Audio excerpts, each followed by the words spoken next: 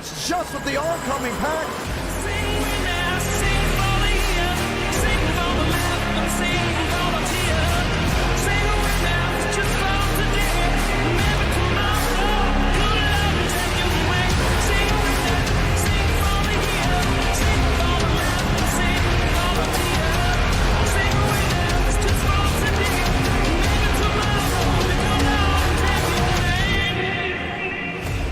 And it's always fun when we head to the World Center of Racing because you can always expect something great, whether it's the drivers that you see week in and week out or the action on track. I'm John Ramos, the voice of NR. To my right, Jarrett Lundberg. We'll be bringing you all the action, 500 miles, as we get ready to kick off the 26th e-ticket event, the Florida 500. I am excited. I'm really excited, especially this has been my first full speed weeks with you guys. Yes. I usually do the different e-ticket events with you. I've done Florida 500 before, and I know how big this event is, how much it means to the community, how much it means to the drivers, how much it means to you and I. But the lead up to this has made this so special. It really, really has. I mean, we went from USA International, that's our clash, to then the next day, late at night, well into the AM hours for the viewers on the East Coast, the Battle at the Beach, New Smyrna Speedway, the Duels last Tuesday. Oh man, everyone showed up and showed out, to now today, just moments away from the green flag. Welcome to Countdown to Green. We got a lot to get into. Before we do take the green flag, let's first talk about the facts of tonight's event once again. 40 drivers out of 64 on the entry list worked their way from the Duels to today's main event. It'll be 500 miles of racing, 200 laps, no stages. We start this race. The only reason you should see a caution is if there is an incident on track warranting the yellow. $300 worth of prizes. The drivers have elected to separate that through the top three. $200 to the winner, $70 for second, and $30 the driver sitting in third. Yeah, so either way, it's a return on investment for finishing up towards the front, but going for that win after how long they're going to be racing. I mean, we've seen the fatigue that this race will put on people. 500 miles, 200 laps, sometimes, a lot of times, over 200 laps. Oh, yeah. I mean, overtime, you got to think about it. The big thing we're talking about heading into this, though, the Duels. The Duels were insane. We're still talking about it. Wednesday, the drivers were talking about it. Thursday, the viewers were still talking about it. There were drivers that you expected to be in this event, and if you miss those Duels, oh man. Newsflash, Kevin Champagne isn't in this show. James Thurston just got bumped into this show. Vila had to go to the LCQ. There's so much that went down last Tuesday that when you look at the 40 drivers, you say, yes, these are the best, and these are the ones that are really going for glory. William Schmidt, he had to be voted in. Yes. I mean, he wasn't anywhere close. At the end of it, too, Kevin Champagne, not in this race. Wilkerson, not in this race. It was a dogfight to the very finish, and we didn't know who was going to win heading into the tri-oval. No, we did not, and it's just wild how the Duels went from what they were, and now the drivers are not looking back too much on it now because it's race day, but the last 2 days was absolutely just nuts, reviewing and analyzing what went down. But guess what also went down on Duel Day? The aero package. It changed, and it changed dramatically. Duel 1, everyone talked about learning. Duel 2, they figured it out by the LCQ.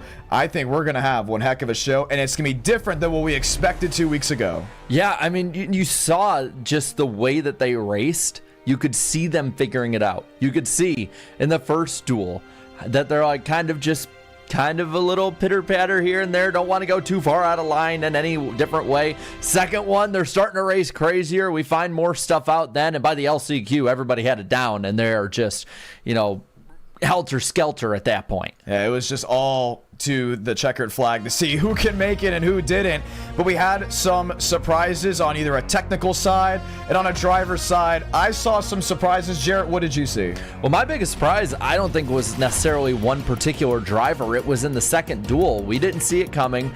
The fuel mileage aspect of it, some being able to make it, others had to pit and weren't able to make it to the finish. And that big shuffle around with all of that. And the fact that they not only made it work to get in, they made it work as a pack to win the event. Finish in the top 10 to 12 and finish about 6 or 7 seconds ahead of the dominant drivers of that race. That's a big reason why favorites are not in tonight. It was so interesting because heading into Duel 2, we talked about it. Hey, they should be good to go on fuel. And yes, there were drivers that were good to go, but half of the field hit. And then we quickly realized, wow, they can't get to 40 laps anymore. We're in the ballpark of 35 laps where they have to come to pit road and they got to fill it up. That was the big shock. My shock on the driver's side, how did Alex Bell get in over Kevin Champagne? How did Kai Collymore get in over Jacob Wilkerson, where drivers are like, oh, these guys are sure locks into the LCQ? And it's every time we come to Daytona, we have this. Dean Brummett, oh my goodness, I still can't get over the fact that in the NWP 400, he went under everyone's radar until maybe the last 10 laps. That could happen again tonight, but it's going to be a lot tougher because this aero package produces teamwork, and I think it's going to make the dream work. Well, and we saw that happen in the duels. We saw Daniel Mosteller and Braden Movick work together in not a tandem in technicality, but the closest thing to, and controlled that race. You know, I was looking through who was leading the laps in those duels, right? And you have like the second duel, it's just everybody led a lap. You know, laps galore. You get a lap lead. You get a lap lead. But you look at the first duel, and all but 9 laps were led by the 87 or the 42.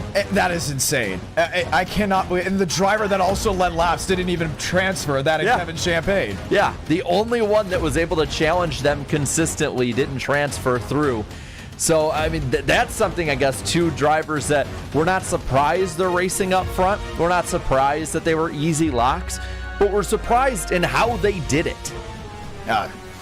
It's gonna be interesting how tonight goes, because if you have 2 or 3, 4 guys that are teaming up, it's gonna be tough to pass them. But if it's all for glory up there, things are gonna be interesting. Now, in the duels, we were only able to break around 197 miles per hour, a big difference from the 205, 207 we're used to.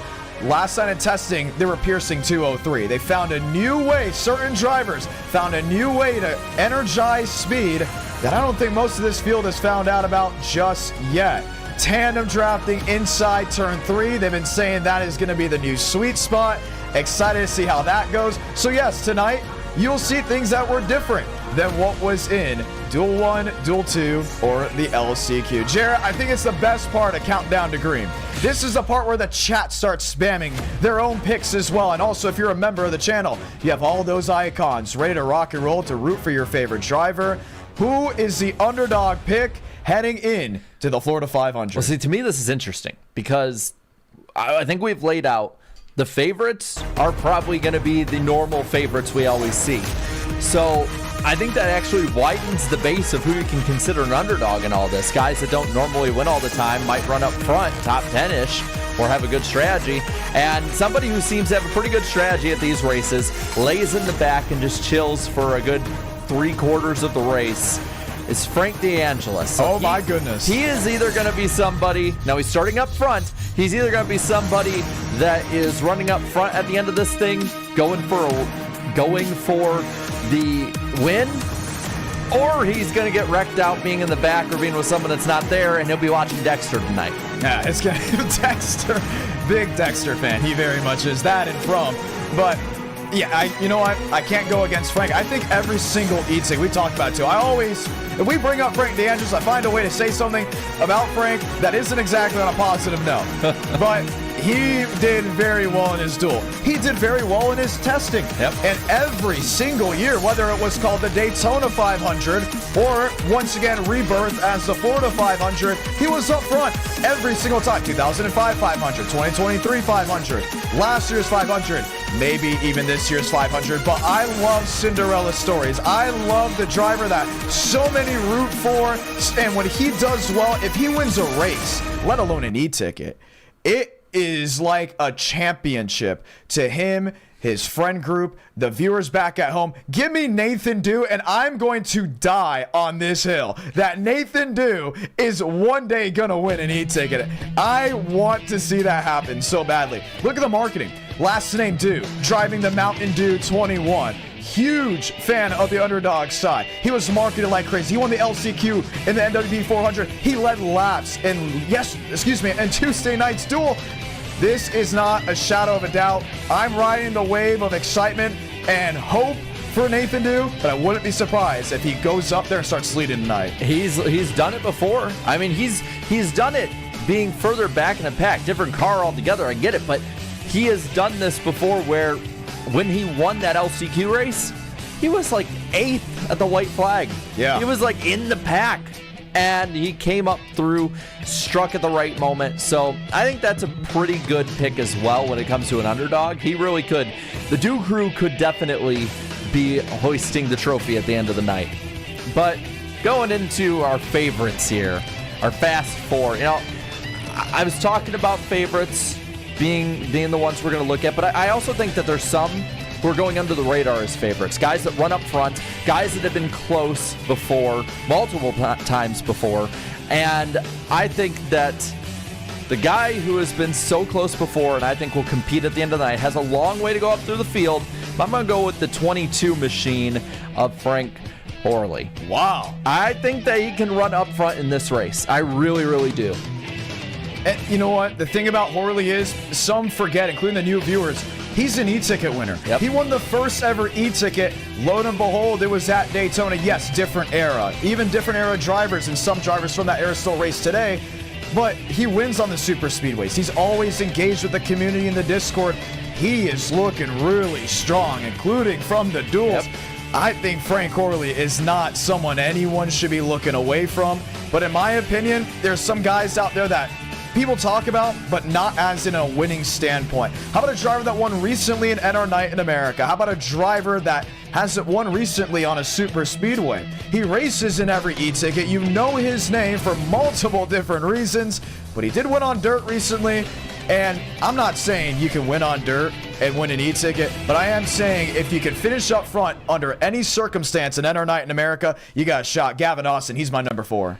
I like that pick as well. I almost put him in my fast four because he's been up front so many times, and a lot of times he just gets burned. There's just times where he's up there and something completely out of his control takes him out of contention. So I could totally see that new rebranded car of his being up towards the front. He's a really good super speedway racer as well. I can't think of the last e-ticket event we've had at a super speedway race that I haven't seen him be in the dominant pack. And he cares so much. He takes so much pride in this event, and let alone the e-tickets. I mean, we talked about it. His quote-unquote crash outs, that's the new term, from the Alabama 500, the Florida 500, where things go wrong.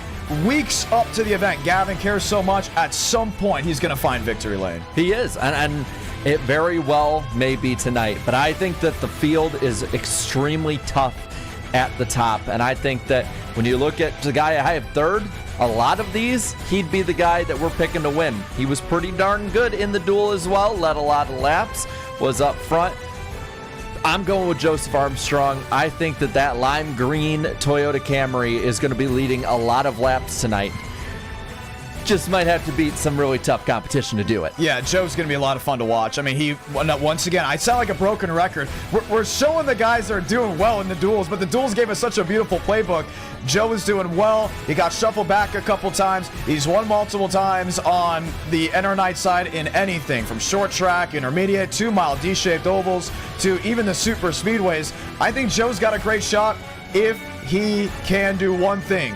Commit to holding on to the race. Let the race be guided by himself. And that's why I also have him as my number 3, because Joseph Armstrong can do it. He can do it under any circumstance. We've seen it before. Let him get out in front. Let drivers trust him, and it will just be lap after lap after lap. He used to drive the 20. He was in the 92 in the last e-ticket. He's now rebranded this 81. That green 81 machine is going to be out front and will be just taking down laps left and right. And again, a lot of these events, especially if it's the ones that you control your own destiny a lot, I think he'd be a pick to win. Oh, yeah. But I think that tonight it's going to hinge on a lot of teamwork. You're going to have to find your friends where you can get them, or you're just going to be with them since the start of the race itself. And I think that one of the people that will be having a friend with him a lot of this race is Daniel Mosteller in that new 87 machine. The new is the old is the new, whatever which way you want to go about it. He's going to be up front. He led tons of laps, was dominant. I think he's going to be contending for this win. You know what kind of reminds me of, and people told me this leading up to Speed Weeks, it's like when Junior went from the 8 to the 88.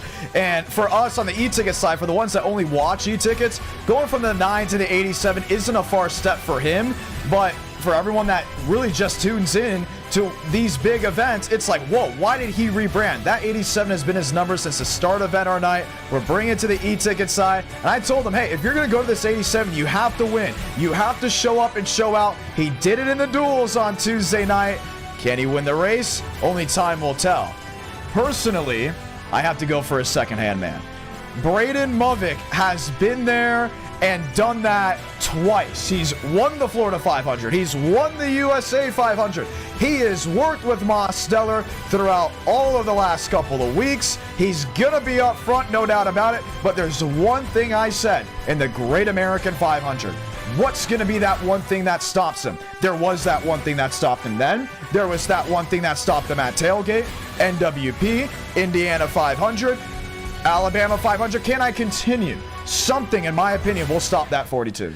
Thing is, law of averages, eventually that pattern is going to stop. And that's why he is my win pick tonight. You know, you compared Daniel Mosteller to Dale Jr. in the 88. Well, I compared these two to Dale Jr. and Michael Waltrip in the 8 and the 15 back in the day. And they both got their share of wins. Didn't matter which order it was. One way or another, that combined 23 car, as DW like to say, would be up towards the front, and each one of them would get their share of wins. I think it's going to go towards that 42 tonight because all of those great things you said are still there, and now he has somebody to work with to get there. And if he's running second too on the last lap, that might be the best place to be. It's going to be great to see. Here's the thing, though. Who do I think is going to go to victory lane? And this gets a little spicy every single time. I am not a fan of Mosteller changing his number. I said that 3 weeks ago. I'm a fan of him changing his number if he becomes the one to sit head of the table and become the first three-time e-ticket champion. I couldn't believe how excited the crowd was the night of the duels. I couldn't believe the engagement he was bringing on the social sites of Instagram, X, all over the community page. So many have just enjoyed him to the 87. He is riding a high right now. If he can go out there and win tonight, it's going to be a brand new most, and I expect it to happen. Give me the 87 to victory lane. And the chat goes wild at that. Telling you, I think it's going to be one of those two. They're going to be up front. I mean, the way they controlled their duel was something we've never seen before. We've never seen that before, where two drivers basically just control the field. Like we see it in NASCAR. We'll see it, you know, in every now and then with DEI or Hendrick or Roush, but we've never seen that before. And to me, that's why they're the favorites. And you know what's great? We have so many of you watching Countdown to Green. You're itching to get trackside. We're almost there. They're getting ready to grid up, and show out. But we do have an e-ticket coming up a month from today. Who always talked about us going road course racing for e-ticket events? Well, let's go ahead and show you something, because on March 7th, I think you'll be really excited. We clocked 218 miles an hour down the Mulsanne Straight. Old Enzo ain't never seen anything move that fast. Lamar has never seen anything like this before. Welcome to the World Grand Prix. Can you believe it? 218 miles per hour down the Mulsanne Straight. March 7th, you're not going to want to miss it. Signups will be going out tomorrow for all the drivers that want to compete in the 27th e-ticket event, the World Grand Prix. Now, if you did miss the duels, don't worry about it. We got a recap coming for you. And just after that, we'll be trackside for the 26th e-ticket event, the Florida 500.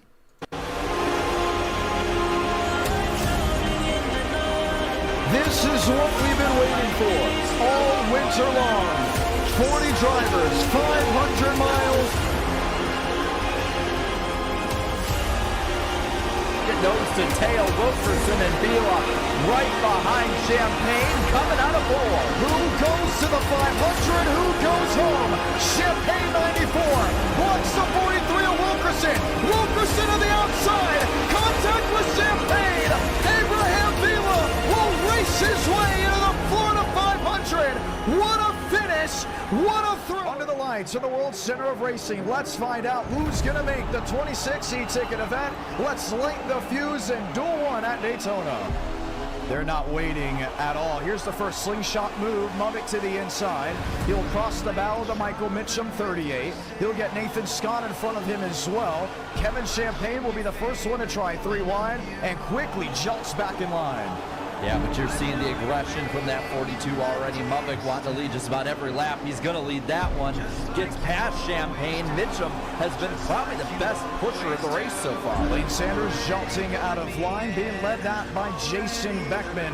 Mosteller, that 87. Oh, trouble! Wilkerson hard into the outside wall. That's just with the oncoming pack from what we've been testing the last 2 weeks. Yes, it has. We're under 20 laps to go now. And there's been no real move from those in the back half of the pack. It seems like they're almost kind of gridlocked for now. Up into the wall, there's somebody else, but doesn't really make too much of a difference. Fourth, Gucci gets a push from Beaumont. Around goes Rose. Scott coming back up the racetrack. He saved it. Not anymore. He's around into the pack with Perchatsky. Perchatsky, Comstock, others. The caution will wave with 5 laps to go. This is what it's going to come down to. Salamanca, 1 to go in Duel 1. Mubbick, Mosteller, Gavin Austin, top 3. This will be the finish at Duel 1. Donskoy back across the field.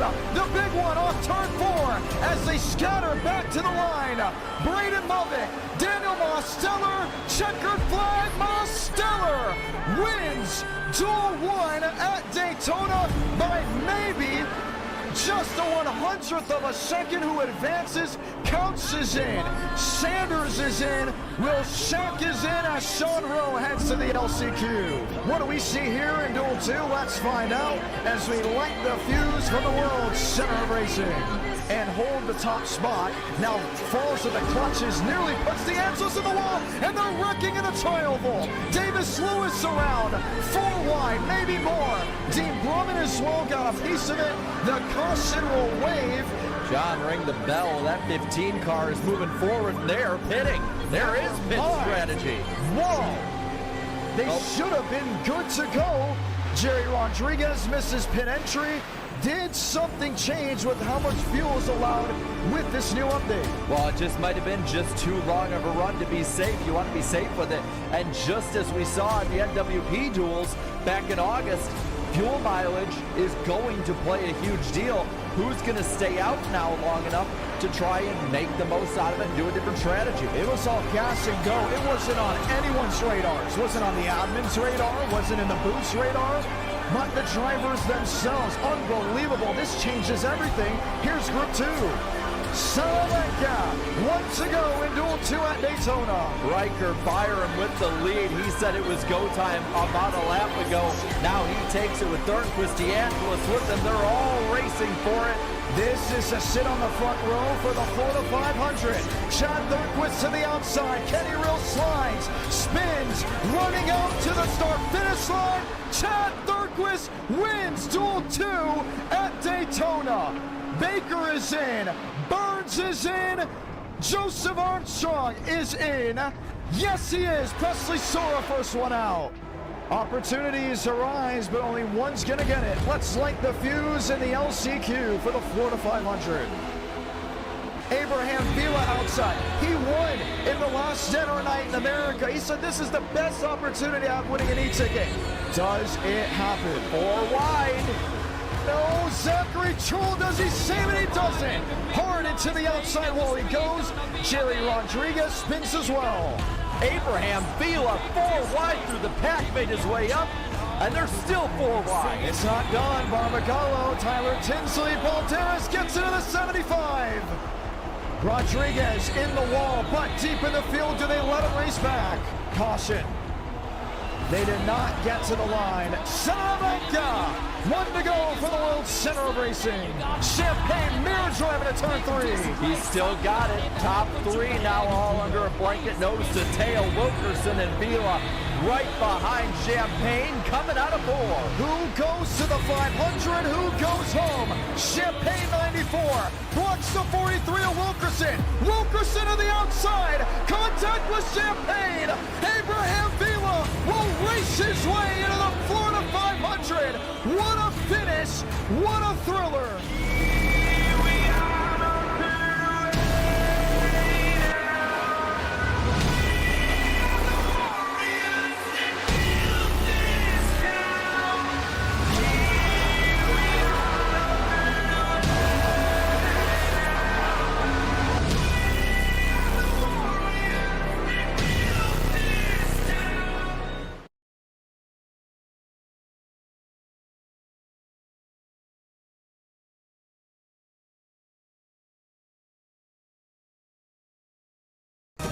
Back, ready to go green. Ladies and gentlemen, let's head trackside from Daytona as we get ready to grid on up and ready to go racing. You see all those drivers ready to rock and roll.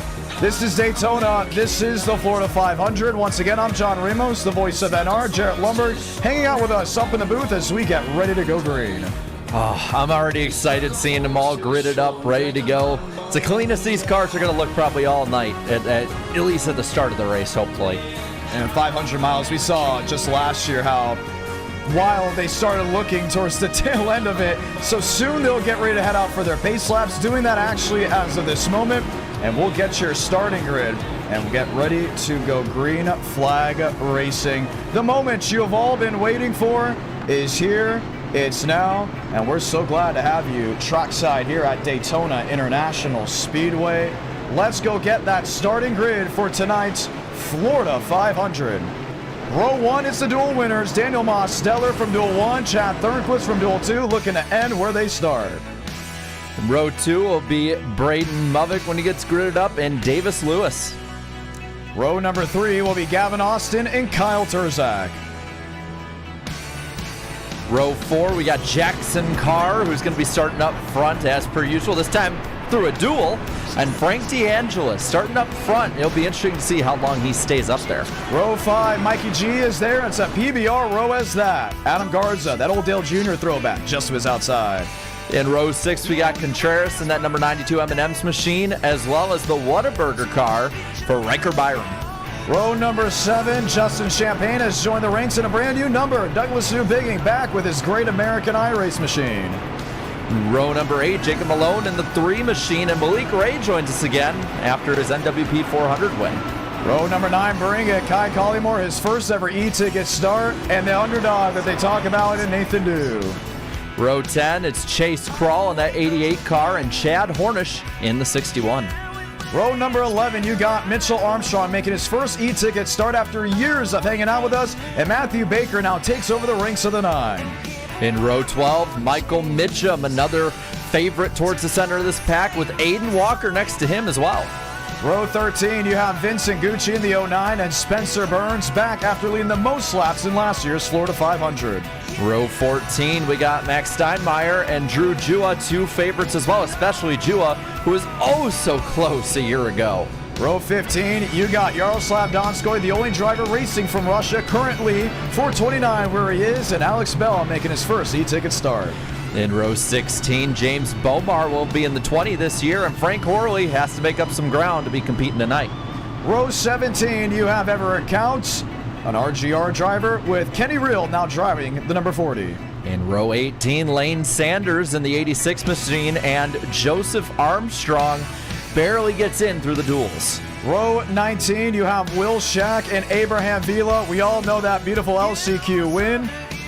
And then closing the field, William Schmidt, who got voted in by the fans, and a last-second entry for James Thurston in the 4, starting caboose on the field. And maybe wondering, why is James Thurston now in? Dean Brummett, medical emergency just hours before this event. Thoughts and prayers with him and his family. James Thurston finished second in the LCQ. He gets bumped in. Eric W. is giving up $50 to whoever leads the most laps in today's Florida 500. Eric W., a huge promoter of this channel, so now $50 will be added to the prize pool as all 40 drivers settle in, lights are off, and we get the one to go.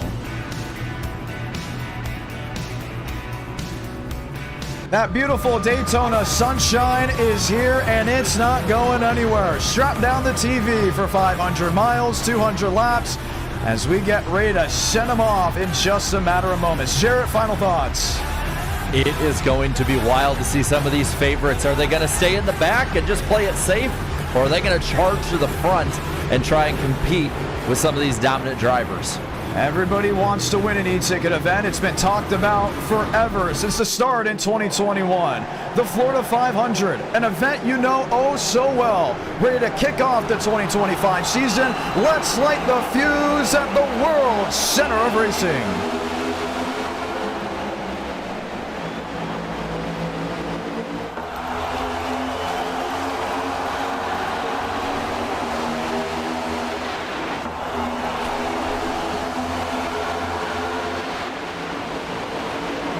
Getting up through the gears to the high banks of 1 and 2. Already 3 wide action. That's Adam Garza with Malik Ray. Yeah, it didn't take long for them to go 3 by 3, and they are making their way up front. Malik Ray, the pusher right behind Garza. Turzak picks him up. The whole high side's going to pick him up. And Chad Thornquist with Davis Lewis. They got collected right away to move to the front of this field. Hold on, because Braden Mulvick and Daniel Mosteller, as they did just a couple nights ago, sitting one apiece. 87 down low, comes back to the line to lead lap 1. Close call there between Turzak as well as Michael Gregory. They keep it together, 3 wide, deeper in the pack. A lot of guys trying to move forward. Up front, same thing as Duel 1. Mosteller, Mulvick controlling the field. It looks like they want to settle in. We watched Drew Jua in the 5. We have Chad Hornish just in front of him in 61. This 3 wide looked like it was going places, but quickly when they got back to the tri-oval, it started to bleed back and is now clogging just outside this top 20. Well, the field was on it early. Now you're seeing up the middle, Jua starting to make some ground, but the entire 40-car field all still together. No stragglers in this race as they exit 4. All right, they're coming together. Find your buddy, sit with him, and see what you can do. Gavin Austin to the inside, finds Kyle Turzak. Malik Ray is still 3 wide middle with Drew Jua.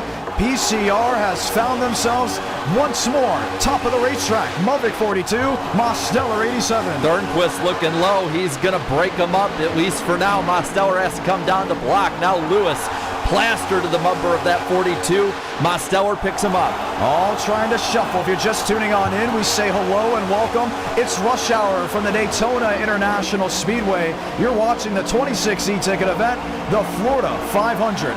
3 wide, I want to say maybe 3, nearly 4 rows deep. Ooh, it's getting tight to the inside around Malik Ray. Well, very tight squeeze. He's going to make it even tighter down on the bottom. Has a run, leads that bottom line with a push from Turzak. Now 3, 4 guys breaking away on the high side. You may be saying, hey, why don't you just settle in? You got 500 miles of this. But in the thought process of a racer, it's go, go, go. The adrenaline that's been building up for the last 3 weeks is here, and everyone's trying to let it loose. And they are flying too. No gridlock really through this field. You can move up and down. You just need a friend, and you're seeing that high side. They've moved a little past. Now Gavin Austin joins them. Garza gets clear of the field. Front 5 starting to pull out. And there's that single file train. They're trying to settle it out. Still 3 wide, Drew Jua in the middle. Repping the number 5 like he did a year ago. Instead of a Chevrolet, it's now a Ford. Has Starbucks on it. He's a part of that Nexus team. And we'll find the Adam Garza 8 now looking to the inside of the tri-oval. You're seeing movement. You might have seen some people a little underneath the yellow line. That is not out of bounds as Mulvick makes the move down on the bottom side by side with Mosteller. Just a quick note, not out of bounds at NR Night in America. Just don't go in the grass. They don't have to let you back up, but you can go down to pass. I'm surprised he left that 87.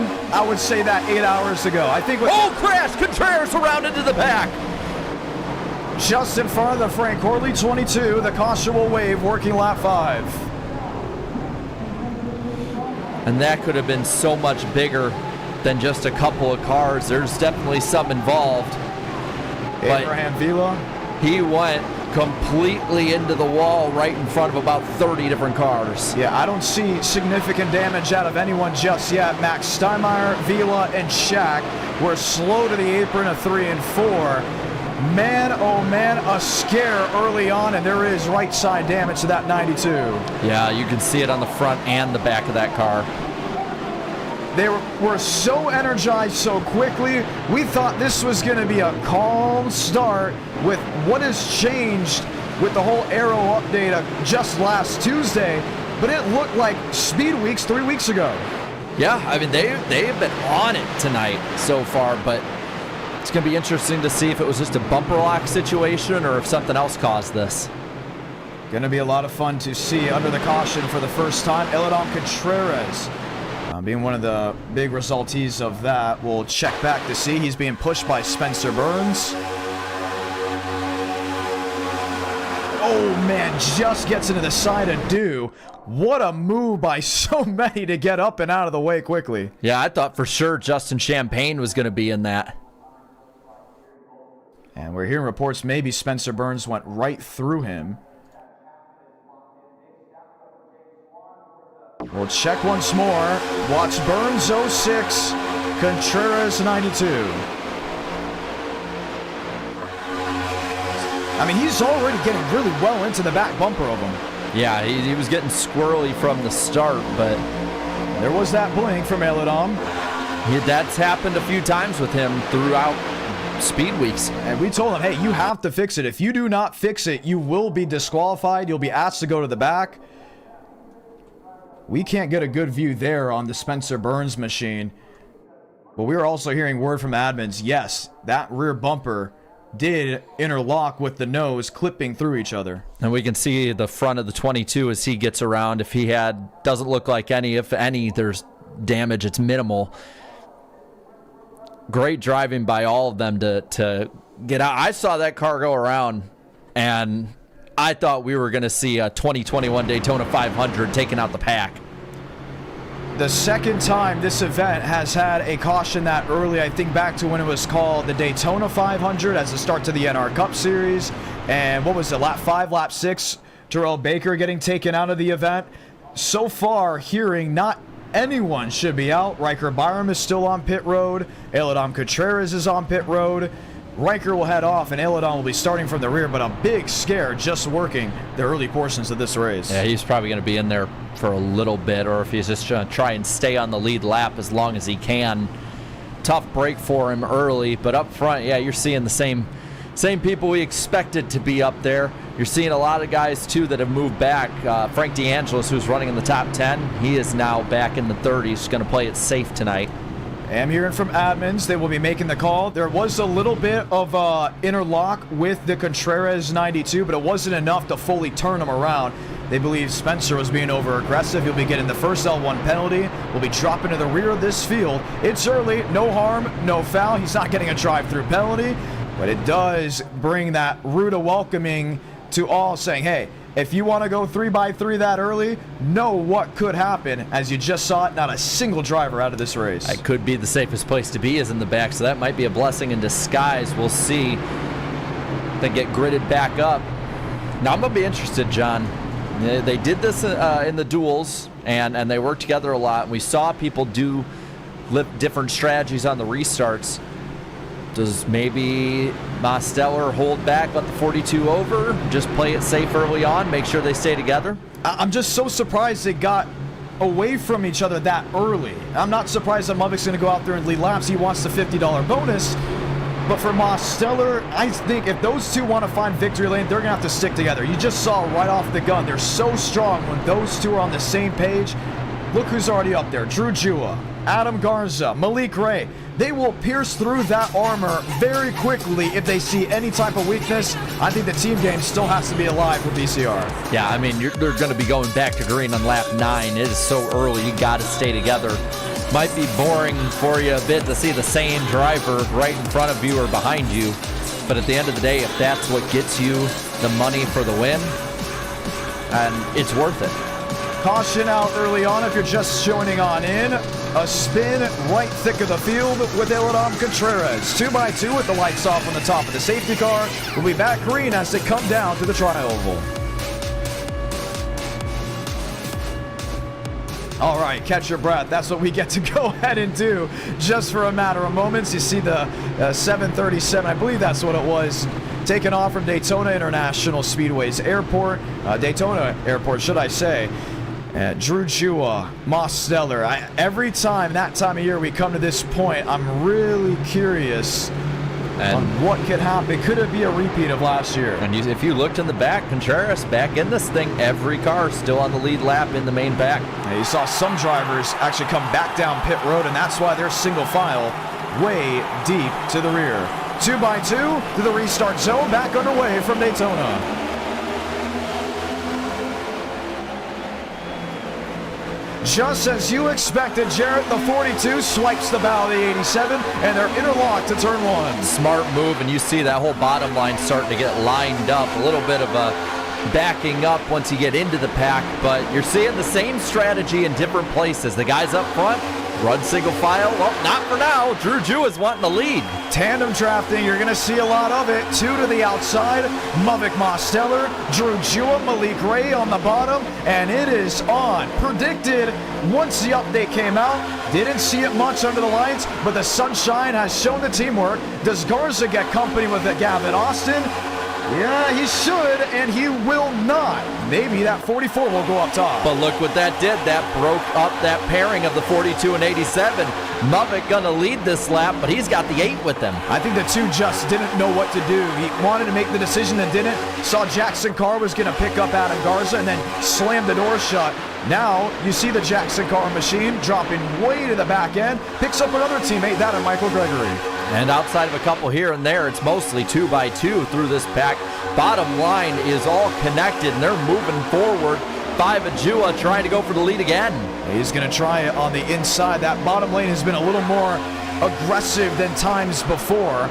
Garza, Mavik, top side of the racetrack, inside Drew Jua, Malik Ray, and it's that single file train now working inches off the outside retaining wall. Jua gonna go up now and block that 42. Malik Ray now is the leader on the bottom. He's trying to get the lead early on in this race, similar to what he did in August. A lot of separation from about the 9 car on back. We're looking at Matthew Baker. We're looking a little bit deeper in the field. There's Iladom Contreras. James Thurston is just watching and waiting. He's down low with the Aiden Walker 93. I like it. Sit around. Wait around. If it happens that early with an incident, who says it doesn't happen again? You're starting to see these guys. They're getting racy. They're wanting to go up the middle 3 wide, and you're starting to see that push from Joseph Armstrong and Frank Horley. They're making their way up. Yeah, they are riding on board currently with the James Thurston machine. 193 miles per hour. He's blipping out of the throttle, not trying to destroy the back bumper. The Riker Byram 98. As they all continue now work those laps. Still 3x3 racing. Quality effort through the middle of the pack. Yeah, and you're seeing that middle line start to form up. And I got to say, that 92, I don't know if it's a netcode thing or a handling thing, but that car is evil. It is just wiggling all over the middle of the pack. He's keeping it together with them, though. You're seeing Gregory go up to the high side. Mosteller now rejoins Mavik. You mentioned Iladom Contreras, one of the few drivers that have a unique setup. He's not racing in a bedroom. He's not racing in a living room. He's racing in the kitchen. His mother has been making dinner before while he was battling for the race lead at Enter Night. So I asked him once, hey, when the food is being made and it smells really good, did you ever get hungry? He's like, all the time. So I wonder what that hunger will bring as they're still well over, I want to say, 180 laps to go. Well, he and 39 others are hungry for a win, and you're seeing it through this racing. The high side starting to get it all formed up. You're seeing a few brush the wall, no major damage. 2 distinct lines and people going left, right, and in the middle. And that was Frank Horley by high. or should I say sell high, buy low. Everyone trying to net gain in certain areas as we're just working lap 13 of 200. Garza's in second. Malik Ray now finds the third position. It's all action up front here at Daytona. I'll say this, Garza is doing what he can to break that pairing up, and he's going for the lead again. Left the door open. Mosteller slams it open. Ooh, Vincent Gucci may have just got a hip check. That was from the Horley 22. They're able to do so much more. With the old package, the cars were so quick, it was easier to make a mistake. They've slowed it back just a little bit more, adding more drag to these next gens, and you're starting to see drivers have time to make moves. That's great and all, which means you see a little more air pockets here and there. Drivers are thinking a little more before making a move. They get comfortable. But what happens when that mistake happens? In the middle of 3 and 4. I think we got lucky with that 92. Well, and you're seeing, I believe it was Max Steinmeier, he pulled down and let half the pack by him. He's getting out of there. Jua, he's getting the lead. He will. That's with Adam Garza. 2x2, 3x3. This is e-ticket racing on the IDK Player YouTube channel. If you love what you see, feel free to subscribe with notifications on, because the next e-ticket event just a week from today. That's the World Grand Prix at Le Mans. A month from today, and you're seeing 3 ahead and 3x3 behind, and they're just all over the place. Look at them changing lines left and right, elevator up and down, and Frank Horley alone in the middle. It reminds me of the Alabama 500 when we got started. We got the yellow in or around 30 laps in, and I had 4 or 5 drivers say, you'll never find a better start to an e-ticket than what you just saw. Mavic in the wall. There goes the 3 around right to the center of the field. Matthew Baker gets a piece of it. Lane Sanders hits the outside retaining wall, and the caution will wave. They're still wrecking. Lap 15, 16, they're not done.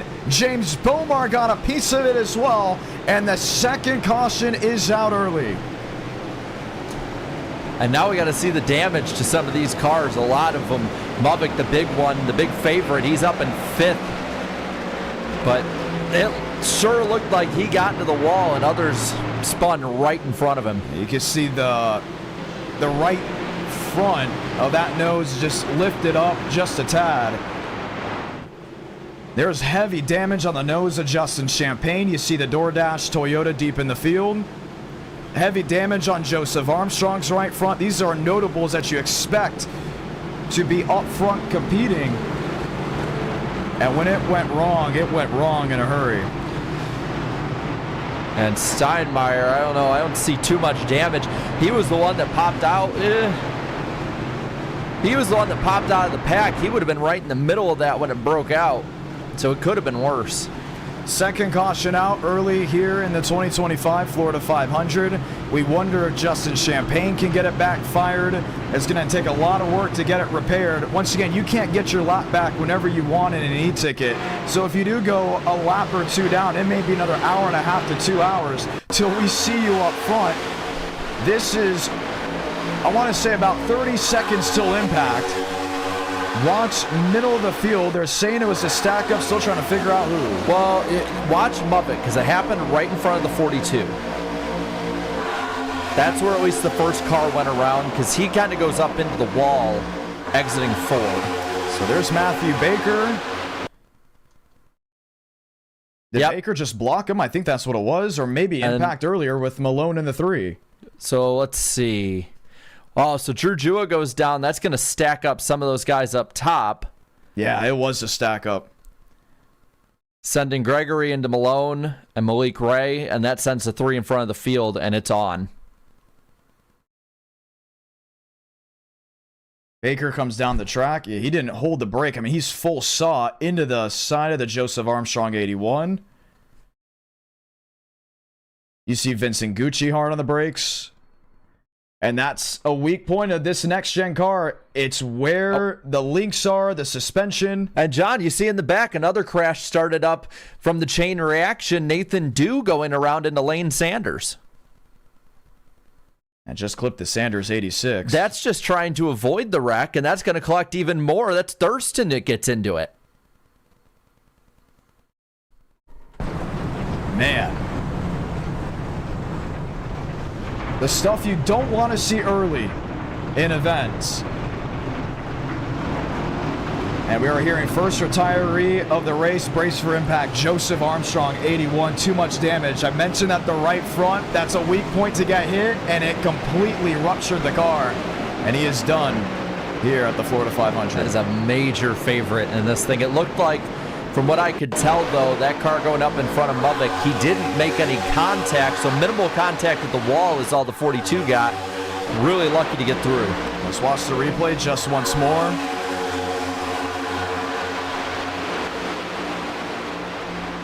So we're going to watch Drew Jua here in the 5. He has no momentum, and Michael Gregory is hard saw into the gas. Matthew Baker, Mubik, it's just a terrible stack up. I can't pinpoint anyone for blame. So, to kind of at least look at what happened to Joseph Armstrong if we can, and when he gets in the grass, it turns him up into the wall, I think, and into some other cars. You see he gets a little more damage, and at that point, Justin Champagne just nails the side of that machine. There's nowhere either of them could go. You see, they're still crashing back there. I wouldn't be surprised if Justin is next to possibly get a call. No, he's still on pit road. He's in the pits, and Kyle Turzak as well is in the pits. So up front, we have rewritten a lot of the field. Joseph Armstrong, first one out. I'm wondering if we can get a word maybe with Justin Champagne. Will not. They're still working on the car. Mubik saw it just right in front of him. Let's talk to him quickly. Mubik, John Ramos, how's the damage, and what did you see? We got no damage, thankfully.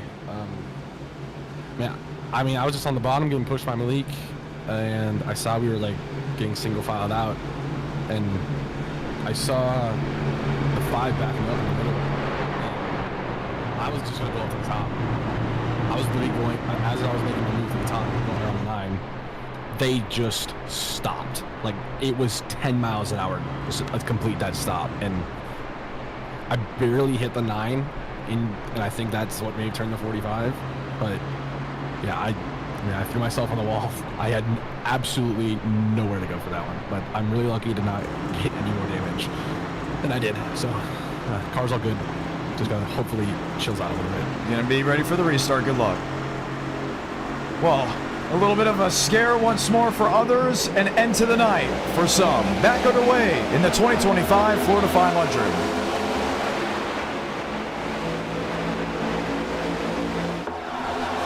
Garza, Ray, they were leading the field. Garza trying to put the rear bumper on the nose of the 11. Now they find work together on the outside. Down on the bottom, that's Collymore with a push from Daniel Mosteller. Bell joining him. Those 3 walk alone, but there might be some joining them real quick. It's always fun to talk about teamwork. How about respect for other drivers? Kyle Collymore is in the building phase of earning the trust of multiple guys so they can work with them.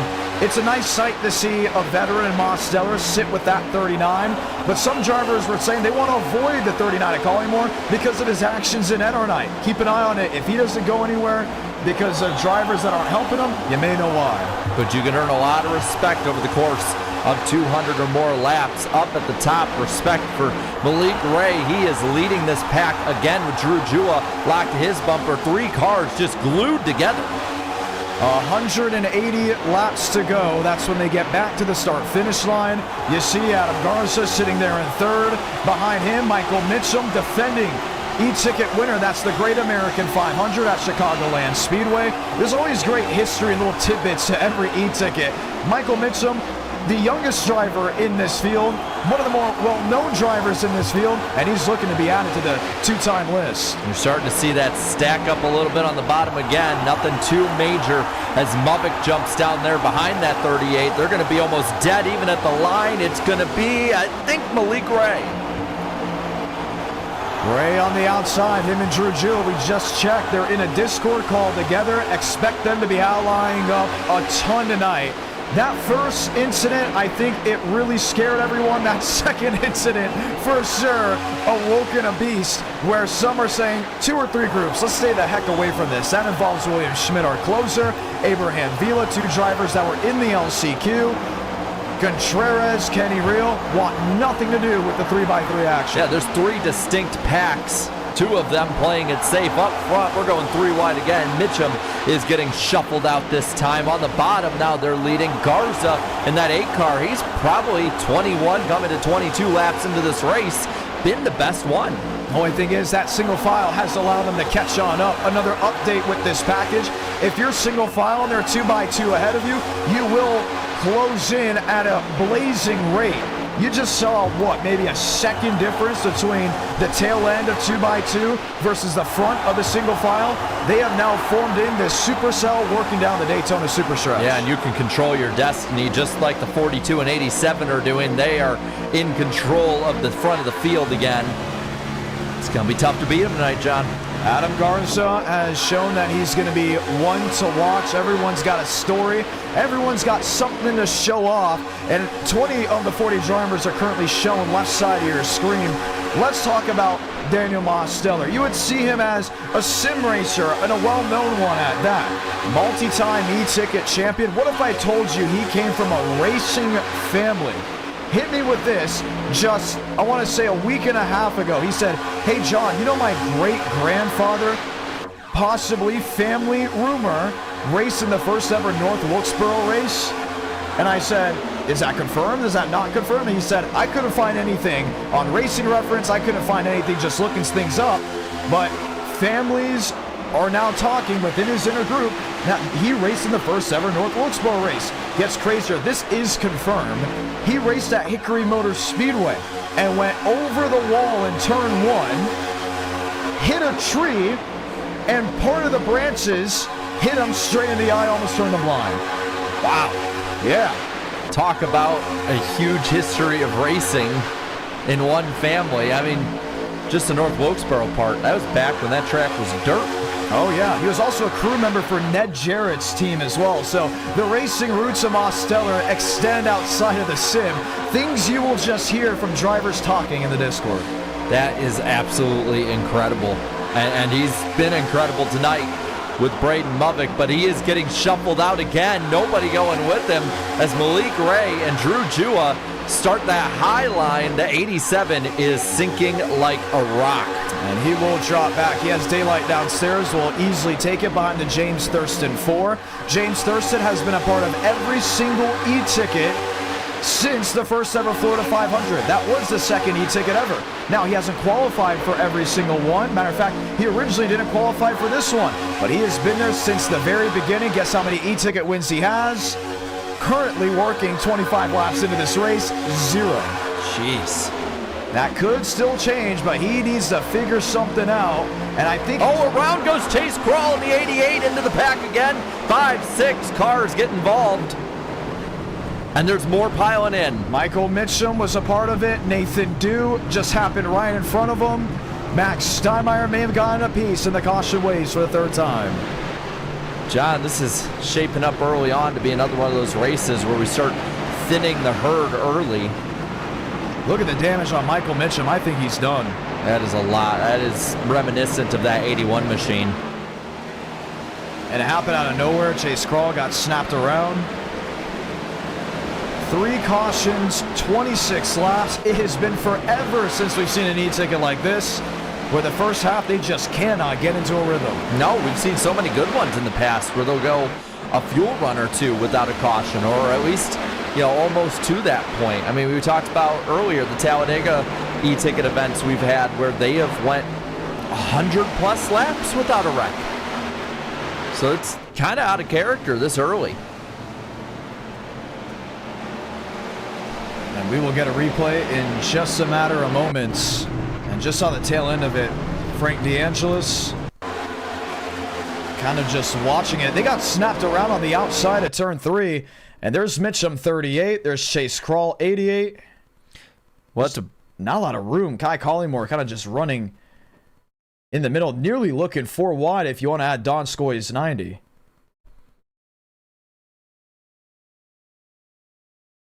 Yeah, I don't know. Look a little bit deeper.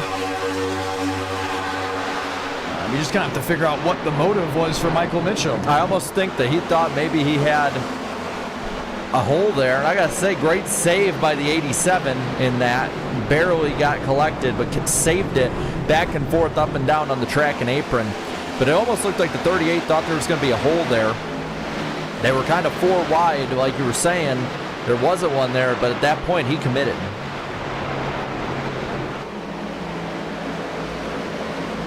Man, yeah, that's a bad hit right there. That's some things you'll sit there and question. What was the objective? Hey, Crawl, nothing to go against him. Nothing for Kai Collymore. Jaroslav Donsko is running his own race. Mitchum just pulled out of line and caught the left rear. And they are calling it L4 from Michael Mitchum. Big no-no. And you see stuff like that sometimes late in the hours of an enter night, right? Maybe a Talladega. Drivers are tired, they're not paying attention. But when you're working an event like this, you're racing an event like this, you know how much time is left. You have to, you know, settle in. And for Michael Mitchum, a former e-ticket winner, yeah, not too happy about it. That wouldn't be nearly as shocking if instead of on lap 26, it was like 26 to go or less. So I'm surprised that they've been this aggressive this early. We see Frank DeAngelis leading the pack. He stayed out, probably going to pit this time by and restart in the back of the pack, which would, unless he pits with them, hand over the lead to Frank Horley. I don't think that's going to mean anything because he's stuck on pit road currently, and there's a good chance he won't be able to get back for the restart. James Bomar is on pit road as well. Everett Counts, Elaine Sanders, and Justin Champagne hanging out, knowing this may be a longer race than expected. Already 10 laps down. Not sure if he's just done yet. Mitchum will get it back refired, but once again, he will be coming down for that 1 lap hold. That is what an L4 is. Be the tail on the longest line and hold it for the whole field to come by. So Drew Jua will inherit the lead in all of this. Start beside Garza. You're starting to see just that shuffle of the pack. A lot of guys that are in the top 5, top 10 right now haven't really been having their names called. Donskoy, Bell, Burns is now up in 6th. Collymore. Just heard there from some drivers. They said, oh, we're having a blast. The only thing is these incidents that are happening are changing the flow of the race. You know, are we going to get some green flag pit stops like what we saw in the duels? Are we going to see some adjustments, some strategy? So having a great time, trying to figure things out as things still go. Once again, yes, brand new package, but a big wake-up call for some that are either trying to log laps towards the tail end of the field or race up front. I believe a lot of drivers are going for that $50 bonus and trying to lead us as many laps as possible. Yeah, and we kind of knew when that got added in, it was going to be like a nuclear bomb thrown into the middle of this field with everybody circling it. Currently only driver out, Joseph Armstrong, 11 laps down. Justin Champagne, Riker Byram gets it refired, and the Whataburger 98 all banged up on the left front. Yeah, that is going to be a rough machine to drive. It's just going to have to play it safe the rest of the night, prepare it as it goes, and wait for attrition to take its course. Yeah, that's what he's going to go ahead and need for sure. Working lap 28, how many laps to go? 173. And the question is, do they settle in here? Yes, we do have lights at Daytona if we need it. Ford Chevrolet on the front row, a completely different change to what we saw in last year's 500. But as all things racing, things, when it comes down to tides turning, happen very quickly, including here in Central Florida.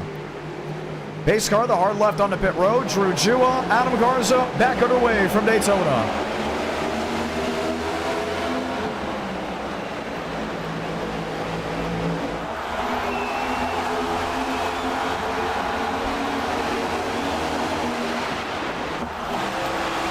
Braden Muddick on the outside lane, currently in the 3rd position. Got a bump from Kai Collymore. Adam Garza, Drew Jua, you saw Jackson Carr and Spencer Burns on the bottom. They're trying to get connected, but leaving a lot of daylight from them into the race leader. Well, it's interesting. It's been a couple restarts now we've seen where the high side, or at least whichever side the leader controls, takes that early lead, and it takes until about here, lap, in turns 3 and 4, almost a full lap in, for somebody to make a move. That's going to be interesting if we have, say, a green-white checker at the end of this race or a late finish like this. And you're seeing the aggression still from Muvik, who's going to take over the bottom line, get that push, and try and at least get past the 8.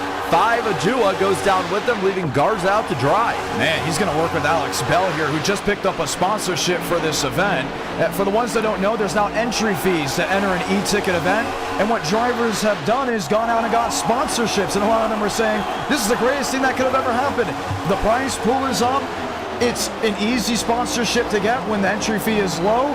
And for Alex Bell, they realize, hey, eyeballs on this event. Let's see what he can do. And currently running up front inside the top 5. Big bump from the 5 to the 8. Garza has control of that bottom line, not the pack though. Muvik fighting back on the high side. That's Walker leading Malik Ray and others. Chad Thornquist is just lurking. He's sitting there in 6. He's not racing for the lead, but he's also not back there 10, 12 rows back trying to figure out something or just log laps. Excited to see what he can do. Wasn't talked about very often. Won his duel, and then everyone said, could he sit head at the table with a 3rd e-ticket win? That was Justin Champagne leaving the pits, now 14 laps off the pace and 39th still in the race though. Up front, Garza back and forth, 7 laps led, trying to get the 8 to the 8th lap led as Muvik has. And you're seeing them, they're not getting any less aggressive. You're seeing these huge swings up and down the racetrack in different lines. At the line this time, gonna be Garza. You just saw that top 5, top 6. Those are the drivers all in ballpark range of leading the most laps. And they're just fisticuffs, throwing haymakers at each other to get back to the line. It's like they're racing every lap, like it's the last lap from turn 4 to the start-finish line. And for Braden Muvik, he's going to be shoved out of the way. Yeah, you can say goodnight, Gracie, on him getting the lead anytime soon because he is gone, and not in a good way. Bell in a good way up towards the front with a push from Carr. Going to lead that bottom line. There goes Garza, another favorite. You're seeing they're shuffling all the best guys out of line. You can't say this is not the entertaining 500 because it very much is. But what this does is lead to incidents. Not a lot of teamwork early on. I can go back to even the first Florida 500 where finally they said, okay, hey, we're all best buddies here. Maybe on lap 195, we don't like each other anymore. It's just very interesting to see how much they're willing to let each other out to dry just to get one extra lap and hopefully be in position by lap 200 to get the bonus. Well, I'm watching. I mean, the best drafters so far have been the guys that just took the lead. The 5 and the 11, Jua and Ray, have a plan. They got Thornquist underneath them. There is Burns with them, but they're the only ones that have managed to stay up there because they're sticking to the plan. Everybody else, you have to wonder if they have the knife ready to put it in your back. Spencer Burns, we're going to continue to watch his pushing. His Toyota almost caught the right rear of Chad Thornquist through 3 and 4. Drew Jua, Malik Ray. It's very reminiscent to Muvik Moss-Sneller just last Tuesday night. But these two are also on that same plan. Who's got the most laps led currently? It's not Drew Jua. He was at 5 a couple laps ago. It's not Malik Ray. If I'm not mistaken, it should still be either Braden Muvik or maybe even Adam Garza, but Garza's dropped back to 12. Now, John, how fitting would it be? They have had this good plan together. He was so close last year. If Drew Jua could manage to pull this thing out today, he has a great shot, really smart racing. You see him rejoin Ray up on the high side. He is very smart early on, and it's kept him up front leading these laps. I think it very much is. Watching the intake as there's a huge shove from Ray to Drew Jua. Being smart, that's what it's going to take to win the race. Being aggressive, that's what it's going to take to get the bonus. And usually the bonus is not a talking point. The reason it's a talking point right now is because so many have bought in to that prize. Ooh, on the bottom, looked like there was a stack up. They're trying to avoid it. 4 wide into the corner. Dots go ahead in the bottom. They're James Thurston's got to give some room, and he does. One in the grass. That's Douglas Newbigging. They sorted it out. You see a couple others maybe got together, but it didn't look like anyone got around. No. Slowing down dramatically. They will be that isolated group well away from the main pack up front. That was New Bigging and others. I don't want to say it was planned. I think New Bigging got sideways, and everyone else just rolled out of the throttle. But you can see how spread out this pack is. They're still making those aggressive moves down to the bottom when they're on the high side, or vice versa. Garza now trying to go for the lead again, but you're seeing how spread out a lot of this pack already is. Looking a little deeper on into the field, Gavin Austin there in the 2, Yaroslav Donskoy in 90, Will Shack, new tagline for him heading into this event. It was Go Shack Go. It wasn't talked about at all until he made the show, and look at that. I said, can you guys make paint schemes that viewers can identify on any given lap, no matter where you are in the middle of the field? Will Shack said, okay, I'll just make it as bright as possible. How about a Baja Blast and a Taco Bell combo? I said, go for it. Look at it, you can't miss this one. That sounds good, and maybe if he wins, I'll go get myself one. But up front, it's going to be a while before he gets there because they are 3 wide through the pack again. Garza, Drew Jua still going back and forth for the lead. I'm going to speculate something. If you look back, just through 1 and 2, Aiden Walker and Daniel Moss, check that, Aiden Walker and Spencer Burns got connected. Burns is giving these huge shoves to these drivers, and it's getting the rear end upset. We saw it 2 or 3 drivers before he caught the 93, and it's going to be a common theme with how aggressive he is pushing. I just worry if he pushes just a little bit too hard, it could upset a car, and next thing you know, we're racking up 3, 4, 5 machines. That, we've seen these aggressive blocks, and that causes those stack-ups we talked about earlier. By the way, on the bottom, just went down towards the yellow line. That is William Schmidt up in the top 5, voted in by all of you at home. That was his lifeline to make it in this event, and now he's competing in the top 5 or for the top 5. Who was the driver that won the All-Star race after getting the fan vote? Casey Kane back in either 08 or 09? 08. William Schmidt, the closer, can you do it? You saw a bit of a blink there, but up front, Malik Ray giving that push to Drew Jua. It's starting to stack him up again. There goes Malone on the bottom. Saves it for now. Thornquist saves it as well. They all save it. Can you believe that? Wow. From the transition of 3 and 4, it's going to seriously separate this field. Kai Collymore, Chad Thornquist synchronized save, and we're staying green, working lap 39. And that's going to have a 9-car breakaway at the front. They have to go single file. You're already seeing the guys who got all squirreled up there going single file because that can catch them on up. This is Chad Thornquist in 20th. We'll catch up to Matthew Baker. Last time we saw something like this, long green flag run. So we started with 3 yellows. We just saw the save at 3 and 4. You better lock in because I think it's going to be a while until you get your next stop. Green flag pit stop's now projected. Yeah, that was one of the best saves we've seen in an e-ticket in a very long time. You see that group lined up on the bottom.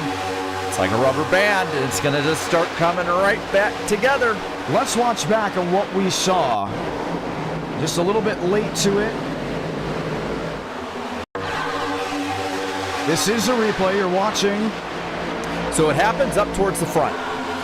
They get stacked up, it looks like, due to Malik Ray stacking up with the 3 of Malone. Well, Thornquist just barreled on in, couldn't get to the brakes. It might have even been one of those blocks, or just, again, it looked like that entire bottom line just stopped. Like what we saw with Jua. Yes, exactly. And we see the pack is already caught back up. Daniel Mosteller leading that line. He's going to get the 5 of Drew Jua down there. And it's all right back together again. That's a new learning thing. So let's say this to the viewers back at home. With this package update, there's still things that are unknown. We have a good understanding of it, but it isn't a package that we've had for a year and a half.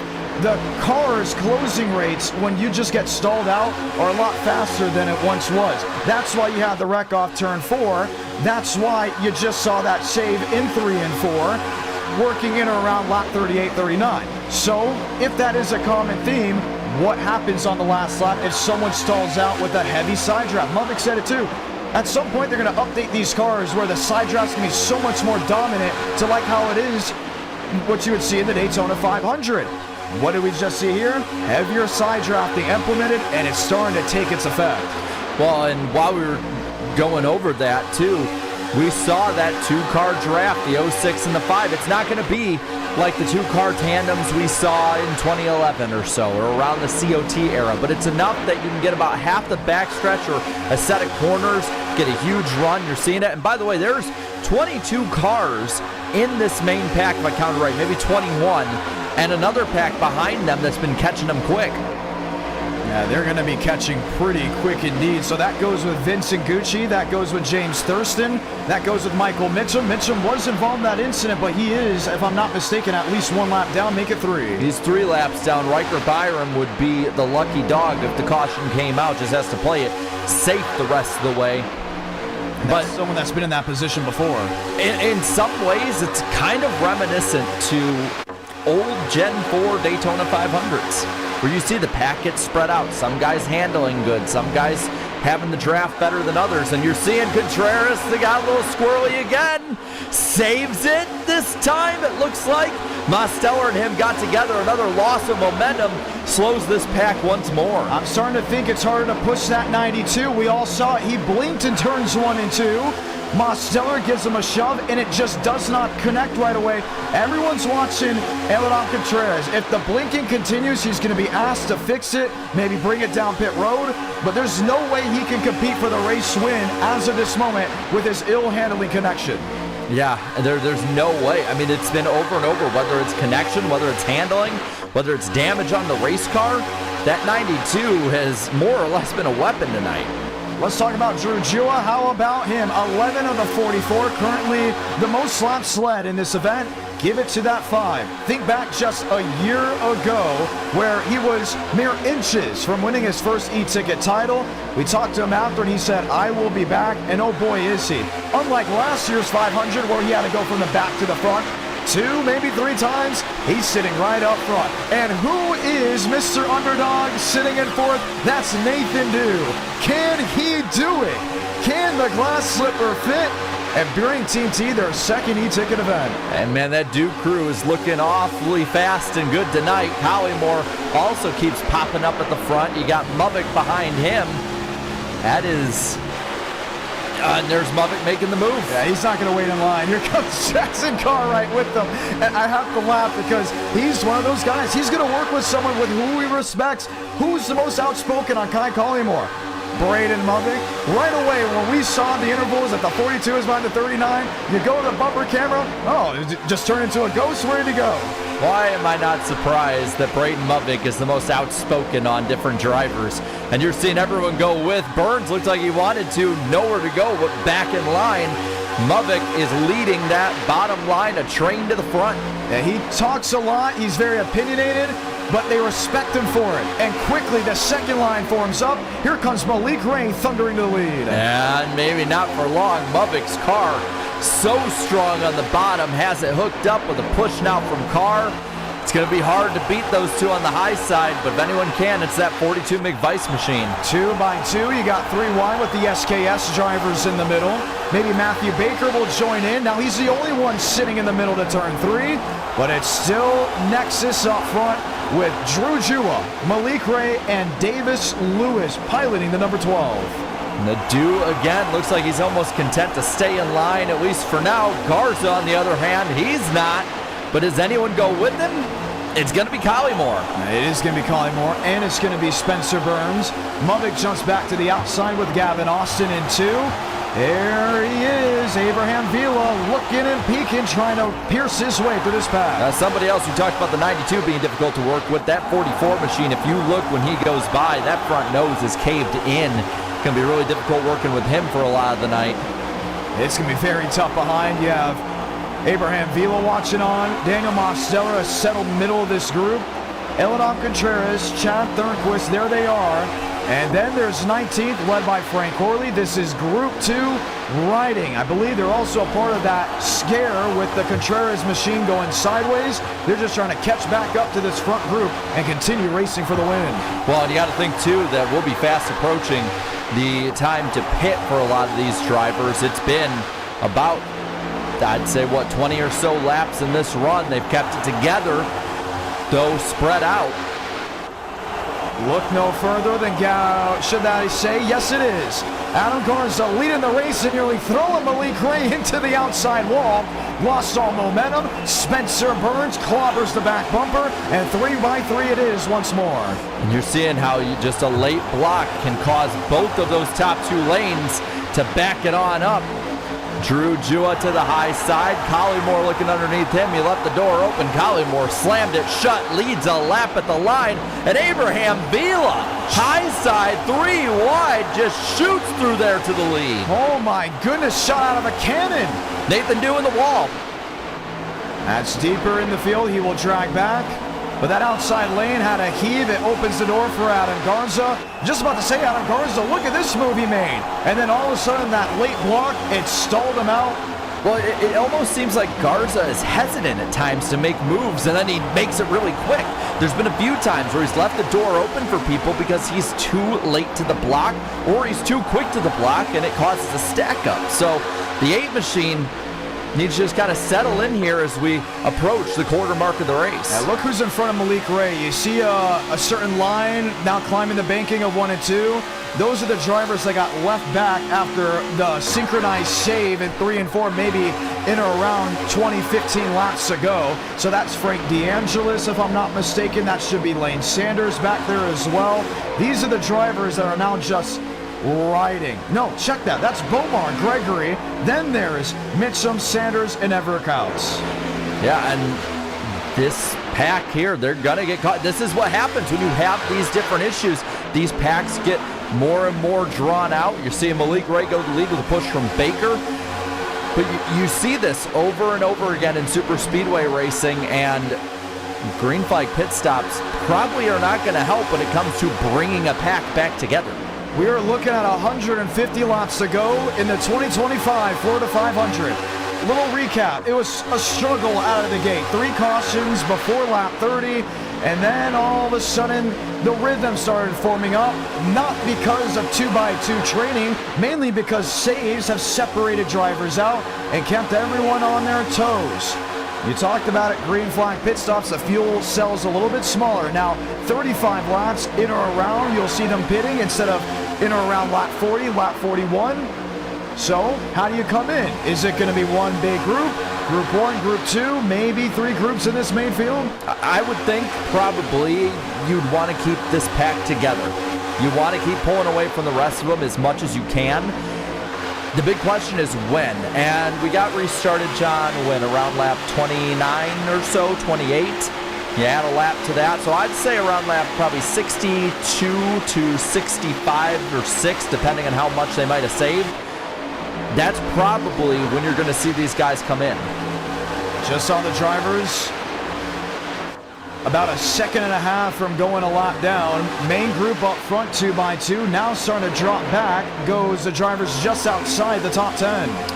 Now, John, I saw that group of 4. They started racing beside each other. Do they try and pull a very gutsy strategy and hold up this main pack to not go a lap down for at least 2 or 3 of them? I mean, they're still racing each other. Oh, you're seeing the spreading of the pack little by little. A pack that was connected by about a second is now 2 seconds apart, give or take. And here, the isolated 4 on the bottom won't catch them in the corner. They will get off below the double yellow line, and they shouldn't cause any type of havoc. Muvik, new race leader. How many laps does he land? Make it 8 of the 53. Still trying to chase that of Drew Jua. And you're going to see those 4 try and join up into the pack. It's going to be interesting to see which one of them gets the Lucky Dog Award. Up front, Spencer Burns making a move. So is Jua, and he goes nowhere with it. You're seeing guys left and right again. Little saves. It's just spreading them out more and more. Spencer Burns, first lap lead of the event. Aid to that of Malik Ray. Malik Ray now has Matthew Baker behind him, who shoves them back to the race lead. The 06 has 1 on the board and will find Frank Corley in turns 1 and 2. Yeah, now you're seeing again, it's Jua making the big moves, trying to start something up. It's either him or Braden Muvik every time. Both of them now go to the high side. They're going to try and get a bit of a run with Davis Lewis, Spencer Burns and co. Not going to make it happen just yet. No one going with them for much longer in a straight. No. Drew Jua, Braden Muvik. Last time Braden Mother won an e-ticket event, the 2023 USA 500 at Michigan, came down to a fuel mileage race, and ever since then for him, we've been saying, when is it number 3? Could it still be today? He has had a really great race car, even after he slammed the outside wall. Now, John, I mentioned before, it's important that that group of 4 got into the pack, started drafting, stayed up close to the leaders, and some of them have. Why is that important? Because look ahead. Another group of 4 cars, many of which about to go a lap down. Riker Byram in there about to go 2 down. That's going to be your fight for the lucky dog. And if a caution comes out through pit stops, or if this goes long, you want to stay with the main pack just to preserve that positioning on the racetrack. Adam Garza, others are now alerted of what's ahead of them. Drew Jua, Malik Ray. I wouldn't be surprised if Malik is already saying to Drew, hey, there's cars ahead of us. And the reason why I'm saying that is Sierra Clamper, Mateo Ortiz, they got involved in an incident last Tuesday because they didn't know there was cars ahead of them. Mateo Ortiz pulls out a line, Sierra Clamper goes to the outside wall. But what's great is they have communication and will swiftly find their way around that 4-car field. 1, 2, 3, 4, or just 1, 2, and 3, 4. The dominant duos of the day. You saw the 11 and the 5, 2-car tandem their way out in front of the pack. Now you're seeing the 42 and the 87 that did the same and caught them, broke that pairing up. Those are some very strong cars. Now they broke that pairing up for the first time all race. Smart move on their part. You're starting to see it congested all over again. And you got guys on different plans too. You got guys like Movic and Mosteller with Malik Ray right on the top. They're going for the lead. You got others battling for the lucky dog in there. Just saying, there's a lot of people going for the same spot for different reasons. And it was a full house to the trial with 3 by 3 by 3, just working 195 miles per hour. Back off the trial oval heading to turn 1. For Malik Ray, he is the race leader, sees it all going down in his mirror, but Group 2 is closing in very, very quickly. They should catch the tail end of this pack unless things get scattered once more. Things very well could. We are going to 143 to go. Again, I would assume within the next 10 laps or so, we should start seeing people dive into the pits depending on their strategies. And they are catching them up, which is good on their part. From about 19th on back, Schmidt leading that pack, all the way back to Steinmeier in 26th. So the top 26 still staying well in contention of this race. Drew Jua has help from Braden Mullick on the inside. That's Matthew Baker on the outside with Adam Garza. Garza doesn't have many teammates to work with. Michael Gregory now 1 lap down. Jackson Carr, he's towards the tail end of this pack. He's kind of just picking and choosing whoever he wants, but that is a fast number 8. He is very fast tonight. And we saw that a little bit in the duels, but not to this degree. And wow, Gavin Austin. He just cut the nose off of that 3 machine of Malone. And that's going to stall him out. Luckily, nothing happened there. And that's the second hesitation move that Gavin Austin has made, at least from what we have seen, that was that abrupt. Jacob Malone, I mean, no wrongdoing there. It's just all reaction. It's wondering and worrying about if he commits. Is it the right move or not? I think that's what's hurting it too, and why he hasn't been up front leading this race.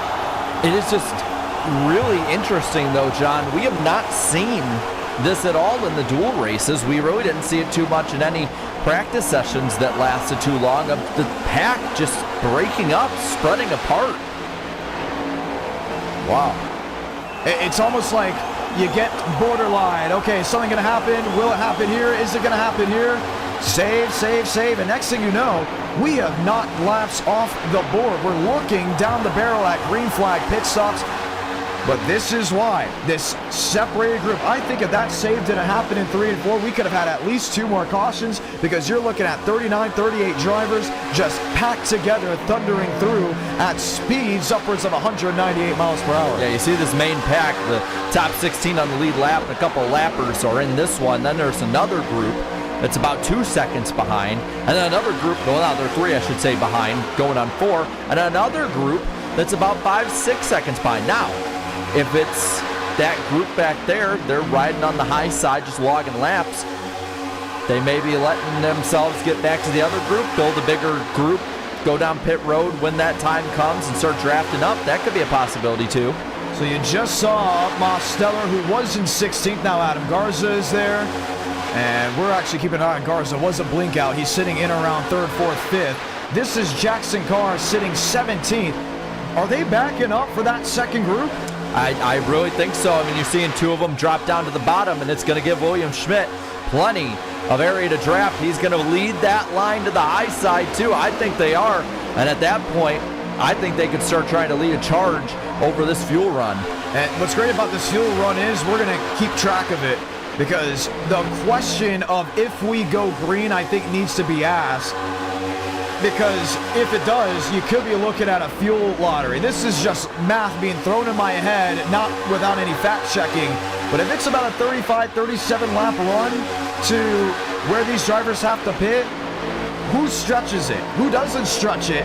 And could we be looking at something where things could go right for some and not right for others just off gas alone? Well, and I know there's some at home that are probably thinking, come on, guys, there's 139 to go. It's a 200-lap race. Why are we talking about fuel strategy now? Because we've seen events at Daytona and Talladega go well over 100 laps straight green.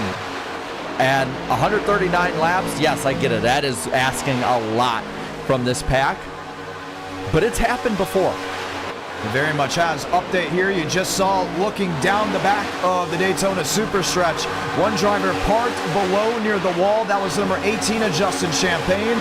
He is 16 laps down and now out of the Florida 500, leaving 38 drivers left racing.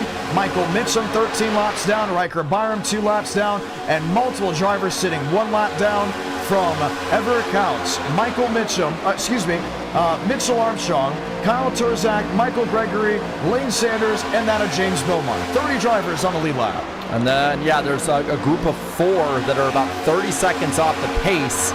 They're the ones that would be next up to get lapped if anyone were.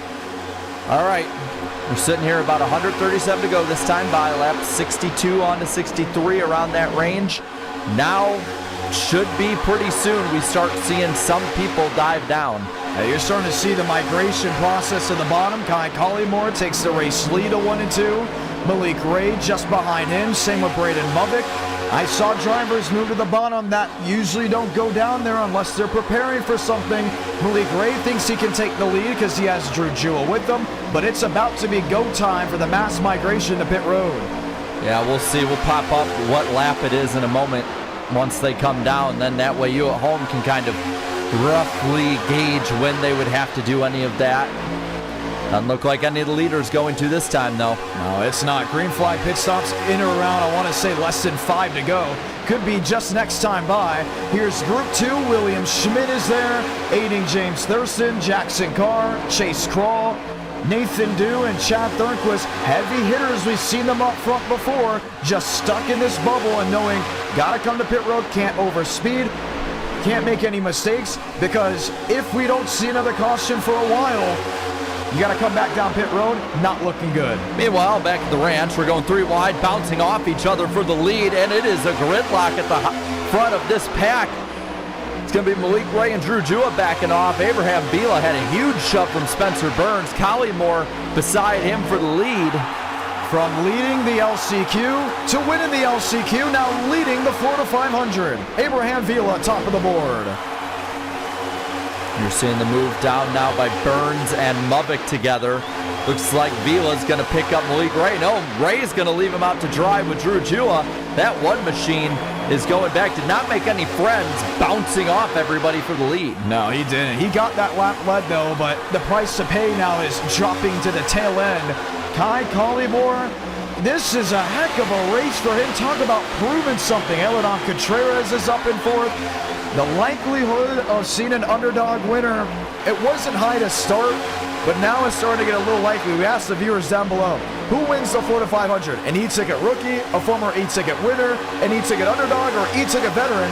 Right now, winning e-ticket rookie, and Kai Collymore is leading that charge. All right, we'll see if anyone's going to make any kind of moves. You're seeing that pack back there really hasn't made up much ground.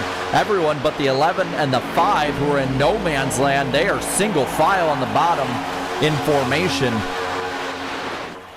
And Juju is trying to get down, but he has Malik Ray, and they have made every single move together. And if there was a misstep, it was still a judgment call to say, hey, if someone's up top, whether it's yourself or I, we're going with each other, and we're not going to leave each other just there to walk to the back end of this single file group. Let's see if anything happens this time. Yep, they're diving down. And that duo outside of Davis Lewis. And looks like maybe Vila. They're all coming in.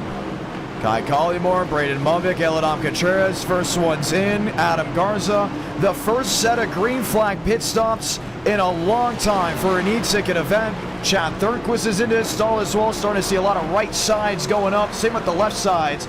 Tire wear, could that be something to talk about? Haven't mentioned it. Gas and go, not likely for most. No, definitely not likely, but you're starting to see it's very important. You can't slide through your stall, and it's also important these two tandems out here probably are going to come in this time by. You can't afford to lose too much time if the handling is that much of an issue, and you see them dive down now. 12 in the 1, join him, Vila.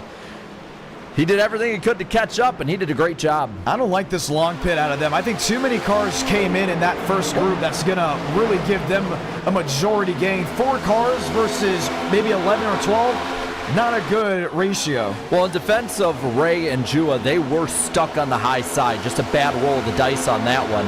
As for Davis Lewis and Abraham Vila, I don't really get that one as well. Just like you're saying, John, you're seeing Nathan Dew going to be all by himself. You're already seeing it spreading people out more.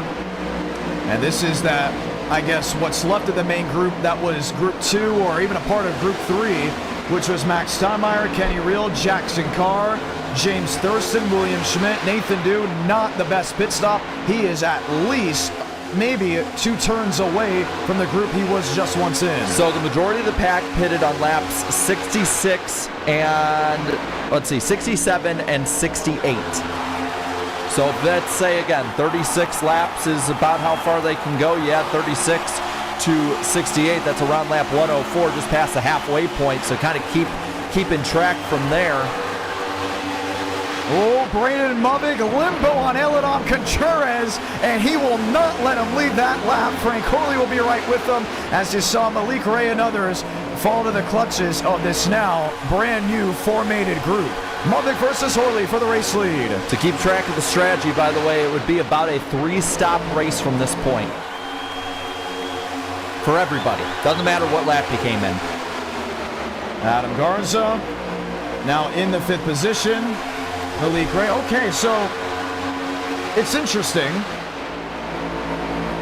to see what this could still be. This is the longest green flag run of the race as we all continue to connect the dots. Okay, so lap 67, if you came in, let's see, you came in lap 67, about 36 laps from there would be 103, 139, and would leave you about a 25 lap stint, so you might be able to short pit. Depends on what strategy you want to go with it.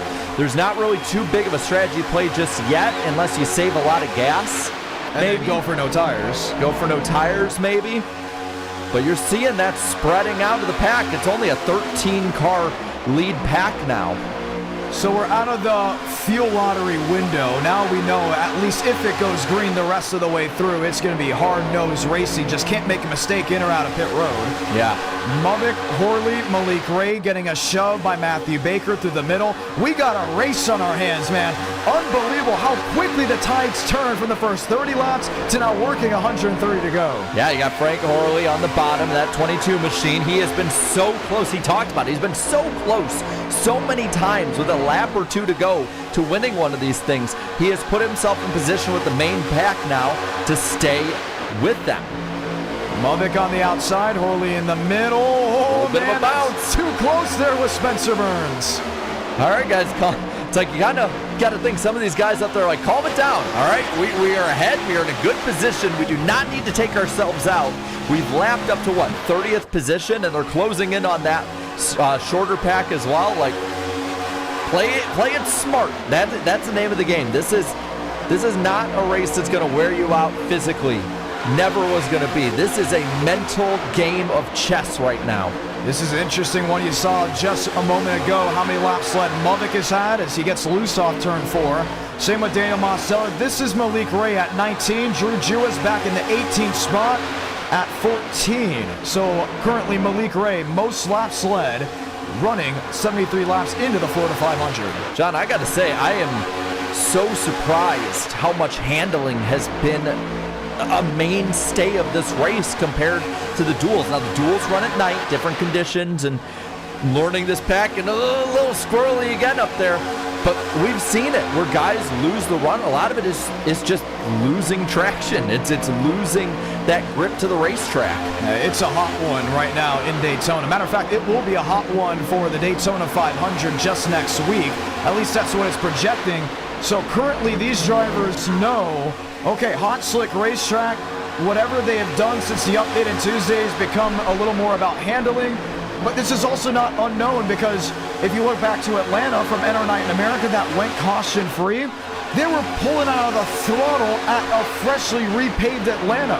Now the choo-choo train forms up top side of the racetrack, mere inches off the retaining wall, but I would not be surprised if it continues to become a mainstay of hand over fist. And then there's Chad Hornish, Frank DeAngelis, 28th and 29th. We'll probably see them soon. There they are, up ahead of this pack, about to get lapped soon. John, this is something that we don't see too often in NR, where it's almost reminiscent of a short track where it's like you just got to stay on the lead lap and just hope after that long run is through, you've remained up there unscathed and still in contention. Update Kai Collymore, he was caught for speeding. He is sitting in the 30th position now, one lap down. 29 drivers left on the lead lap. That right now shows Collymore, Turzak, Bomar, Michael Gregory, Lane Sanders as the driver sitting one lap down. Riker Byram, who was 7 laps down. Car, ill handling, it's done. He is out in 37th. Michael Mitchum out in 38th. 36 drivers still left working around the speedway. Just in around 25 laps to go before the halfway mark. Back 2x2. That single file didn't take long. Frank Horley, Braden Mubik, inside part of the racetrack, shove it along, back to the tri-oval. Let's see, too. They put a pretty good gap at 7 seconds back to Vincent Gucci, and that second pack through 21st. Max Steinmeier on an island on the lead lap at least, and then everybody else from about 22nd on back is 30 seconds or more behind the main pack. Man. Complete night and day shift. If you would have asked me maybe 30 minutes ago if this is how the race was going to go, I would have said, did you just watch the first 30 laps? I got a real life race kind of anecdote for you. 21 years ago was the 2004 Daytona 500. Now everybody remembers that for Dale Earnhardt Jr. and Tony Stewart being away from the pack with Scott Wimmer and a lap down Kurt Busch straggling along with them, right? Everyone remembers that. What they don't remember is Michael Waltrip digging up the infield grass, flipping down the backstretch. What they don't remember is people getting together left and right in the 3-wide racing in the first half of that race. It's kind of like you get almost a warning shot, a shot across the bow, like, hey, we need to play it smart here. Someone playing it smart. We talked about it a minute ago. That second pack was 7 seconds back, now 6.5 seconds back. As these guys keep racing, we'll probably see them single file there on the bottom. That's James Thurston, that's Drew Jua, Chad Thornquist, Vince Iguchi. One smoking heavily. Is that William Schmidt? It is. It is. Schmidt goes up in smoke down the Daytona super stretch, and his Florida 500 is over. It was something we weren't expecting either to see today. Oh man, got into the fan vote, and it is all over. Can we see what happened? I think the engine just exploded. He was single file. He's running up there in that group. There's a bit of a bump. This is just about a lap previous. Doesn't get turned, at least to the tri-oval. It's just getting nights in around the start-finish line. Wow. Unbelievable. Oh, and that is the worst sound to hear at a racetrack. Silence. Just jolted the car to the outside. That was it. Lucky it didn't cause some kind of incident with that pack. William Schmidt is out. Will not win his second e-ticket title. Currently a one-time e-ticket champion. That was the 2011 Ford 400 held in 2022. Up front, 11 and the 1. It's a 111 up on the top of the scoreboard. Ray and Vila together. Mubik with them. They might be ahead of the other pack by a ton. They might be putting people laps down left and right. they're still having a ton of fun racing up there. They are, but as now, I guess it definitely got to all the spotters. Hey, manage those oil temps. What happened there with William Schmidt? Pretty simple. Single file, he's shoving along.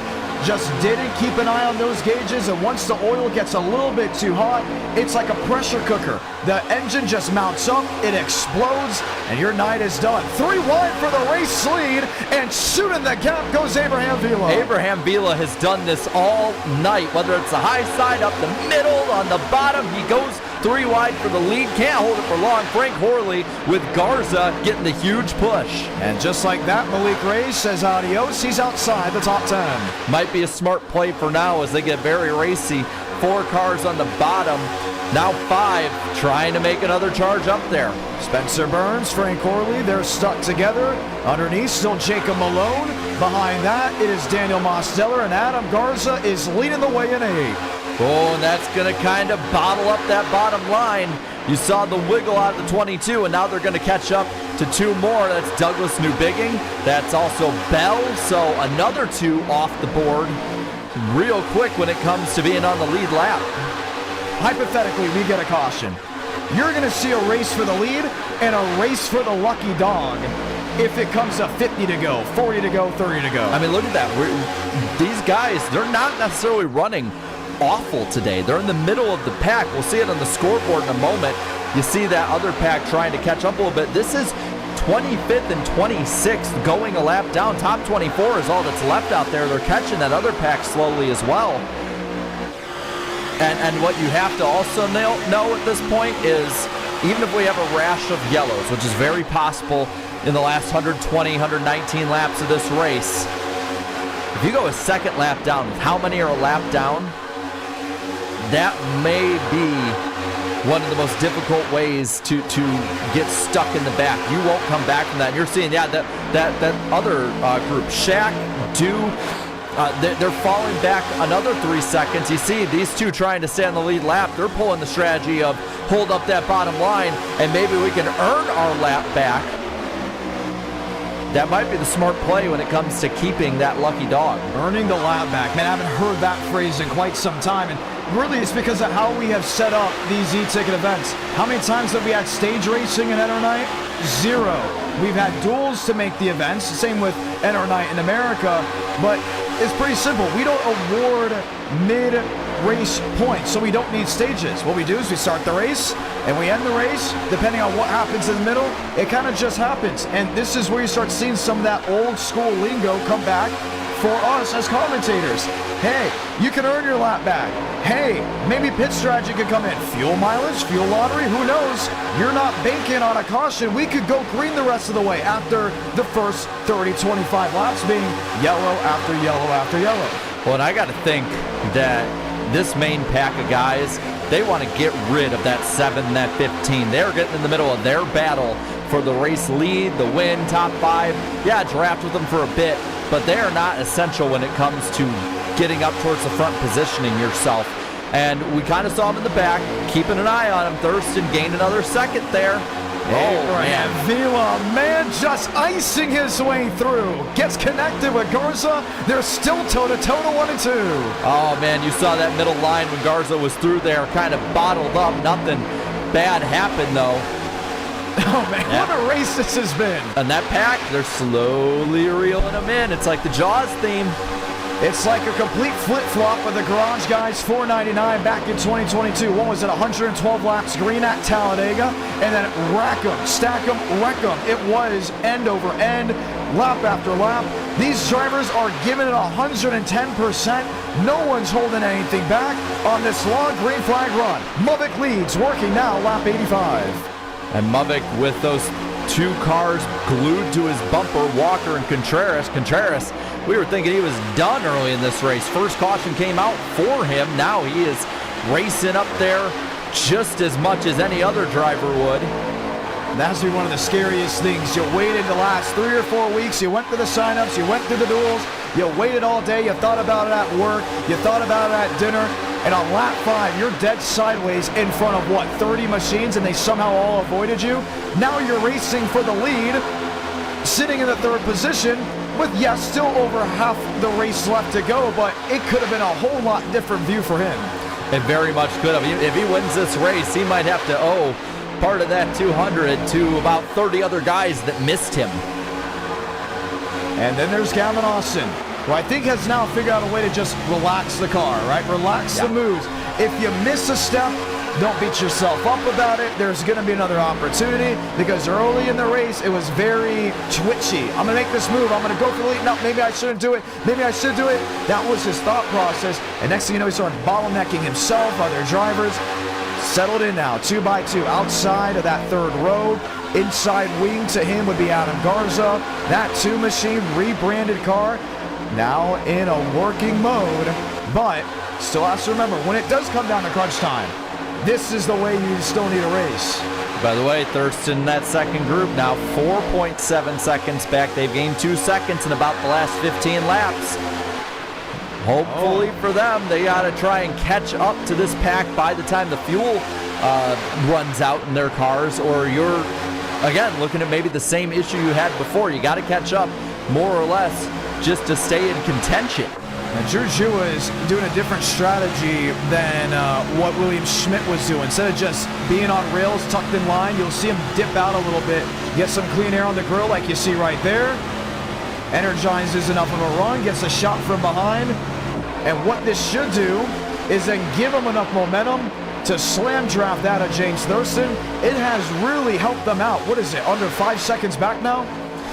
Yeah, it looks like it. I mean, it's, what, 4.7 was... Oh, there's a crash in the front pack! Eladon Contreras goes for a slide in front of the field, and it will bring the caution out.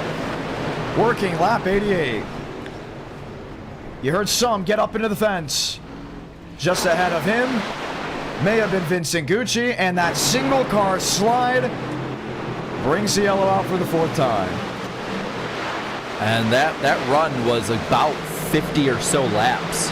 Wow. Okay.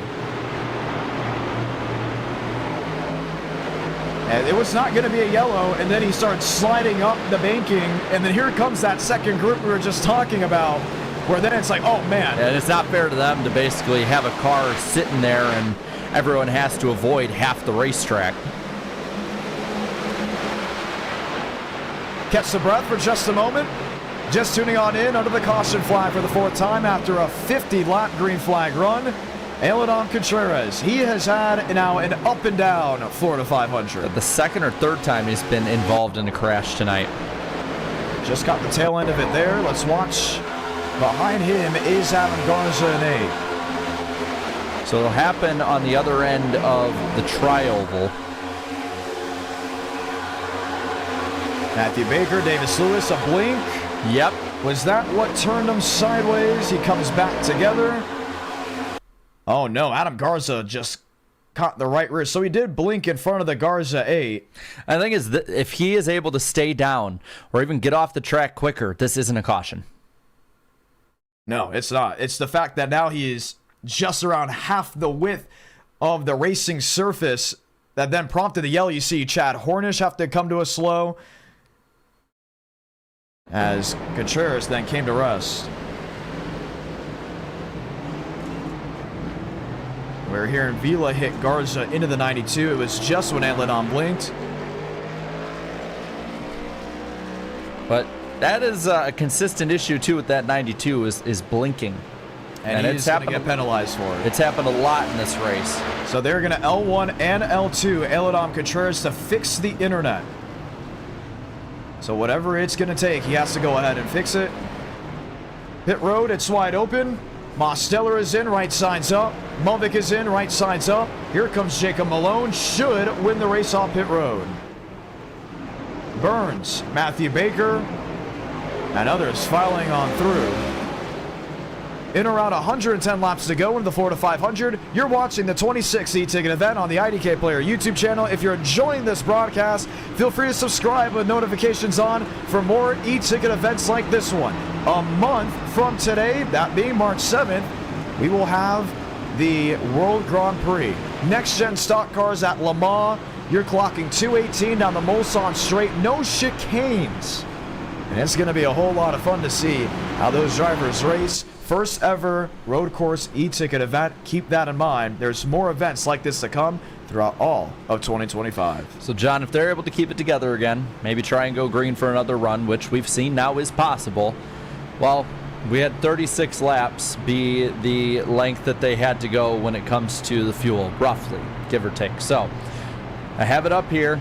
It's lap 90 when they pit. 36 is 126 to 162 would be 38 to go, right on the edge of the fuel window. Again, long shot. Long shot. Now very much so. But again, keep that in mind, because how many, John, are on the lead lap at this point? We're not looking still at too little. I was originally going to say too many, but we still have 29 drivers on the lead lap. Probably Alex some wave Bella's arounds. one lap down. I think, yes, we had some waiver rounds. We're going to have some guys go and get that lucky dog. So we're going to be in or around 30 drivers left on the lead lap when we get it backfire. Well, and we have, 35, I believe, still on the racetrack as we go. It was, let's see. Because I know William Schmidt had his engine go out. Riker Byram is now out in 37th. Everett Couts, Kyle Turzak, William Schmidt, Riker Byram, Michael Mitchum, Justin Champagne, Joseph Armstrong. We're looking at 33 drivers left circulating the World Center of Racing. So still an opportunity at hand for the drivers that are working around the track. An opportunity at hand to see one heck of a finish. But what is still left to discover that we have yet to see? The one to go will be displayed. We'll be back green when we come back to the tri-oval.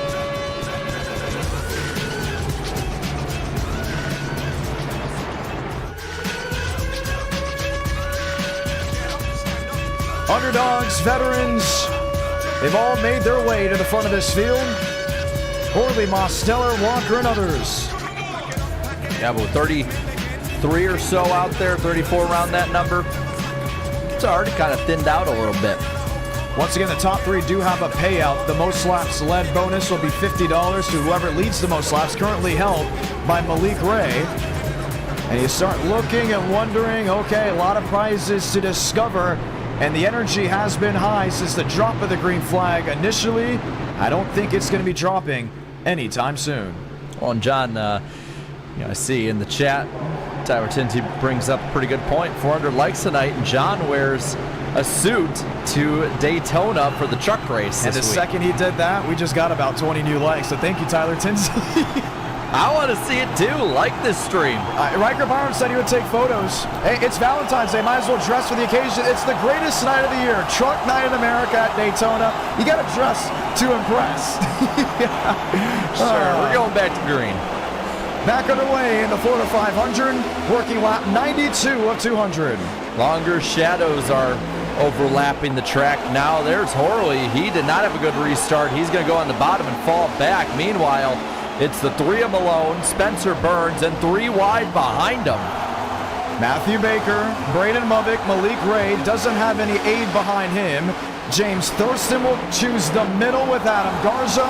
Now choosing the farthest most lane. It's all Jacob Malone leading halfway down the super stretch. Yeah, three wide through that pack, but they're doing nothing really with it yet. Movick and Mosteller get the big run, and look at Spencer Burns with the aggressive move down low. Bingo, and he's going to get connected with Braden Movick. Malone will have Ray.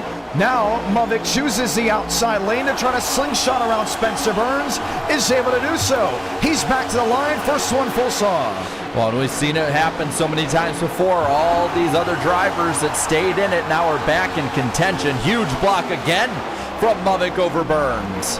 2x2, you haven't seen 3x3 outside the top 10 just yet, and still stragglers single file from maybe about the 25th position on back. Chevy outside, Chevy inside, and another clobber of a push. That's from Spencer Burns. Garza looking in the middle. Burns is just flying down to the bottom. Those blocks getting more aggressive. Mosteller gets loose. He keeps it saved over the 9 car he used to drive. Another huge save through turns 3 and 4. This in the Coca-Cola 87. Fight for the lead. Burns on the bottom. Movick on the outside, and Spencer Burns will lead that lap. Now we're 3 wide through this pack. You're seeing Malik Ray with the push from Drew Jua. Now Burns blocks him again. Huge bump. Going to put that 06 up to third. 3 wide. What can you do? Vincent Gucci. I think he wants to choose that middle lane. He's got Will Shack just behind him. And look who's in second. Thurston, who was leading that second pack just about 10 minutes ago, now is pushing Mubik, who is now blocking every lane in front of Burns, down in front of Garza now. He leads again on the bottom. They're wiggling behind him out of 4. 3 by 3, 2 rows deep. 3. Oh, he turned himself. Braden Mubik around. That's off the racing surface. Garza will lose multiple spots at that. No caution, but a huge mishap for the 42. And there's no one drafting behind him to save him. He is all alone out there, ripped up tires and all. That 42 machine closing in on the halfway point is in no man's land. Oh my goodness, let's watch the replay. Goes up. You got a Burns got him first. You got a bump from Burns, and that's what ended up happening to kind of get him turned, but nowhere. No one around him, nowhere to go at this point. Thurston now leading the pack again. Unbelievable. New race leader, James Thurston, the longest tenure e-ticket driver in this field. Now you're seeing the pack in the back just sort of giving them a little bit of space.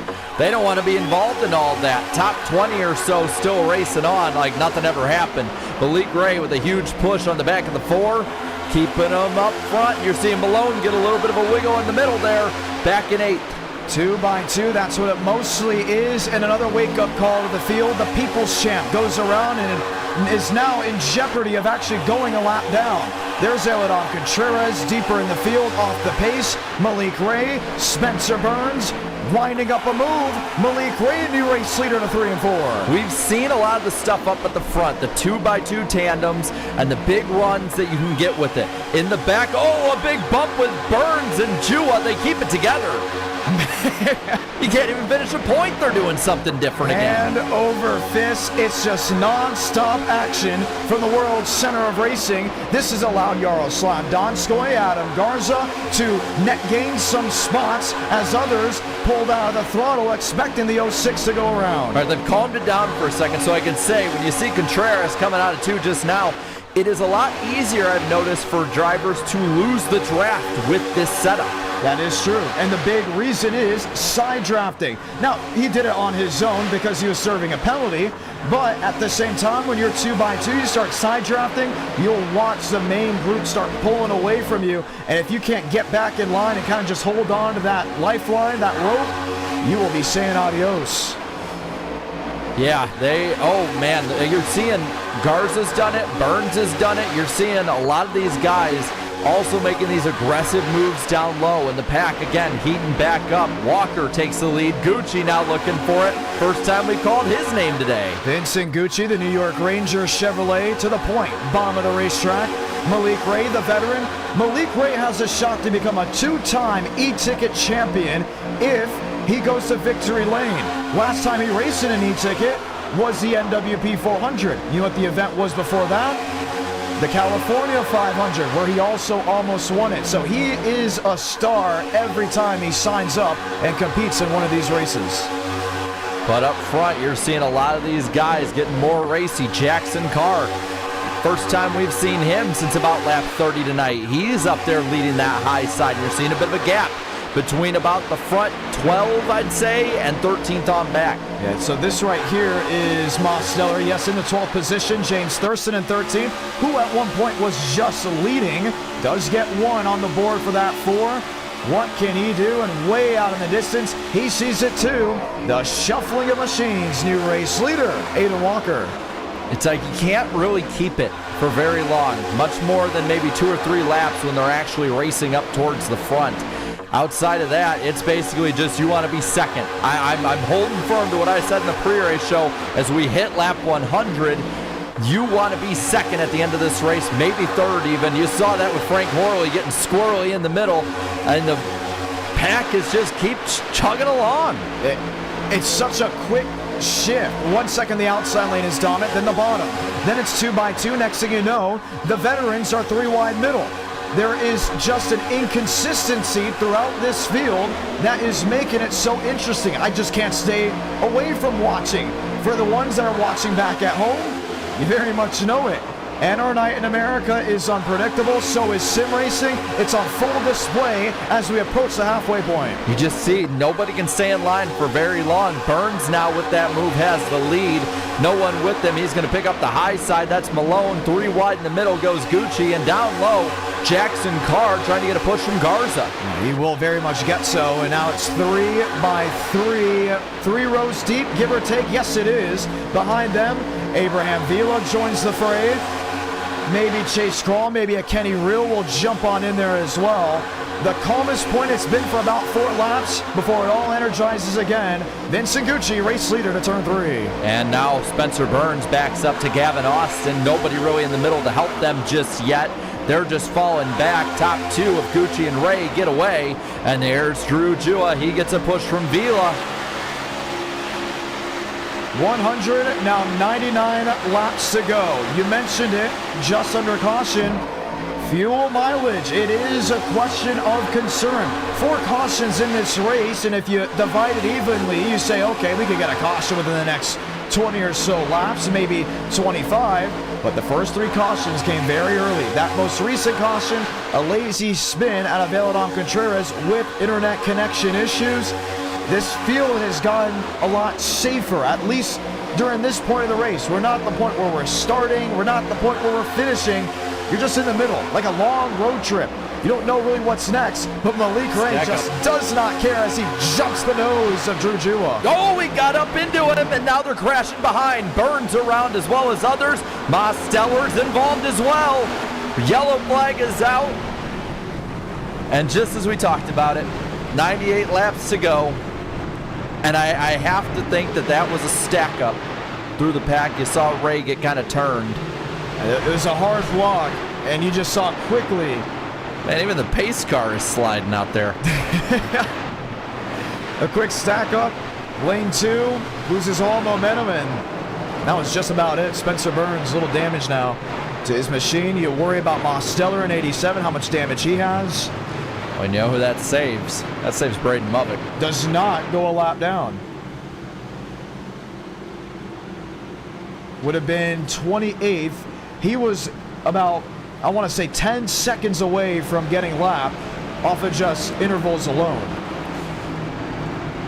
Now I'm interested if it was a stack up due to a bad block or if it was just getting together, what it was. So watch Malik Ray up front. Yeah, he's going to be there in 5. We'll watch Spencer Burns also in 06. All right, so Malone goes low. Ray follows him down there, goes back up the track and kind of... Oh, so yeah, it started with the 3 getting into the 11, sending him in front of the 5, and then they stacked up behind. There's Thurston going for a wild slide. Burns trying to drive out of it.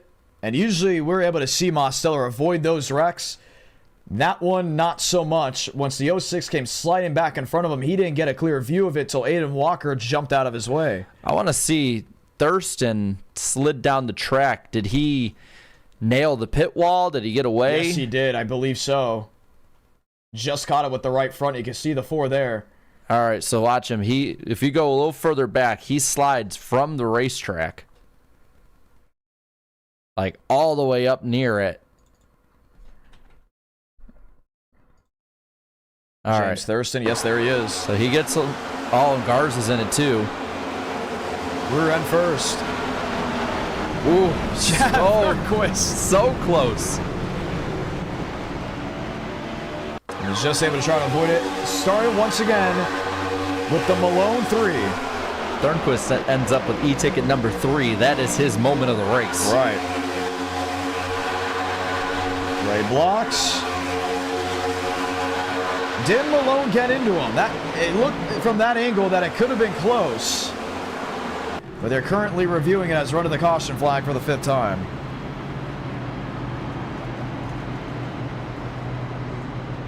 And the admins are saying that it was big time block by Malik. And that should actually send him towards the 10 of the longest line for that wild block that started that stack up. Lane Sanders still in it. James Bomar still in it. James Thurston's on pit road. And we'll go ahead and get a quick word with some of these drivers. The first question now is Daniel Mosteller out of the race, or is it repairable? Mosteller, John Ramos, you got a copy? Hello? All right, involved in that incident, what's the damage like? What's the situation like? I got all the damage fixed. The car should be as good as new. I definitely could have missed that. It looked like I saw Spencer get turned to the inside, and I got back on the throttle and checking up because I thought they were to the apron, but I guess Spencer is still sliding back to the track after the Walker, and then Spencer was in my lap. But we're all good, so gonna get back up to the field, but we're gonna be fun here, I think. Heck yeah, Mosteller able to continue on going. That caution, it kind of just came out of nowhere. You're under 100 laps to go. What are you predicting? What are you strategizing for the final maybe 94 laps? Still trying to work to grade it, but I've noticed that we get really well together, kind of countering what me and Braden have been doing. I've been split by Malik a couple times, and that's made it really challenging, but good to know now, and I know kind of how to do better, just saving my good moves for the end of the race. All right, going to be a lot of fun to see. A lot of racing still left to go. I don't believe you're quite out of this one just yet. Good luck. Thank you. And that's Daniel Mosteller as he'll get ready to try it all again. It did have damage to the nose, and let's look back. Joseph Armstrong, he had that big hit to the outside wall. He had the first big hit to the right front where it really impacted the suspension arms, and what happened? He was out of the race. Mosteller hits it just nose first and is able to repair it. The next gen on iRacing, it has its very strong points, has its very weak points. As long as the weak points don't get impacted, you will be continuing to race throughout the night. Yes, you will. And coming to 95 laps left, Malone and Gavin Austin, your front row. Kenny Reel in that number 40 machine, the Travelers Whiskey machine, the JR Motorsports car that will be racing, or at least trying to race, into the Daytona 500 this year with Justin Allgaier. It's going to be fun to see. We've had Malik Ray and Kenny Reel jump around numbers. Kenny Reel's full-time number on iRacing is 11. Malik Ray was taking that one for the event. If Kenny Reel continues to perform, he should have a full-time number soon. 95 laps to go in the Florida 500. A little bit more calm restart that time. Malone gets the lead with Reel right behind him. Vila pushing. Malone goes up high, opens the door, and Kenny Reel going to fly right by. A little bit of a stack up on the high side. Nothing too major just yet. Look at that daylight between Horley and Abraham Vila. That's on the inside lane. It's a common theme now on these restarts, that spread out juncture. Drivers not able to get connected together, and then it turns 3 wide quickly. That's Matthew Baker in the middle with Spencer Burns. Meanwhile, Reel leading this race for the first time all afternoon and tonight. Top side with Malone, top side with Gavin Austin. Oh, you see the shuffle again. Spencer Burns in tow with Matthew Baker. Mosteller in the middle. He should be with Max Steinmeier. Max Steinmeier says no one jumps to the outside. That's the thing. A lot of these favorite guys, and they know in the pack who are the favorites to win and who have been dominating. They're not going to go with them all the time. A lot of the people will follow, but others, they'll leave them out to dry. And does it quickly at that. Comers and goers throughout this race. It's been interesting. 32 drivers left on the lead lap.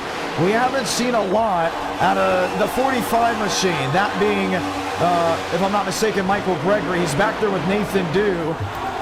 Originally up front leading, but these drivers are now in the strategy that's not as common as it once was. Wait to the end to strike.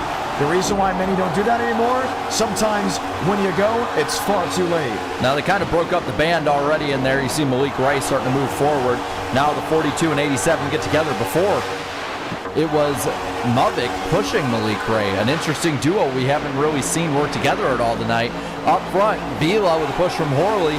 That fireball forward, looking for more. Got room on the bottom, has a run. Nobody goes with him though. Malik Ray going to second with Kenny Reel.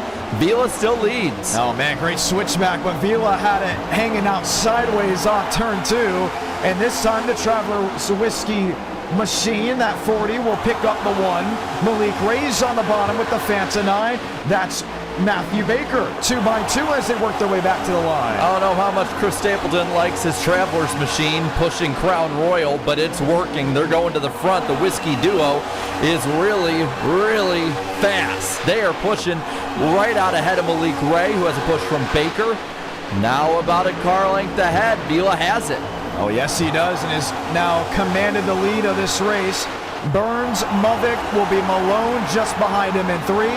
Jackson Carr back there as well. Still 3 wide it is. This time Frank Horley up the gut with Gavin Austin just behind him. That group getting really rowdy, and you saw that 23 machine bail out again. Smart move. They're going to even it out. Looks like that high side's getting formed up, but not if Mosteller and Jua have anything to say about it. Malik Ray is going to try to get back up there. He is not commanding. Once he lost Drew Jua, it looked to be tough. But now just in front of him, give it maybe about 50 yards, is the teammate. That 5 machine is there. When do we see Movic and Mosteller get together again? It should be soon. Mosteller in 6, Movic in 2nd. Oh, Braden Movic sideways in front of the field, collects the 40 machine of Kenny Reel. Stays out of it though. Pat keeps racing. But did he slam that inside wall? That's now going to be the new worry as he drops way deep, gets it backfired. No contact with the inside retaining wall, and no caution to be displayed once again. How many times have we seen Braden Movic seemingly take himself out or get taken out and then end up coming back? He's done it before. He spun from nearly the lead into Kenny Reel. Reel probably has the majority of the damage from that. Gets it low down, keeps it going. 90 to go. There's plenty of time for that 42 to get it. If he's going to want to win this e-ticket, he's going to have to earn it, and I think the greatest way possible. The first time Braden Movic won an e-ticket was the Florida 500 2021, the second e-ticket ever. He came back from 9 laps down. Now, that was an era where you could get your laps back whenever you want, but had significant damage, had to do it with not as many laps as you do in this event. It could mirror what you saw in 2021. Drew Jua, he's quick to the speed off turn 4, he's leading. Drew Jua has been around or involved in a lot of these deals before where guys get loose, he gets loose. I got to give a call to somebody else though. Chase Krull in the 88 machine pushing the 8 of Garza and the 87 of Mosteller. Third in line on the bottom, has run around the back of the pack for much of the race, kept his nose clean, and now is racing for the win with under 90 left. Unbelievable stuff. 89 laps to go. The storylines continue to add up. The challenges for certain drivers continue to grow. None bigger now than the 42. I think back to the Great American 500. Wasn't this a common theme? Movic has every ounce of, what should we say, strategy, every ounce of just pure skill to win multiple e-ticket events. That's why he has 2. But what comes in that deters him for a Great American? It was incidents. Right now in the Florida 500, it happens to be incidents with no cautions coming out from him. Yeah, but you can't count him out just yet. We have almost half this race remaining. He has shown to have had greater comebacks than this in the past. Can't count him out. But I want to kind of go back to the fact that we have talked, I think, about every single driver in this field. We've called their name at least once. That has to show a ton when it comes to the competitive nature of this field and just how good they are. They're 3 wide again. Guards on the high side with Jackson Carr right behind Malik Ray and Drew Jua, the best duo in the field tonight. We really hadn't said much about them. We thought the 87 and 42 would do it, but it's that 5 and 11 who are just dominating this race. They're doing a great job at it as well. Adam Garza will jump to the outside with him. Here's Chase Krull with an opportunity to lead. I believe I have to feel that at some point could have been mere inches from leading. We've called out Aiden Walker, Vincent Gucci, Kai Collymore, Thurston Donskoy. So many drivers that have been up inside that top 5. Comers and goers have just been a common theme since in or around lap 3. And so you're seeing that gap. Top 16 is kind of broken away. Up front, Garza, Carr, another push, another wiggle, another near miss, but that 8 car is going to the lead. 2 by 2 by 2. Give it 5, 6 rows deep. Just behind them, James Thurston, Yaroslav Donskoy, who may see the sunrise by the time this event ends out there in Russia. Currently, Drew Jew is the race leader with Malik Ray, but that tandem, oh man, is it going to stay that way the rest of this night? Garza, Jackson Carr, haven't seen Jackson Carr grab anything in quite some time. Well, we've seen the leader. He goes down with Drew Jua, this time doing it, gets that run on the bottom. Then the high side gets the run out of the corner, and that's where he picks up Malik Ray. Very smart racing on their part. He does it again. It's going to, oh, and around in the back, 2 cars. That should have been James Bomar in 20. Michael Gregory may have gotten a piece of it. No, he did not. Bomar, lazy spin to the inside of turn 3, gets it backfired, and he's actually one we haven't talked about all day. I don't know if maybe he clipped into somebody else's car or something. That's kind of what I noticed last time by. Well, there was that blink. Here's Mitchell Armstrong in 33rd, currently the only driver multiple laps down running in the main pack. Now that's internet on in. Yeah. Internet issues for certain drivers tonight. Keep that all in mind. Because again, a lot of them can get lucky dogs, can get the right breaks their way, get on the lead lap. Almost a bad break for Mosteller. Wiggled around, keeps it going, keeps on pushing. 3 wide for the lead. Horley's going to take it away from the 5 of Drew Jua. Not for long, though. Chase Crawl on a heck of a run just around the halfway point, just past the halfway point in this event. He's now the 3rd car in line on the bottom. Horley swipes the bow there of Drew Jua as Vincent Gucci will have the 2-time veteran on the outside in 87. And now the top 2 have broken out from the pack. It's side by side for 3rd. Those 2 orange cars, orange and white, trying to battle that 09 machine. Up top, the 87 has picked up the 8 car of Garza. Mosteller and him together are going to be potent and fast. And there's also Gavin Austin with them. You can pick any driver in this field, and you'll see at one point they were outside the halfway point of this entire group. Mosteller, highest is 1st, lowest is 23rd. Abraham Vila, lowest is 40th, highest is 1st. Currently in 7th. Absolutely amazing. And now you see on the bottom there, Chase Crawl getting a push nearly ahead. I think he is. Mosteller is going to send that 09 out. He is out. He's in the middle. No one helping him. Vincent Gucci falling to the back. Adios, goodbye, maybe not. He's going to get in front of the front 4, that of Frank DeAngelis. We talked about another Frank DeAngelis moment earlier in the race. What happened? Oh, saw the wildness. See ya. I'm getting on out of here. Now starting to close back up. He's in 16th as the laps continue to fade away. You can always tell the part of the race that we're in at a super speedway by which direction Frank DeAngelis is going. If he's moving to the back, hey, it ain't go time just yet. If he is starting to move forward into the pack, make his way up, you know that it's starting to get real. You need to position yourself a little more. 83 to go. We've seen it be hard to pass before. Jackson Carr dang near fishtailing it back there with Spencer Burns on his bumper, keeps it together. Just saying, it's starting to heat up. And up front, Horley and Crawl have kept the lead to themselves for a good 2-3 laps. The best way to explain it, the whole Frank DeAngelis moving through a field on a super speedway, it's like when the birds fly south for the winter and then they start working their way back up north for the spring. That's DeAngelis. He starts moving his way up. Oh, it's getting a little bit warmer. Maybe a nice calm breeze. Uh-oh, it's about to get cold. See ya. We're heading back down to Tennessee. And up front, Baker is taking the lead away, shuffles the 88 back, front 4 single file. That is going to be Baker, Jua, Mosteller, and Garza. The 3 behind Baker have been really good, but a familiar sight, different driver, the 9 car leading in an e-ticket. How about that, Matthew Baker? Does he become the sole priority of that number 9 in the long term? Only time will tell, but as Drew Jua did in 5 just a year ago, they're up front leading. This time, Malik Ray once again behind the 5, and Adam Garza is back in tow. 3rd car inside lane, now maybe 2nd as Malik Ray jumps to the outside. Gavin Austin around into Jackson Carr and others. Big crash, 6th caution of the night is out. And this is going to cause a lot of damage to some pretty good race cars. Alex Bell got a piece of it. James Thurston has stopped upwards the banking. I believe there may be damage to Nathan Dew in 21. You see the right front, make that the left front. All bowed on in. 80 laps to go, and just like that, we take more drivers with them. So we've completed 300 miles of this race this far in. We've completed an Xfinity race. Yeah. And now we have 80 more laps of this to go. 6th yellow of the night. We'll see what happens. No word yet on Chad Hornish. Jackson Carr on pit road.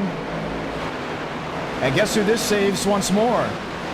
Braden Lovett. Guess how many maybe seconds he was interval-wise before he went down? About the same as last time? 10. Yep. Sounds about right. You have an opportunity to try it once more. A lot of damage on the Gavin Austin too. That right front is not moving. Could be done for the night. And we'll watch back to see how this all formed up.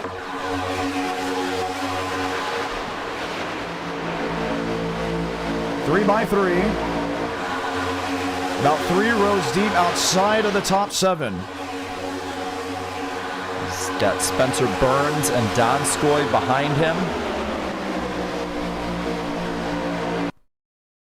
Oh, Burns got into him. Are you sure that Walker might not have moved down there? Oh, it could have been that as well. Might have been a mix of both. He got just around the same time. He got into the 93, and at this point, I almost thought he had it saved because we've seen so many great saves tonight. Look at Vila on the bottom. He keeps it together in a new bigging, and that was it. Right up into the 44 and 3 cars. And then right back down into the rest of the pack. Another Chad Hornish into Contreras and Nathan Dew. That's one of those chain reaction wrecks. A hard hit to the right side of the 21. So the 15 had 2 wheels off the ground a little bit. Frank DeAngelis, see what damage he had. Probably minimal compared to what Gavin Austin has. Yeah, very much fixable, no doubt about it. Very lucky that James Thurston didn't come piling down the speedway. That 2 machine, though, that's going to be rough to come back from. 6th caution of this race, 79 laps to go. And we're going to actually speak to a driver that's been up front most of this event. Let's see if we can chat it up with Drew Jua. Drew, John Ramos, it has been a joyride up front, but there have been some obstacles along the way. How you feeling with 79 laps to go? Yeah, I'm feeling pretty good.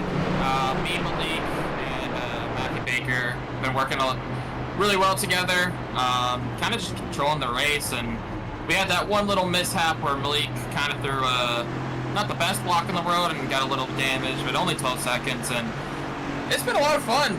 The pack's been pretty clean, but everybody's making moves, so it's definitely put on a good show for the fans, and that's what we're here for. So looking forward to these last 80-some laps, and hopefully we'll be seeing you in victory lane. Heck yeah, glad you're back in the 5. New font, new manufacturer. You're running with Ford, and why is Starbucks on the hood? You know, it might be weird to say, but I work at a Starbucks. It may not be a normal Starbucks, but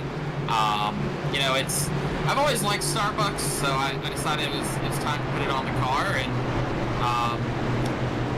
what I like about Starbucks is it has the different type of designs you can do. So got a pumpkin spice car for fall season. Of course, it's spring almost, so not running that, but have the default livery, and it's nice to be able to show it off.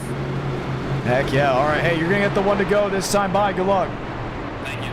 And that was Drew Jua. Earlier in the evening, should I say, for us in the sim, very much the late afternoon hours.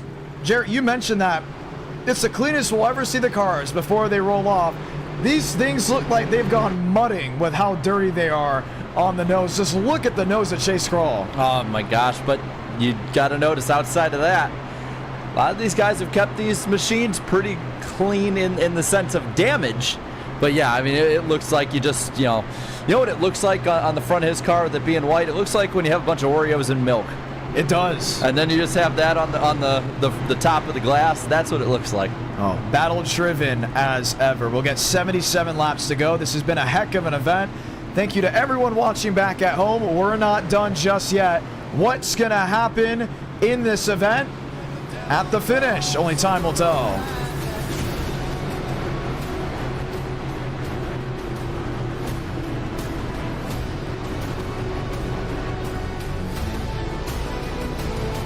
Chevy on Chevy, row 1, Ford Chevrolet, row 2, Ford Chevrolet, row 3. A lot of names that we don't normally see at the front in the top 5. A lot of racing still left to go. Comers and goers, it's been the norm. Back underway from Daytona International Speedway, 77 laps to go in the Florida 500.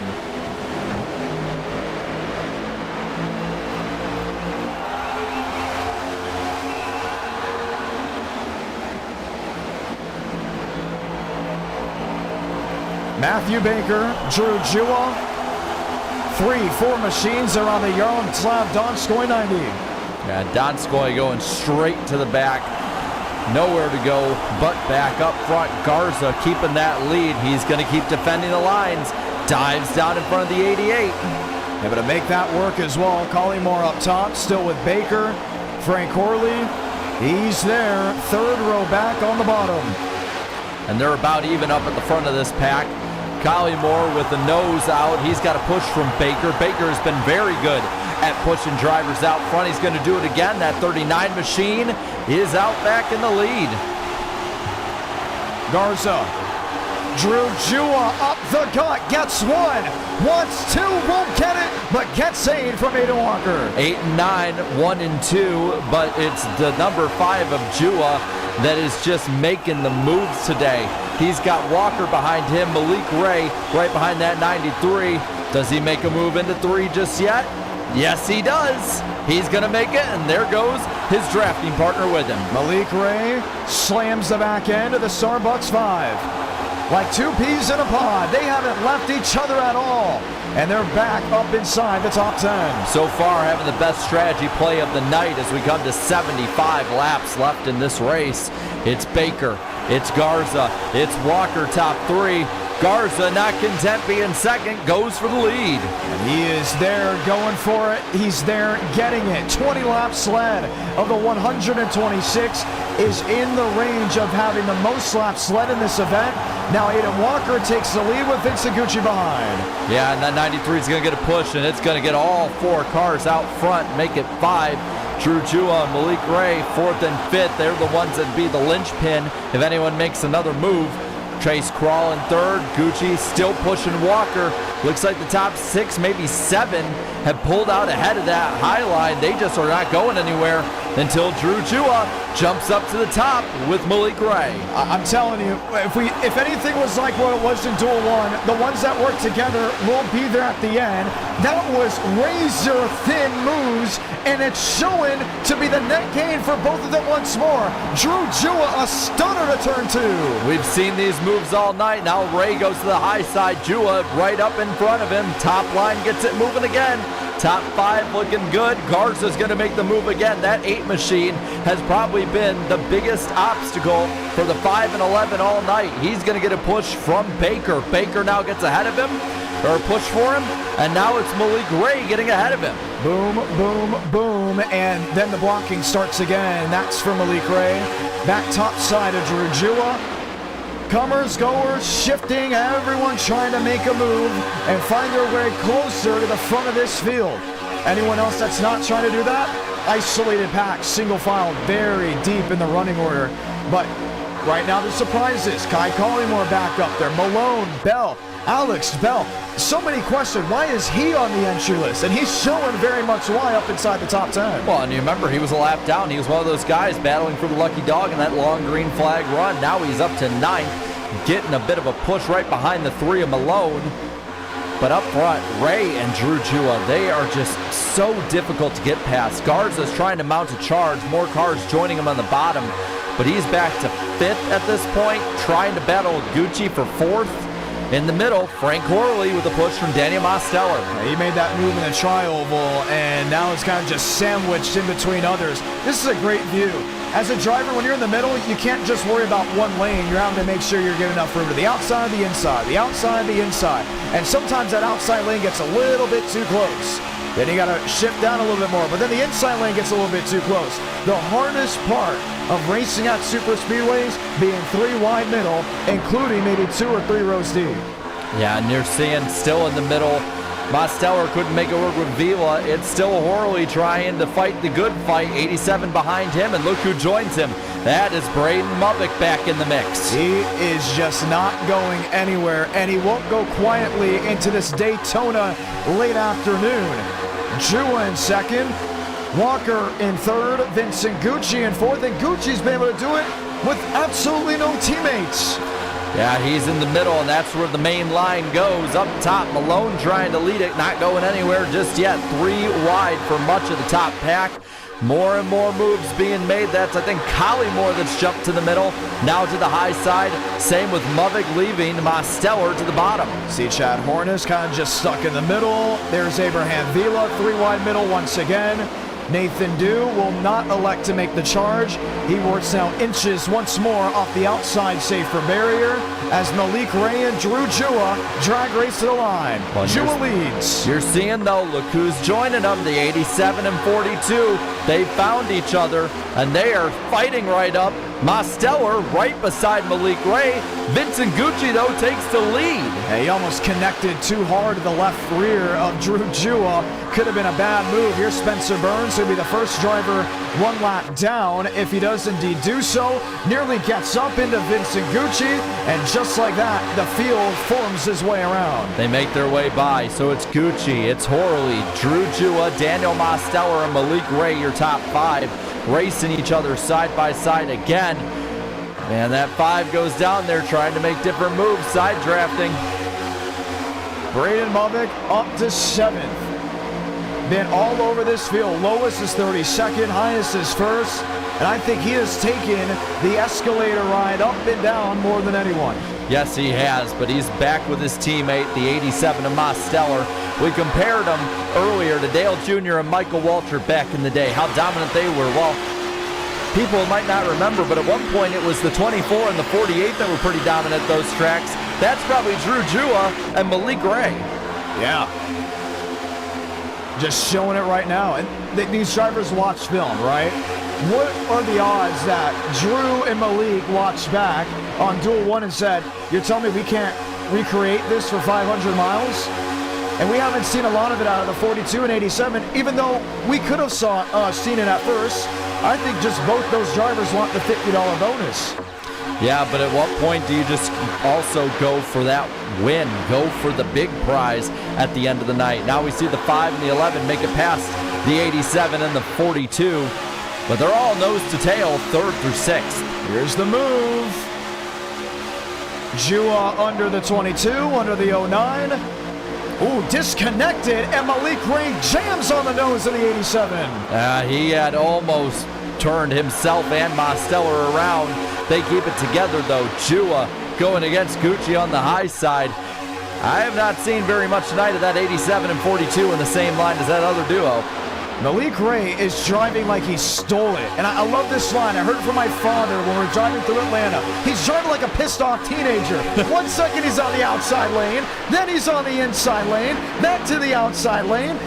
It's just insane. I guarantee you he is laughing up a storm in his Discord call, having the most fun, more fun than anyone in this field. When you're seeing Drew Jua back and forth, back and forth, back and forth. Now on the high side, that 87 of Mosteller gonna try and get a run with the 42. They're not connected enough for it to happen. There goes Jua on the high side with them, but Vincent Gucci with a push from Malik Ray takes the lead. Bingo, and he'll get back to the line. Lap sled currently 2. You can add 3 to the 135 led mark. 166 laps to go. They're 3 by 3. Give it 6 or 7 rows deep. What line do you choose? He chooses the middle. He chose not the worst that he could have, but up top, Drew Jua with a push from Daniel Mosteller. Now Baker squeezing down on the bottom. He is going to push down underneath the yellow line. That's legal. And Gucci's around. Into Horley. Into Dew. Guys go through the grass avoiding it. And it will bring the caution out with 66 laps to go. Malik Ray hard and into the outside wall. Turn 3, that was, you just saw it into view. It may have been on the nose of Yaroslav Donskoy, and he could be jumped up as well. How much can change in an instant? I just think Vincent Gucci had nowhere to go. They were swarming him on all sides. I was about to say this is the most pressure he's felt all race. And just like that, what, the 7th caution? 7th caution of the night. Wow. And I think that's going to take some home. Let's see how many we got left on the track too in a bit, but let's see how it happened here. Under full saw. I think Gucci was trying to avoid Matthew Baker, but one thing that we talked about, hey, you go below that yellow line, the driver that's above you does not have to allow you back up. And there's it could have been much worse though for that 11. He's lucky he lost so much speed heading to the outside wall. And you look at that, that number 12 machine is junked on the nose, Davis Lewis. It's unfortunate, Vincent Gucci trying to avoid other drivers, trying to give them room. And in the meanwhile, him doing that, sparking an incident down the super stretch. Can you believe it happened so quickly with so many drivers contending?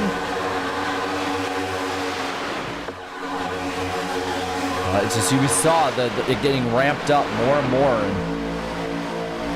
And you see Baker on the bottom. He squeezed it underneath Horley. Great move on his part. And Gucci, was he clear?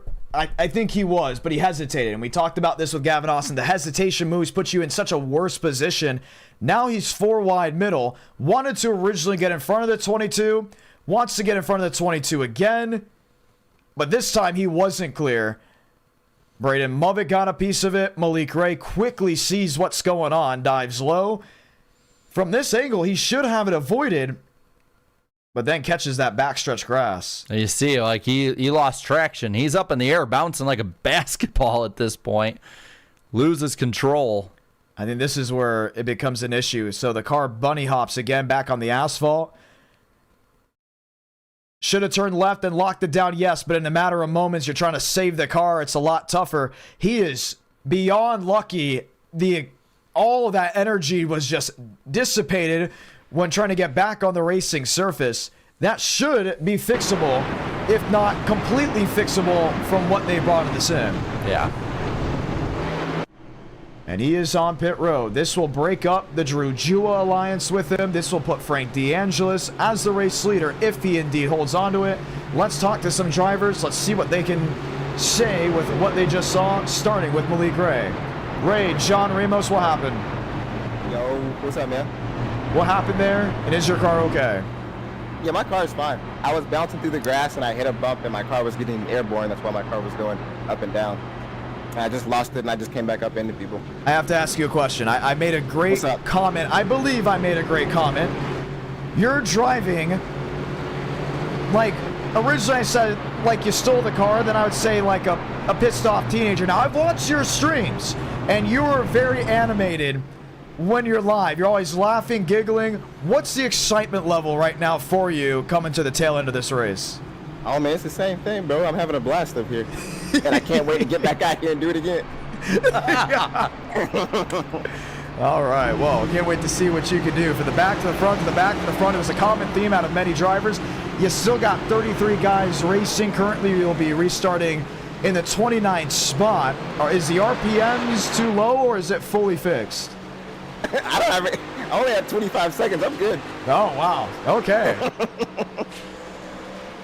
Gonna have to work your way back to this field. Good luck. Yes, sir. No, actually, matter of fact, what do you want to say to the viewers back at home? They're all hanging out, having a good time. What does Malik Ray want to say to this amazing crowd?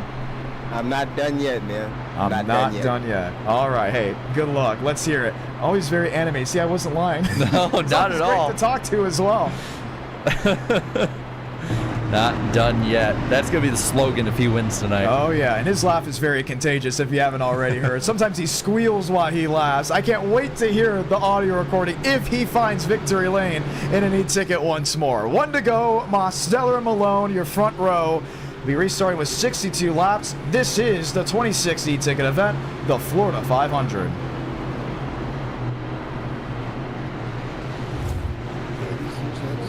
Knocking off laps little by little.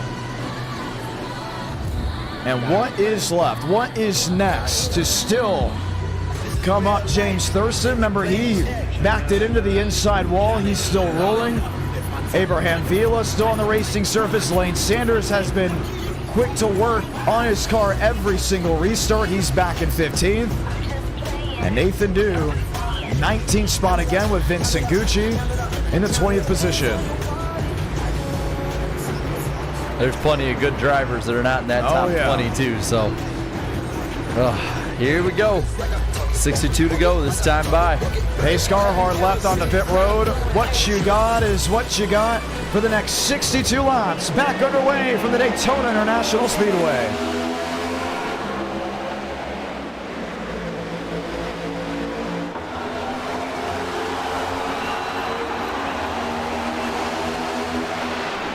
It was pretty even at the restart, but Malone gets a brief nose out front of Mosteller. He has the push from Baker. Again, Baker has probably been one of the best guys all night pushing behind a car.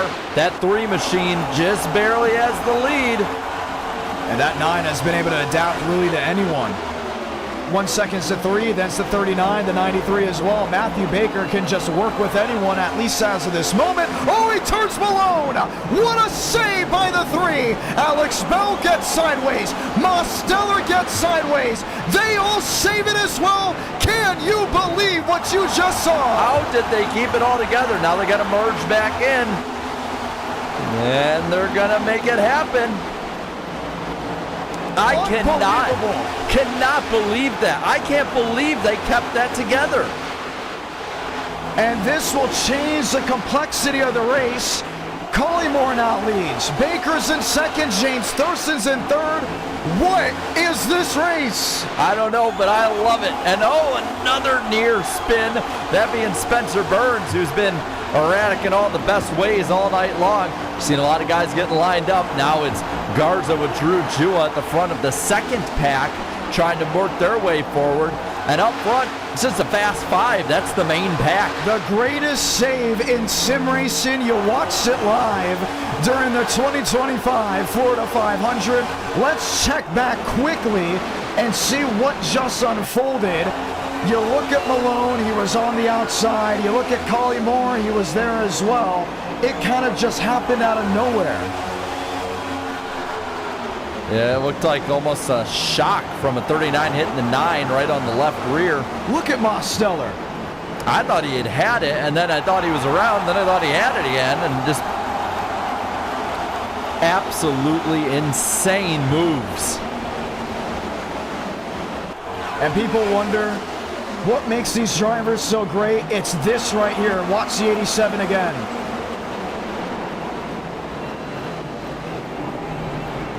And how badly do you want to win in this event? How badly do you want to win an e-ticket? Most just showed it. The super train it is as of now with 59 laps to go. Oh, they're just getting revved up. They're just getting ready to pick them back up. You're seeing Baker fall away from this fast 4. Rest of the pack about 2 seconds behind them. And they're all racing side by side. Now they're not done yet. Malik Ray sees it just behind him. Douglas Newbigging, Nathan Dew as well. They're now trying to get that 2x2 going. Okay, I've been saying this all night with the wild moments. Catch your breath because there's still a lot of racing action left to go. But everyone just stunned from what they saw. I mean, granted, it's only been about a lap and a half since they all got back to full speed, but that second group is not catching just yet the rest of the pack. If anything, they're falling behind. Now, this is just a 4 cars. Matthew Baker jumps to the aid, drops back with that of Adam Garza. And it's 2 seconds. They should close in, but they're not single file. They're 2x2. 4 versus 25 cars should be able to make a difference. At some point, I started to see a little bit more, and it just took them a little bit to wind it up and go at it again. All right, so they're now making up plenty of time. I was surprised that they didn't immediately just start catching them. The front four, Collymore, Thurston, Vila, and Walker, doing the smart move, keeping it single file, keep as much of that pack behind them for as long as they can, but there is nothing they're going to be able to do for it. Oh, Nuss Garza gets out of line. I think he was about to experience the same issue that William Schmidt caught onto, and that was an engine expiring. Quickly jumping out, didn't want to see the same thing happen. Gets back in line, and watch Drew Jua. This is what he did to help that second pack maybe about 50 laps ago. He will look to the outside after momentum starts creating some moves, and then will jump back, get a push shove, and start slam drafting forward. Does it actually just there in the middle of 3 and 4. This second group is now all organized, and they are coming really quick behind like a freight train. They've caught the draft of that fast four. I don't think there's anything that those guys can do, especially the ones like Vila and Walker. Drew Jua, Chad Thornquist, Braden Movick. You got James Thurston. You got Aiden Walker, Abraham Vila. The notables up front, chasing the underdog, the rookie in e-tickets. The first time we got to hear about Kai Collymore, a community event. Myrtle Beach for the Myrtle Beach 400, or should I say the Myrtle Beach 250 if I'm not mistaken. And we said, hey, this is an opportunity to learn these drivers. They may be in an e-ticket one day. The one that was circled was Kai Collymore. And now here he is, just less than a year later, leading the Florida 500 with 55 to go. And it looks like, I think that's Walker, the odd man out of that group, going to go straight to the back. Vila making a move. Nobody's going with him, though. Not at all. You still got Drew Jua up there. You got Chad Thornquist up there as well. Now it's wide. Baker and Jua going to get a block from Collymore. You see that pack, just everyone going everywhere. Vincent Gucci works his way to the bottom. Malik Ray will join him. James Thurston, Braden Movick. Rivals, it's been that way since 2021. Forced to work with each other now. You're starting to see a lot of guys forming up that second line. 2 lines form. Malik Ray has a clear way.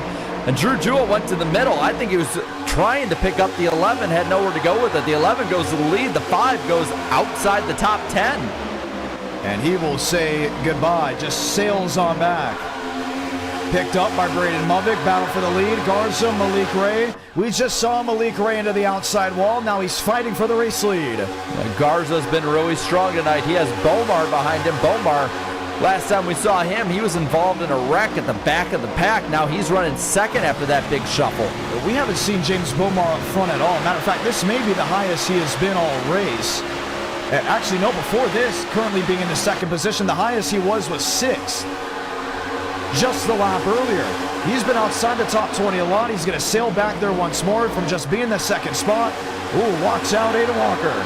Oh, he's on the bottom, nowhere to go. They don't have to let him up. He's going to get back on the track, but he's going to fall all the way to the back of this pack. Top 3, Matthew Baker, Kai Collymore, Malik Ray. Behind that, Kenny Reel joins the fray. To the inside, you see the 8 machine, Adam Garza. Drew Jua. Oh, just hesitated and gloves. Oh, man, he hit the nose there, Garza. Another save, but he's had so many of those hesitations tonight. One of them's going to bite you eventually. Coming to 52 laps left, it's Ray, Baker, Collymore, and now Reel up to the top 3. And you know what? Shout out to these drivers. How they can consistently run this hard for this many miles and not have something go wrong. Drew Jewell looked like he wasn't going to go and then quickly jolted in front of Adam Garza. Luckily, nothing wrong to then follow after, but at some point, you just mentioned it, it's not going to work out in your favor. Yeah, we're going to only get more aggressive as it goes. We're nearing the 3/4 mark of this race. It's getting to be crunch time really, really fast. The 11, the 9 up front. Collymore makes a move. Don't think Jua's going to go with him. Nope, he's not. There's guards up with him. Contreras, Reel finds a place in line. Quickly, and everyone else trying to join the elevator ride to the outside. Maybe not for long because Alex Bell will pick up Kai Collymore. 51 laps to go in the Florida 500. We're working nearly 150 laps completed. Sun setting, shadows very long as of this moment. The racing has been absolutely near perfection, maybe near the first 30 laps or so, but it then created the craft of the 50-lap green flag run. Green flag pit stops to what you now have going on the speedway. Top line still keeping it together. It's top three that are clear of it. Baker stuck in the middle of the most effective duo of the night so far. Now Jua is going to go down low beside Malik Ray. He has the space. Does he pick him up? Nothing yet. He's got Garza right on his bumper. Garza's going to pick Malik Ray up and go for the lead. Ray goes up to try and make it 3 wide. Not going to get in the lead just yet. Jua keeps it. Oh, Garza, late block there on Matthew Baker and sends the 9 into the outside wall. We have not been able to separate the Drew Jua machine and really the 11 of Malik Ray for much longer than 5, 6, 7 laps. Contreras is the odd one out. He's stuck in the middle of them both. Ray right in front of Adam Garza. Can Garza get back up? He does, but nearly 4 wide it was. Little bump from Malone in 3, but they keep it together again. Ray in front of Vila in the 6th position. Muvik, the first one on the high side. No one going with him yet until Horley picks him up. Up front, Jua and Bell lead the race. I don't think that's going to be a popular move by Malik Ray. We know he's bold. We know he's aggressive. But that was a hard swipe. And the second time Adam Garza has had the Nexus boys on the nose. Now they're kind of singling it out again. Horley leading the high line now, right behind this top 7. Got a group of, I'd say, give or take 25 in this main pack. There they go, off and away again. It's Mosteller leading the way. He's trying what he can. Braden Muvik to the outside. It's going to continue to fluctuate. It's going to continue to change. Mosteller, talked about it earlier. Racing is in his blood. It's in the family tree. Looking for his 3rd e-ticket title. The defending winner of the Florida 500 just a year ago. Who did he beat? The man to the left wing. They're 4 wide, nearly looking along. 4 wide, and part of it might have been the blink from the 92 again. It's been a problem all race, and it's going to send him further and further back. Up front, Fast 4, 9 in the, or the 87, I should say, and the 42 back together, drafting in that high or middle line. Nobody really going with them, or at least staying with them. Malik Ray goes to the high side. Collymore almost blocked him. Jua's going to pick him up. And it's going to be the 5 versus the 15 for first. Drew Jua, Alex Bell, rookie to e-tickets on the bottom. Veteran of e-tickets on top. 47 to go from Daytona. So the 5 and the 11 keep in the lead for now. Mosteller and Muvik right behind him. Down low is Bell in that purple number 15 machine. No one really going with them. Up the middle, though, Garza and Baker, they've worked together a lot tonight, trying to make something happen. Trying that indeed. Garza in the middle. Alex Bell, Matthew Baker, now nose to tail.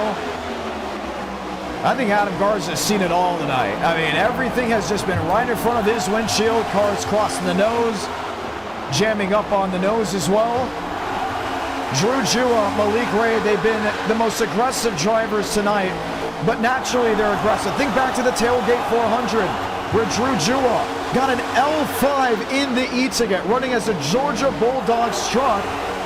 And that, some were saying, oh, maybe that's too much, but that's just the nature of his aggressive racing. So badly wants to make up from what he lost a year ago. Well, we're seeing these blocks are getting closer and closer together. 46 laps remaining in this race, and no one has really given anything to anybody. You're seeing these aggressive moves nearly cause crashes. Mosteller going to get it really, really tight up the middle. He's got it right into the back bumper of that 11. Malik Ray and Mose. Garza, Drew Jua. You got the 20 machine of James Bomar, and outside Braden Muvik just will not go away. Laps fading, shadows getting long, the sun going down as well. What do you have to win an e-ticket event? How about some underdogs? Chad Hornish, who is in relation to Sam Hornish, driving the 61 up to 11th. Well, in all of that, by the way, Garza has the lead, and not for long. Malik Ray makes the move down low. He's going to pick up The number 5 at Drew Jua again. He has Bomar glued to the back of that green and white car. Up top, 8:87.42. Down low, 11:5.20 prevail. I think back to the Alabama 500 last year. Team T, that's Carlos Truther, Frank Horley, Nathan Dew. They said, we're just going to follow the number 9, which was then the number 9, now 87, of Daniel Mosteller. Why? Because he knows how to super speedway race better than anyone. Over 100 wins in NR Night in America. Even after going back and checking back on his old races that he won.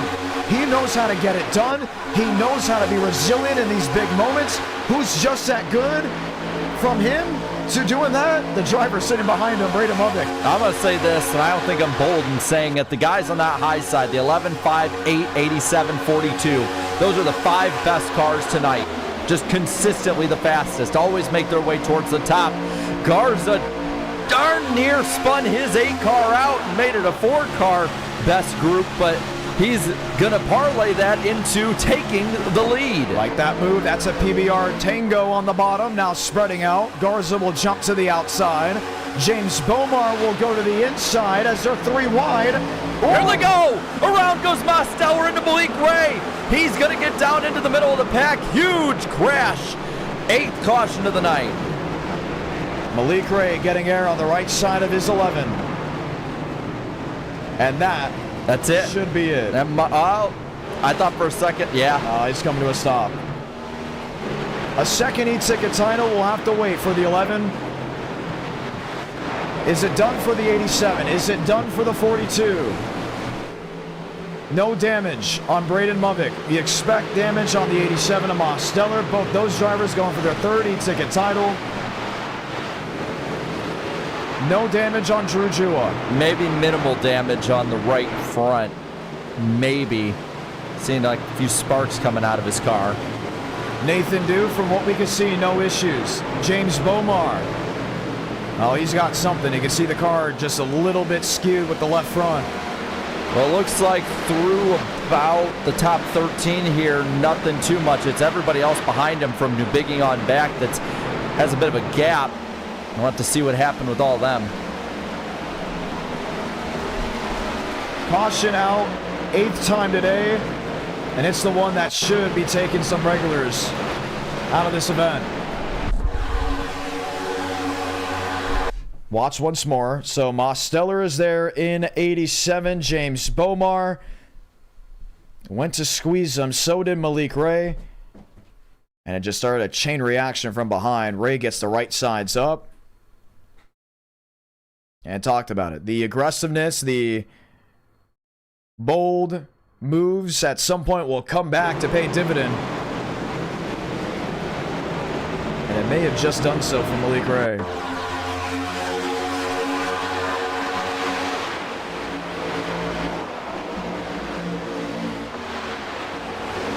Adam Garza watches it all in his mirror. It just got squeezed. That's all that happened with Mosteller. Gets squeezed, and then there's nowhere to go from there.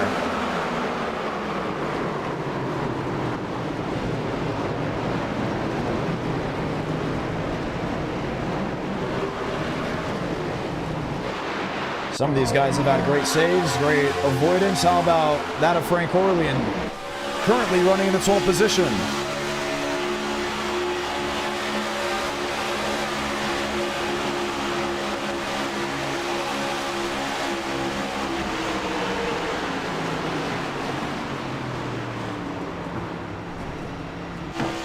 Pit road is wide open. 41 laps to go here in the Florida 500. Frank DeAngelis, currently the first one off pit road, may come back down before the restart. That has been a common theme for him. And we already talked with Drew Jua a couple laps ago, but for some of these drivers, not what they wanted to see. James Bomar, John Ramos, you got a copy? Yes, sir. Kind of just happened. Looked to be you squeeze the 87 with Malik Ray squeezing on the outside. Very little room to work with, but you've finally worked your way towards the front. 1, what is his damage looking like? And 2, can you get back out there to race for the win? I can get out there with this caution once it's fixed. Didn't have much damage in the last 3 minutes. Ain't much. I would be shoved so hard right there, and it shot me up the back, and right whenever it shot me up, inside draft vehicles, and you see what happened. A big crash happened. All right, well, gonna be fun to see how it all kind of forms back up for you. A lot of racing left to go. Not as much as there once was, but still a lot of work there for PBR. All right, 8th caution, Jarrett. You look on the left side of your leaderboard. Eladam Contreras will be getting L1 once again due to internet. He'll be dropping to the back. Frank Horley will be moving up. Vincent Gucci will be moving up. We've had great saves. We've had wild wrecks. And from what it seems like, at least as of this moment, Malik Ray, waiting on the official word, looks like he is not out of this race just yet. He is 2 laps down and towing, so he at least looks to want to finish the event, but not looking likely for him. Well, and the thing you gotta notice too is we're coming around to 40 to go, which means we got 100 miles left of this thing. We're 400 miles into this race, and it is just, it's becoming attrition again. We've seen it happen so many times. 40 to go. We haven't talked much about Lane Sanders. He's coming back into the mix. Abraham Vila. Remember how Vila got here? A couple weeks ago, he got a win at NR Night in America. He said, this is my best shot at winning an e-ticket. I can just feel it. Didn't transfer from the top 19 in his duel on Tuesday. Forced to win the LCQ as he did. Beautiful paint scheme that he has currently running. And you start thinking and wondering, is this the time where he can really get it done? I mean, he's had the mojo throughout all his speed weeks. He really has. I mean, he has been a ton of fun both to watch and talk to in that time as well. Up there in the 3rd row, give or take. Looks like he's 3rd row, up in 5th. I mean, he's right in the area to strike. But I'm looking, I mean, who's left? We're still looking. So there's Alex Bell. Max Steinmeier still on pit road. Lane Sanders. James Bomar's 25th. He's coming back around. Same with Drew Jua, Michael Gregory. Some of these drivers came back down pit road just to pull a fender out, put some bare bond on it, something quick. Because right now, if you look at it, it doesn't look like too many drivers are up there, but we should have in or around 27 still racing from the 40 that originally took the green flag with 39 laps to go. I do question why the 1 and the 88 are just sort of coasting it around the apron. Do they think maybe if it goes green, oh my goodness, make it on yes. fuel? We're right at the edge of the window, just past it. It very much could be that way. I mean, this is the unpredictable 500. It feels like 1 second there's a wreck, next second there's another wreck, then you know it's a 50-lap green flag run, and then a wild save for another long green flag run. The predictability has been out the door. It's just been go, go, go. Let's see what you got for 39 laps.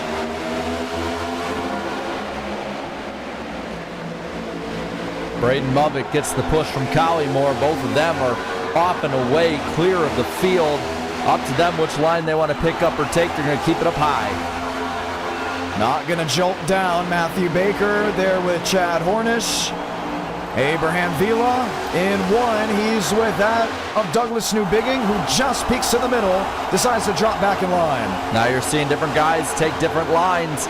Thornquist gets a push pass. For now, he looks to try and take it on the bottom. He's got to go down low. Nowhere to go but there. Movick picks him up, blocks him more like it. And now he's looking again. Dual winner, trying to make it happen again. Pushing, shoving, swaying. That's what it's all about here from Daytona. 38 laps to go.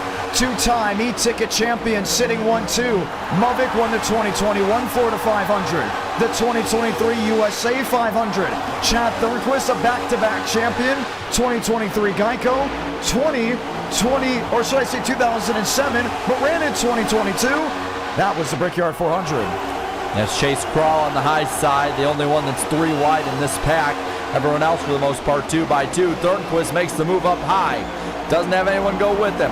He doesn't have it just yet because Collymore's there, but Baker staying glued to the back bumper of the 42. Pushing, shoving. So many said Chad Thornquist was out of his prime. So many said Chad Thornquist was a has-been of the NR community. He won his duel on Tuesday. He now leads the Florida 500 on Friday. And he is right beside. It's basically a purple car lockout up front between the 42 and 67. Mavic now with the edge, has the push from Baker again, blocks up high in front of Thornquist, and back in the pack, they're starting to get more jostling. 3 wide again. Dew on the outside with Chase Crawl, James Bomar, Frank Horley, Mitchell Armstrong up to the fray. Single file waiting as the cars bend around 3 and 4. 3 wide again. That's Garza up top. He's going to be the first one to try and make a big move up there. Has Drew Jua returning to the front with him. Now they go to the middle. Mavic blocks.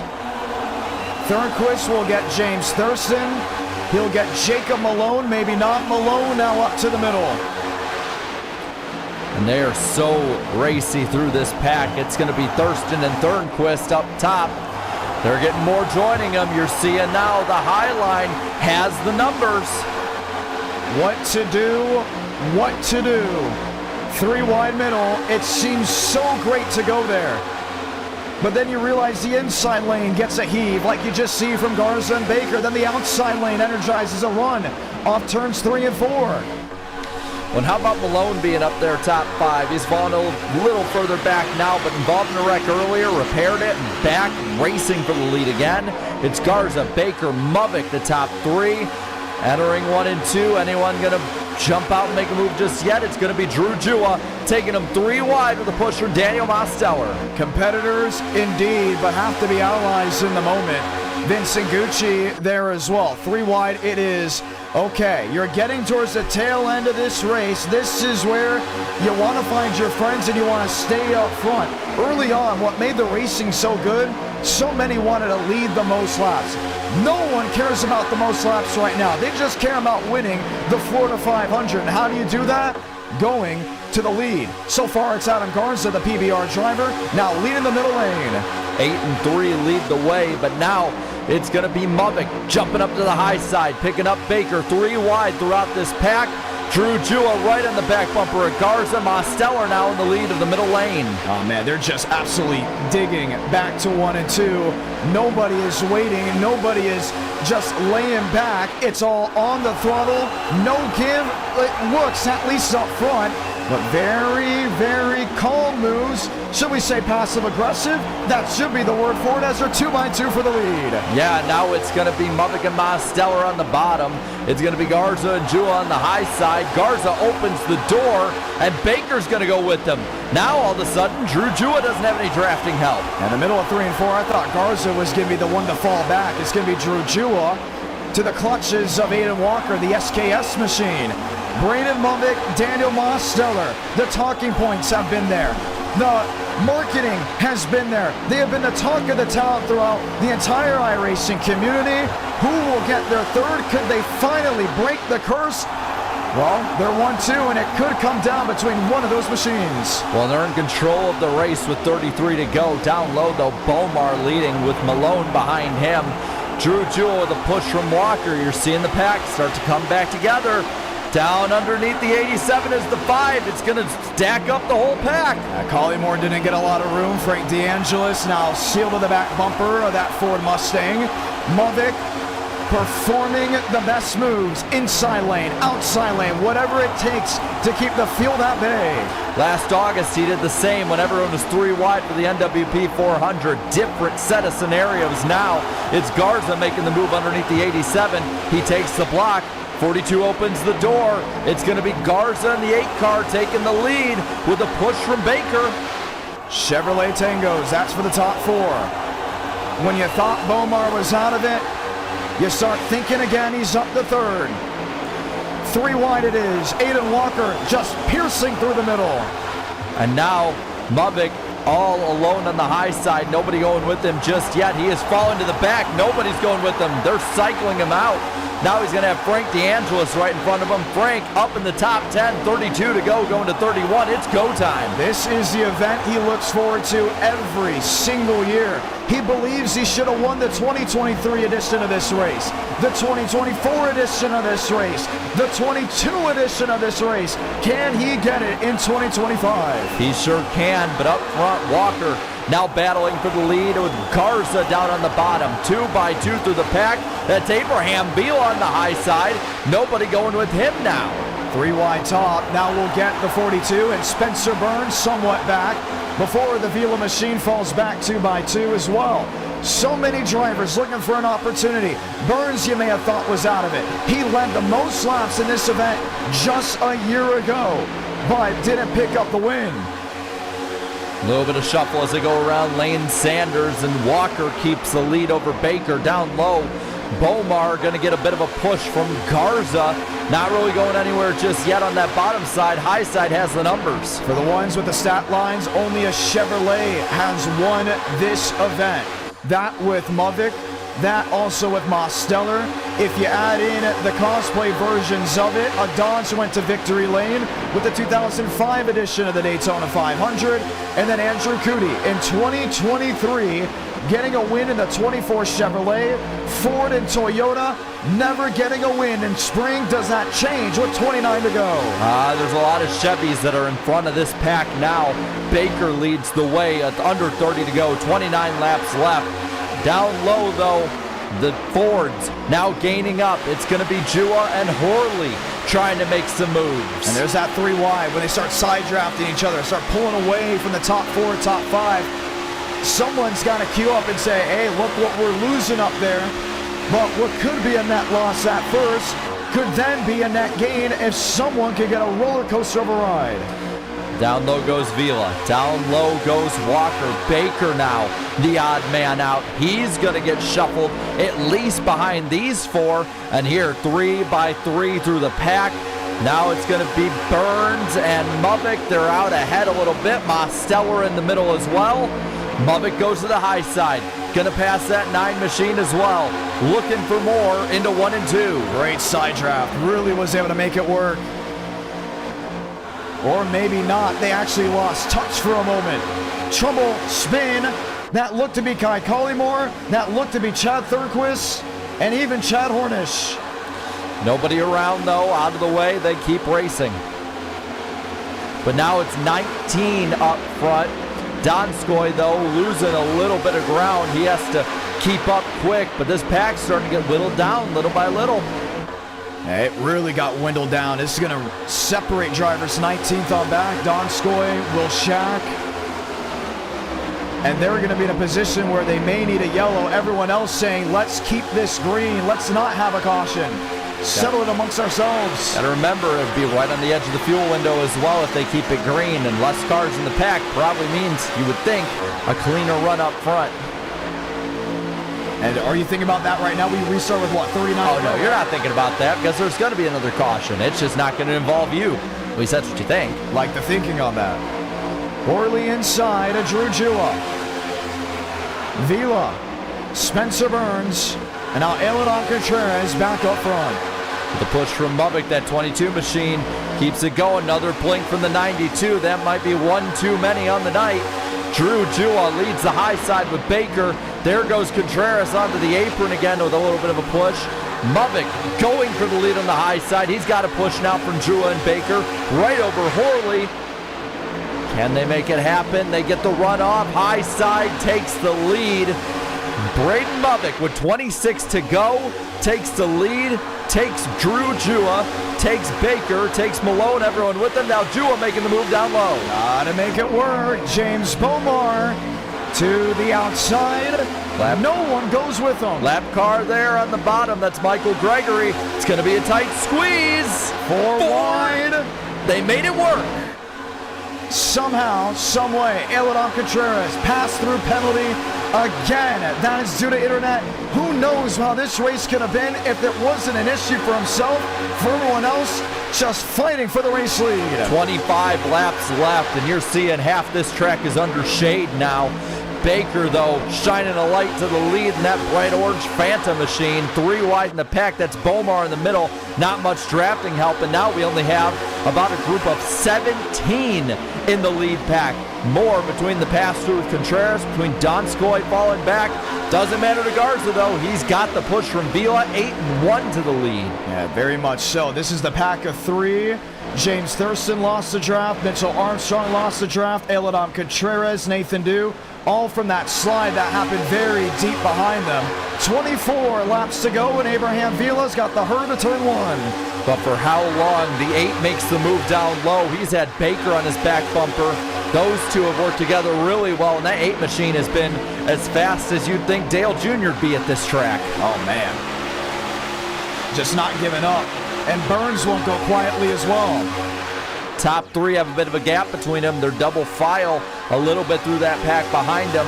Now that Crown Royal Chevy of Abraham Vila gets the run on Burns. Burns going to pick him up. A little bit of a gap between Burns and the front 2. And the 3x3 happens again.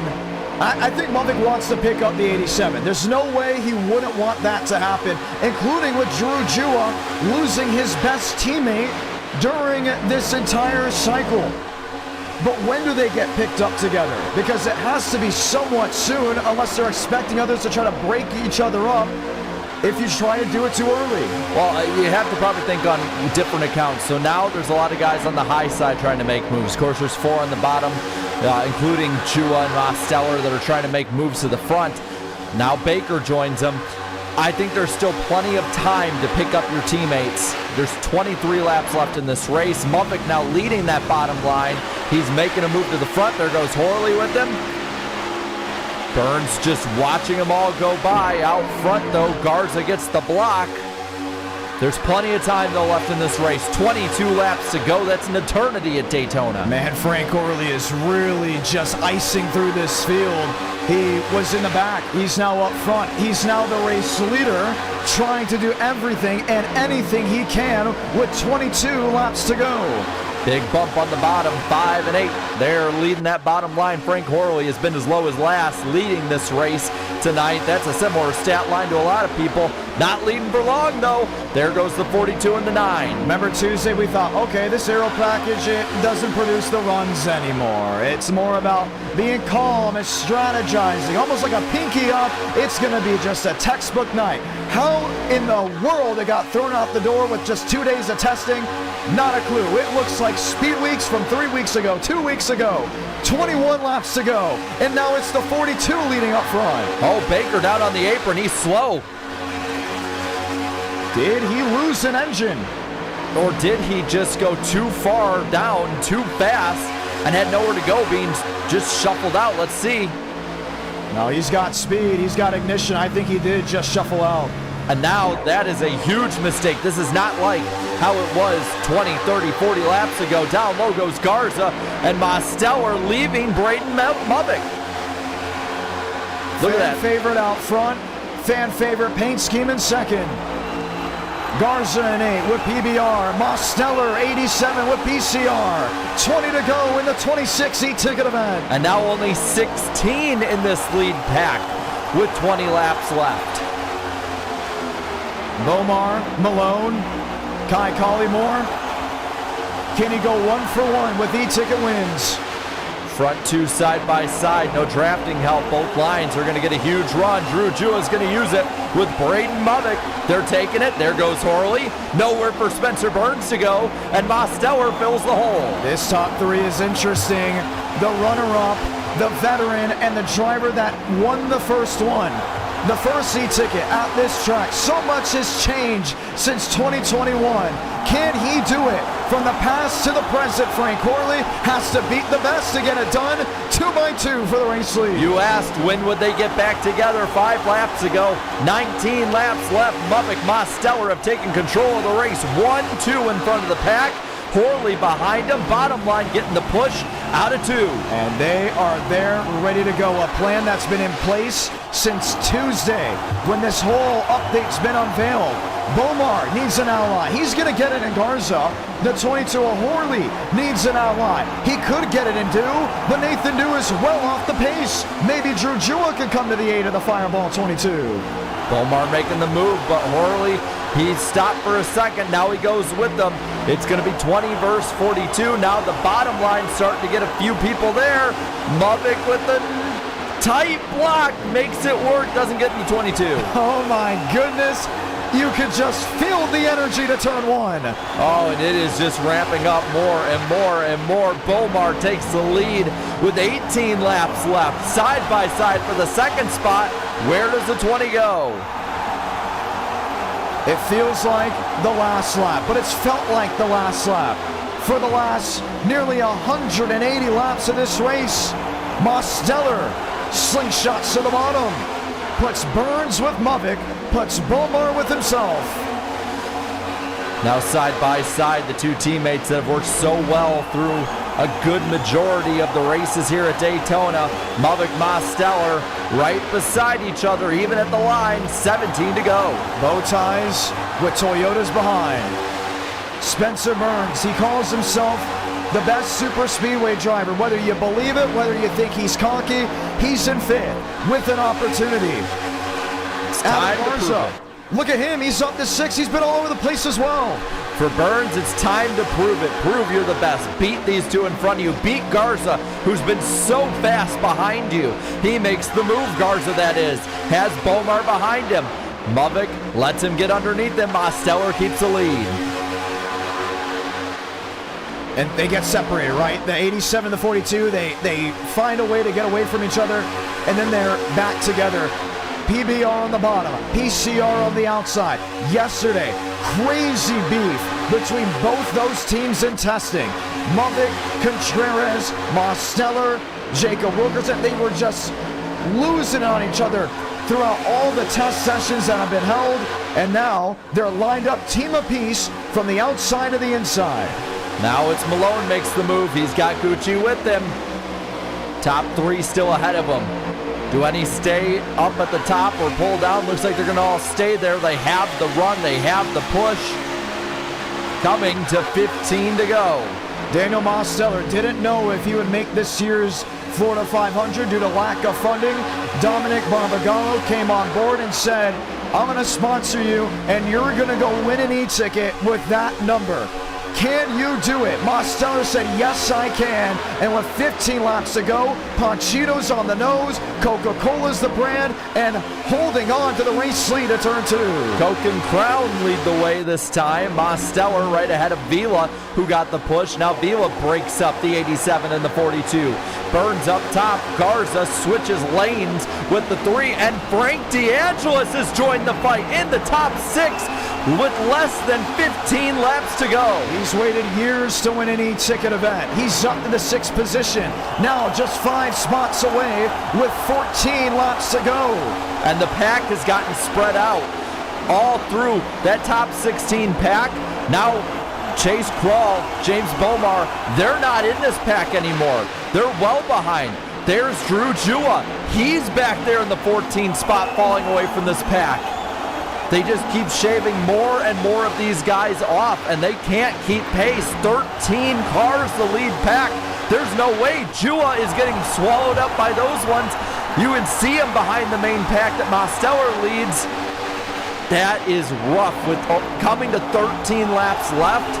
That is what loses you this race. We talk about all the time in super speedway racing, you have to be smart. You have to know when to make the hard decisions quickly. But it's so easy to lose the draft with this next-gen car. It's been shown all night long. Drew Jua, James Bomar, they've led so much of this race. If it goes green, they'll know exactly where they lost it. Oh, they're bouncing off each other for second. But John, 13 to go, coming to 12 to go this time. This, I think, is when you start thinking if you are close on fuel, because that's still something to keep in the back of your mind as they're right at the edge of that window. It's not even if it goes green the rest of the way. It's if there's a caution and it goes to overtime. Matthew Baker's dropped back to 20th, and he wasn't that far back to begin with. Nope. So what is he doing? Well, he was the one that fell off that pack thanks to that really overly aggressive move up front. Top 3 now have a gap. Mosteller, Vila, Burns, Mavic in the wall. Big hit to the right side of that 42.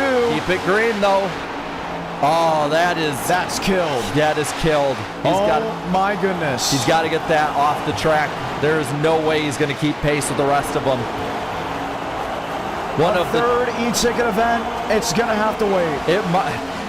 There's still a few shots left up there. Maybe maybe one shot left up there He for needs a a third. caution, and he needs it now. But they're lined up now. They're all lined up at the front, playing it smart. Top 12 have broken away from the field. Let's watch back on the replay quickly just to see what occurred. This is with 12 laps to go. He's with Malone in 3. Aiden Walker just behind them in 93.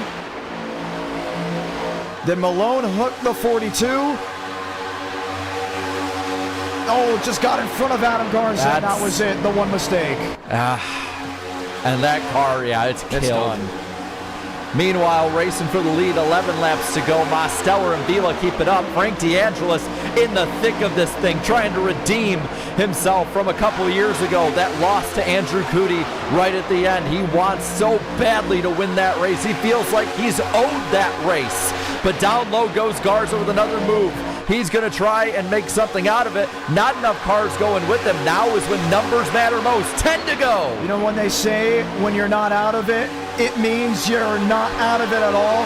Abraham Vila was behind the 8 ball. What felt like miles behind it into the LCQ. Caught the win of that race. Now he's second with 9.5 laps to go of this e-ticket. His motto this entire time has been, I didn't hear no bell. And there is no bell just yet. 10 to go. Garza makes the move. Vila goes low. Mosteller blocks. Now Garza goes to the high side. Frank DeAngelis doesn't go with him. Burns goes with the 69 car. And Garza gets shuffled out with Horley. New Bigging picks him up. New Bigging hasn't won an e-ticket last year. Played the strategy of running the back all day. Didn't even get the opportunity to break the top 10. Now he's here in 8th. Malone, underdog driver, trying what he can to finally grab an e-ticket title. What about Chase Crawl? He's going to need a caution. And Kenny Real sitting there in 12. Yeah, top 12, that's really all that's left unless there's some kind of miracle or yellow. Up top goes Vila. Now they have the numbers on the high side. DeAngelis goes with Mosteller. Not going to matter. Abraham Vila leading with 9 to go. Spencer Burns, Adam Garza with him. Spencer Burns. Remember that name. Won his first ever Enter Night in America race back in 2022. Just kind of happened out of nowhere. Then for the next 6 or 7 months, didn't win at all. And in half a lap with 8 laps left, Mosteller goes from the lead to barely inside the top 10 with Frank DeAngelis. Malone now in the 3 tries to lead the bottom line. High side still has plenty of numbers. Horley, he's got to go with them down to the bottom. He's battling for 3rd. Vila, Burns lead the pack. Do they choose to block low? They don't have to. That bottom line's falling apart. They're 3 wide in the pack. There goes Garza going for the lead. Vila leads into 3. It's feeding time at the zoo, and what you got is what you got. Who can that game before the closing bell? Chevy, Toyota. Burns on the outside. Garza on the bottom. 7 laps to go in the Florida 500. Now Garza leads the bottom line. He's been one of the best all night. Nobody really has teammates up there anymore. It's every man for himself. Garza leads, 3 behind him, Malone. Spencer Burns makes the move. He said he's the best super speedway driver. He takes the lead with 7 laps left. Not too many cars left running. 40 started this race. Long green flag runs. Drivers making mistakes, losing the draft, hoping for a yellow. It's down to 12. Garza swipes the bow on Malone and takes the lead to turn 3. Does Malone clear? He's got Horley with him. Now the bottom line getting it all together. He blocks up top over Burns. Malone in the 3, going for the lead. 7 to go. Now 6 to go. Adam Garza's been oh so close before. Same with Burns, same with Vila. Horley trying to do what no one has done before. Win one in 2021. Win one in 2025. Oh, Burns turned by Malone. He saved it. They saved it again. And we'll stay green. Adam Garza gets away, not for long. Here comes Abraham Vila. Schultz just to the back end of the 8 machine. Nobody makes the move just yet, but they're lined up all behind him. Frank Horley, he is basically in no man's land again. Nobody can go with him just yet. He needs someone to pick him up. It's going to be Vincent Gucci. Down low, Collymore leads the bottom. Burns looking low. He turns, New Bigging. They're off the track though. Burns back across the racing surface. No caution by the admin, 5 to go. Top 10 now is the pack. That's all that's left competing for this win. Garza, Vila, Walker leading it. Who makes the move? They're all lined up on the high side. Look at the battle scars on the Abraham Vila 1. What a race this has been. So many have come, so many have stayed, and it's down to the best 10 at Daytona. Garza, Vila, Walker, Gucci, Horley, Mosteller, DeAngelis, Real, Collymore, and Malone. That's what's left. These 10 are going to battle it out for the win. Frank DeAngelis makes the move low. The New Jersey driver trying to make something work on the bottom. It's the Knoxville native that tries to squeeze the middle. Switch back downstairs. Aiden Walker going for the lead. He's got it up top. It's going to be just Garza, Vila, Mosteller rejoining the battle. And now the high side gets the numbers again. 2 by 2. Kenny Real, the Hoosier native, to the outside with Kai Collymore. Inside, it's still Vincent Gucci, but that 1 and 8 have worked so well tonight. They have found themselves as makeshift teammates, but behind them, Daniel Mosteller lurks with Kenny Real pushing. Walker with a tandem with Gucci, going to make his way up to 4th, maybe 3rd. Bottom line, just doesn't have the push. But they're going to have to figure something out because just 3 laps remain from Daytona. 3 laps left. Time is ticking, and still in the back of your mind, you got to think, can they make it all the way?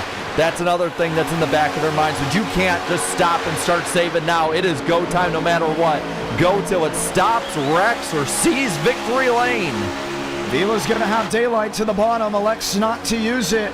He's got Mosteller with him. I think the idea is if he can keep this 87 in tow, at some point they're going to be forced to work with each other.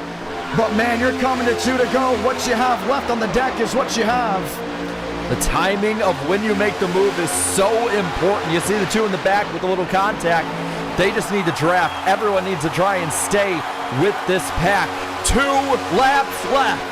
Adam Garza is running the race of his life right now. Has never been in a bigger situation in sim racing. 1 stop down below, that's Nathan Dew.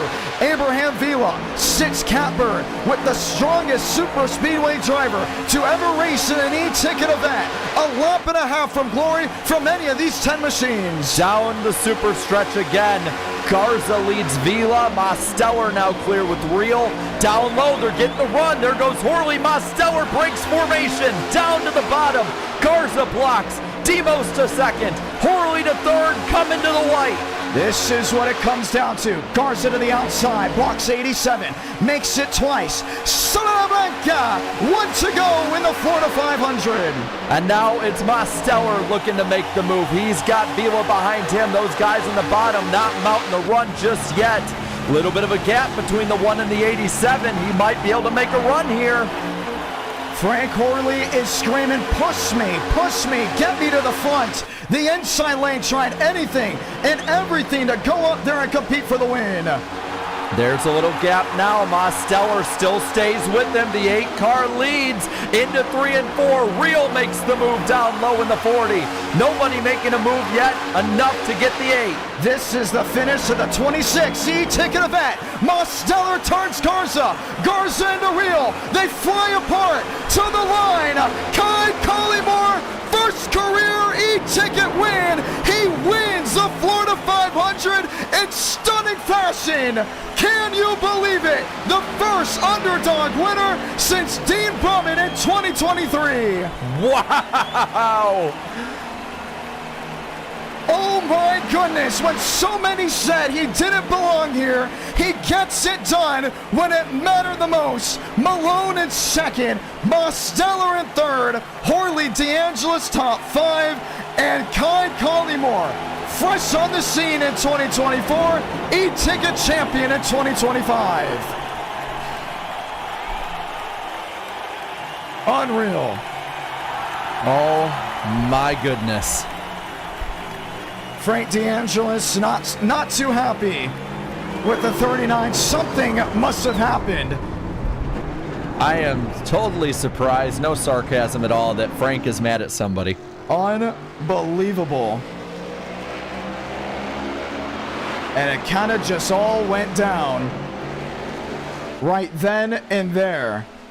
Unbelievable stuff. Unbelievable finish. Kai Collymore to victory lane. Wow.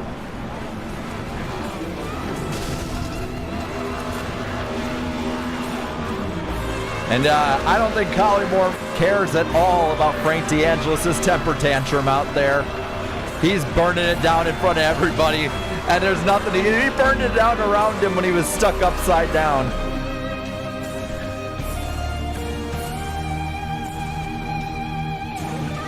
Unbelievable stuff. We'll watch back on the finish. And he still burns it down. No one stopped him then.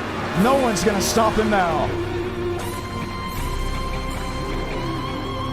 How did it all happen so quickly? I mean, can you believe it? I really can't. This is amazing. You said it. The first time since the 2023 NWP 400 that we got an underdog winner. Look where he was on the last lap. I think we're going to find out why he may have been upset. Mosteller P3, Malone P2.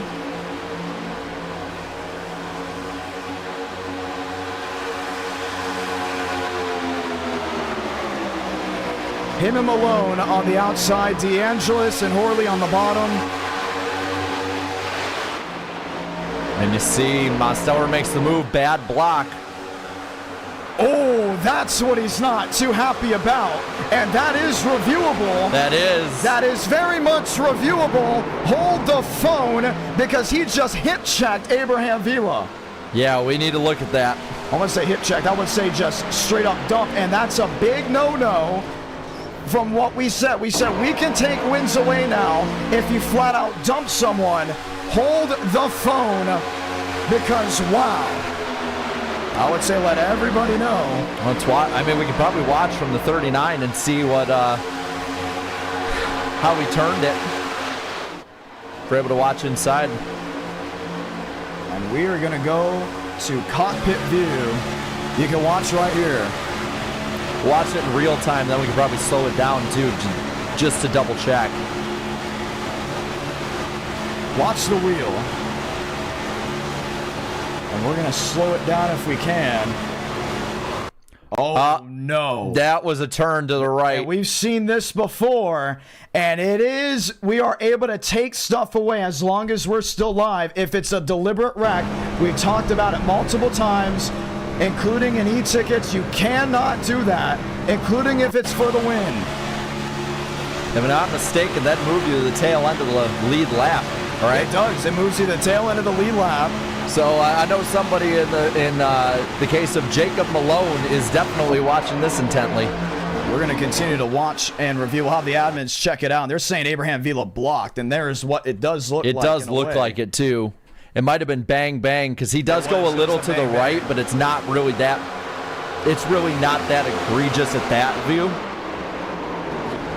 Looks like he turned himself. I think he did. So, review, disclose. And the reason why we do that, for the ones that don't know, we've had e-tickets before with controversy, and we said it, if we're going to make a decision, we're going to make it in front of everyone. We're not going to wait 24 hours to make a call. If it is off of sight alone, that's what we will see. I mean, so many of you have stuck with us till midnight on the East Coast. It's not fair to all of you that have waited and watched all of this race to have anything like that. Yeah, Vila turned himself, definitely.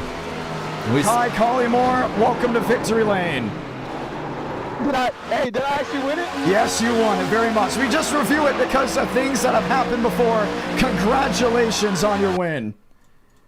Yeah, thank you very much. I mean, honestly, this is the most insane win ever.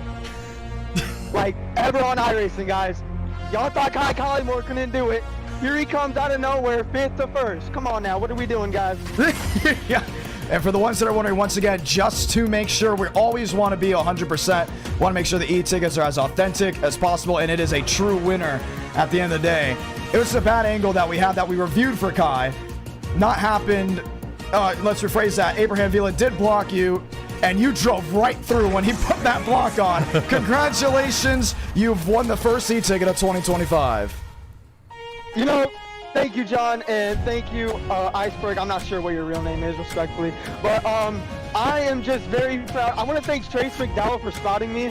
I want to thank everyone else for leaving me out to dry when I was pushing them to the lead. Like, guys, what are we doing? Kai Collymore is trying to help you out. Like, y'all could have won, but you let me win. Also, shout out Frank DeAngelis for killing me after trying to do my burnouts. Don't know what that's about. Yeah, that's not very sportsmanlike.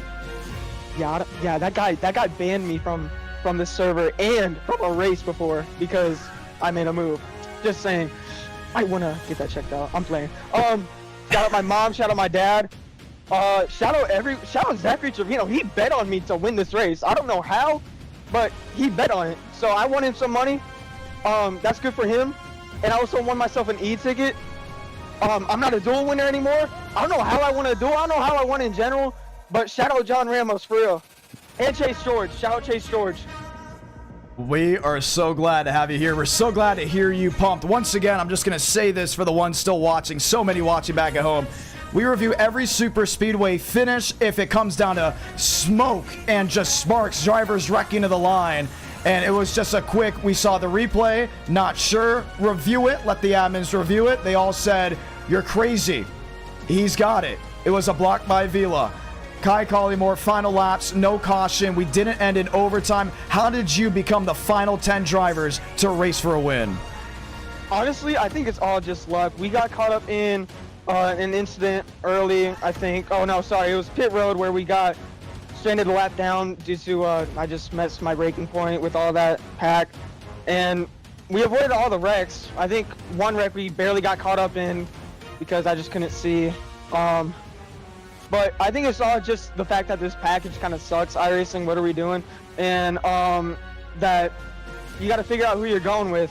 I mean, I just want to thank Jacob Malone too, because he was pushing me, and I don't think I would have had a shot. And also, you know, Trace McDowell, Michael McDowell's son, if you didn't know by the last name, he was spotting me through that whole thing. I mean, it was a great race. I honestly, coming into this as my first e-ticket, I was low-key this whole week, no homework. My homework was IDK Player live streams of the e-tickets, so I could see if there were going to be strategies or not. And there wasn't, and I was like, okay, I might have to take note of that. And then there was a green flag run, I was like, oh shoot, Trace, take the tires off, you know? And then I was just, yeah, I messed up, but then the cautions were coming out, and then we got lucky enough to avoid some of the wrecks and stay in the draft. Ooh, voice crack. And stay in the draft, but it was pretty good. All glory to God, too, and all glory to my mom who gave birth to me, and yeah, and my dog, by the way. We gotta love the dog.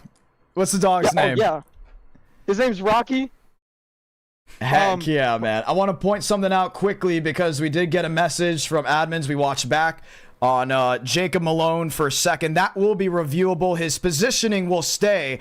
The purse money, because he did hook it dead left on Mosteller and Horley, could be cycled back to Mosteller and Horley, possibly getting something. So do keep all that in mind for the viewers watching back home. If you hear something about that on the social media sites of X or Instagram following the event, the unofficial results currently as the top 20 stand, but purse payouts may be shuffled after review the Jacob Malone move in the trial. Well, just once more, Kai, these viewers, I think we broke the record, if I'm not mistaken, of highest concurrent viewership. We were nearly up to 1,400 concurrent. What do you want to say to these viewers back at home that came out and spammed your name? So I mean, honestly, you guys all mean so much to me, but there's one guy, I don't even know if he's in the chat, but when I led my first ever NR Night lap at Michigan, Xfinity, he was saying, Collymore, go get some more and stuff. He was saying so much stuff. It made me so happy. And then Demos, the aura from him, I just sold. I couldn't do anything about it. But I want to shout out him. He was my first fan. And I also, did you say purse money? How much money is that? Hold up. You're getting 200. Oh my, yo. Hey guys, I'm gonna get like a Moza sequential now. Oh my gosh, guys. I'm not paying for college or a car. Screw that. iRacing's the only car I need. You know, you're becoming a fan favorite. Last time we had an underdog win like this, it was Dean Brummett. And he became a fan favorite. Kai Collymore, I think we're going to remember your name for quite some time in this community. You are unbelievably energetic. Your moxie's incredible. Man, we love you here, man. That is unbelievable how just excited you are in this whole finish. I mean, what else can you be excited about when you win NR Night, Florida 500, 2025, and you do it with so many people watching, record breaking or something, and in the 39 Outback machine, man, oh my God! You gotta win more of these things so we can talk to you more. This is great. Hey, one more person I gotta shout out, my man Jordan Booth, the third. He believed in me because I was funny too to him, and he signed me to his team. Shout out him. He made me the super speedway ringer I am today. Jacob Quill, screw you, bud. Yeah. I'm playing Jacob. I love you. No homo. Man, you're just full of energy. I love it. Hey, shout out Xander McKinney though. I forgot about him. My GOAT, behind Demos. Heck yeah. You should read this chat. I mean, this is a great live chat right now. I had it on my phone. Hold on, let me pull it up. This is your first career NR Night in America win to begin with as well, if I'm not mistaken. Hey, I just voted for an e-ticket rookie. Do I get any bonuses for that? I mean, I just voted it now, but like, I wasn't proud of myself. I think the bonus is going to victory lane. I mean, that's all I really need, low key. You know, that's all I need. That's enough to make a man happy, for real. Like, yeah. Last question before we get going. You, Frank DeAngelis, did you have him running at all during this race? Hell no. I don't know what his problem is. I guess he's just mad about all the past times where I've either beaten him out or he just banned me, like I said earlier. But I don't know what I did. I tried helping him. He was running me over when they were stacking up, when Demos and Muppet were changing lanes like they're Brad Keselowski and Chris Buescher, or I don't know who else, Joey Logano, Lane, I don't know who else is on that team. Shout out Demos though, my GOAT. Also, I don't know what Frank's problem is. Shout out Frank though. You know, hopefully he loves me after this. We're gonna send you to Mosh Pit to enjoy the rest of your night. We're gonna be in the Discord Mosh Pit a little bit later. Kai Collymore, I don't think you're going to sleep tonight. Congratulations on winning the 2025 Florida 500. I took work off tomorrow for this. Hey, there you go. Heck yeah. No, more money than work's ever paid me. Oh my God, I'm quitting my job. All right, see y'all. Congratulations. Oh my goodness, I don't think we'll ever have a better interview, Jarrett. Yeah, we said that on Tuesday night too, and we just keep getting proven wrong. That was awesome. If you want to know what e-tickets mean to so many, you got it right here. Let's get Jacob Malone. Malone, P2 in the race. I'm pretty sure you already heard, still being reviewed. How did you get up there at the end? The finish is confirmed. Payout still being reviewed. What happened coming to turn 4, the checkered flag? Well, I was just pushing Kai, hoping for the best. I couldn't really go anywhere. Gridlocked, and I just kept my foot in it. Just happened where it was, and we were 3 wide. I thought we could race each other at the line, so, I mean, I don't really know what's going on. Hope I can, you know, still get the payout, but it's cool if I don't. I had a lot of fun during the race. It was just a bad aero package, which kind of pissed me off here and there. Oh, I can't say that. Hey, it's all good. Everyone's having a great time. So upbeat. Everyone's enjoying themselves. Beautiful night of racing. A thriller. I've been using that word a lot just because it's been so energizing. But you got to where you needed to be in the closing laps. Drivers were falling off due to slides and saves. And here you were in the final moments. How were you able to control that heartbeat? Honestly, I just kind of, it was just a relaxing, it's nice. It was just fun. I treated it more like a little game than actually taking it that seriously, which was beneficial. I think that's what put me in that position to begin with. I'm happy for Kai though. It was pretty cool. A lot of haters, especially Frank, you know, don't like it. But it's cool to see an underdog go out and win one of these things.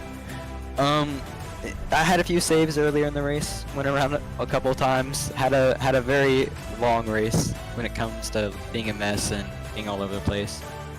Try to, you know, do my part and be safe around everyone.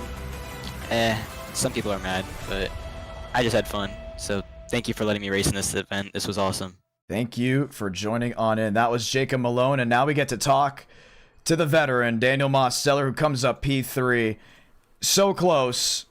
So close. Was just what felt like matter of moments away, but he's been on both sides of the opportunities before, either winning an e-ticket or maybe finishing second or third. Maybe a little bit bittersweet for how this ends. Mosteller, John Ramos, P3, highest running veteran, final laps. Talk to me about the entire race. Oh yeah, I'm glad I'm talking to you. Up and down, obviously, but as I always do, it feels like I found my way up into the top 2 on the last lap, and felt like I was in the golden situation with Garza. He 200 IQ. I was a little hot on my oil temp, and every time I tried to back up to try to get a little bit of temp to push him all the way to the front straightaway, he kept backing up, and I was blazing hot on the temps, and I really didn't have a choice in the turn 3. I was gonna blow up at some point. I was at like 289, and I made my move, and he tried to cover it, and I just wasn't clear, unfortunately. But last lap of the race, you got to go for the win, and I'll blame him at all. We talked, we're all chill. Yeah, came home P3, got a little bit of money. Obviously, it's not the win that I wanted, but I felt like I ran a really good race. Yeah. So many are looking forward to seeing what you can do at Le Mans. We have such an interesting e-ticket coming March 7th. Today wasn't 3, it was close. Same with Muvik. You're heading to an e-ticket where you're going to be dropping 218 miles per hour down the Mulsanne. Where when you thought super speedway racing was unpredictable, who knows what we're going to see a month from today. Do you think the odds are in your favor? Do you think that's possibly where it could happen? Or is it just going to be we have to see how it goes? Yeah, I think we're definitely going to have to see. Obviously, I love my road courses. It's my favorite form of racing on here. But historically, I'm not really good at international tracks, so I definitely think I might struggle there a little bit, but only time will tell. And we can't wait to find out what happens March 7th. The World Grand Prix is coming on up. Congratulations on another fantastic finish. The first time running an 87 in an e-ticket event, and you bring it on the podium. Thank you, man. 3 drivers. That was the podium drivers. Once again, we are reviewing the payouts. That was for Malone, either possibly going to Horley, who finished in 4th due to his abrupt move in the Trioval in a way that obviously was most likely unfair. Continuing to look over that. We will announce something later on in the Discord or maybe on social media. Jarrett, what a race. What a finish. You got so many that are happy, so many that are displeased, but that just sounds like an e-ticket because so many care about going to victory lane. Let's look at the running order. Kai Collymore, e-ticket champion, confirmed on this beautiful Friday evening, nearly Saturday morning. Hey, you mentioned it. That a Chevy had won every single one of these. And a Ford goes back-to-back in e-ticket wins. Michael Mitchum in the Great American 500. Ford is back. But look at that. No Toyotas till Spencer Burns in 10th. Malone 2nd. Mosteller 3rd. Horley, DeAngelis the top 5. Vincent Gucci, Abraham Vila, Adam Walker, Kenny Reel with Spencer Burns the top 10. Yeah, and then back through here, 11th Bomar and Crawl behind in 12th. Adam Garza, amazing race he ran, but just ultimately couldn't close it out. Same for Drew Jua in the 14th spot. Will Shack in 15th. New Bigging, Thornquist, Donskoy, Thurston, and Contreras, and all of these guys back through here had something happen or fell off the pack, or in the case of Contreras, internet ruined what could have been a really special night. Continuing to look through, Mitchell Armstrong, strong performance in his first e-ticket. Matthew Baker, Michael Gregory coming home with the top 25. Nathan Dew, 24th. Braden Muvik, 25th. And then they start falling off. Lane Sanders, Chad Hornish, Max Steinmeier, Alex Bell, Malik Ray. Most laps led. He will get the $50 bonus. He led 40 laps of this event, so doesn't walk away with nothing. Eric W. will be giving him $50, but still that 30th place finish. And then from here, just everyone here had trouble. That's the name of the day for them. 31st, Davis Lewis, Gavin Austin, Jackson Carr, Couts, Tursak, Schmidt, who had gotten in with the fan vote, lost an engine. The first one of the night we saw, Byram Michael Mitchum, Justin Champagne, and Joseph Armstrong, tough night finishing last. It's great to see some of these drivers, you know, in full support of Kai Collymore in the chat. We saw Justin Champagne absolutely delighted to see him go to victory lane. We'll bring it back to our studios here in Nashville, Tennessee to run down Jarrett. I think this was an absolutely amazing e-ticket event. I mean, it was just what you expected, what you would want to see when all things were kind of just said and done. But man, oh man, oh man. Wild. That was a ton of fun. I mean, it is a great way to kick off the year. I'm glad that we were able to make sure everything was clean and green and good with all of that. We had everything you would have wanted. If you were here for the wrecks, you got your wrecks. If you're here for the great racing, you got your great racing. You wanted long green flag runs, you had your long green flag runs. You know, the only thing you really didn't have was an overtime. But we had a great just ramping up to the finish. You didn't know who was going to win until the last possible moment. Really fun night. And I can't wait. I mean, a month from today, we're going to have the fastest speeds for a cup car and an e-ticket ever. Gonna be fun. 218 miles per hour. Le Mans is coming, and it is gonna be here in just around a month.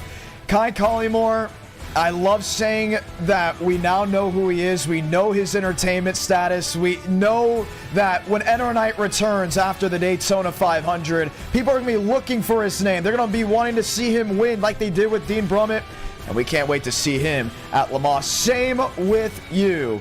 Jarrett, 26 e-tickets in, and they still find a way to amaze us and give us that action. I can't wait till 27. Same. Literally 4 weeks away. 4 weeks away. Well, ladies and gentlemen, I'm John Ramos. This is Jarrett Lundberg, and you've watched the 2025 Florida 500. We'll see you either in a future NR Night in America, live on the NASCAR Weekly Podcast Wednesday night, or in the next e-ticket event, most notably Le Mans coming up with the World Grand Prix March 7th. See you till then. Have a great rest of your evening, and we can't wait to take the green flag with you watching on by. So long. We clocked 218 miles an hour down the Mulsanne Straight. We're going to play it just... Old Enzo ain't never seen anything move that fast. Le Mans has never seen anything like this before. Welcome to the World Grand Prix.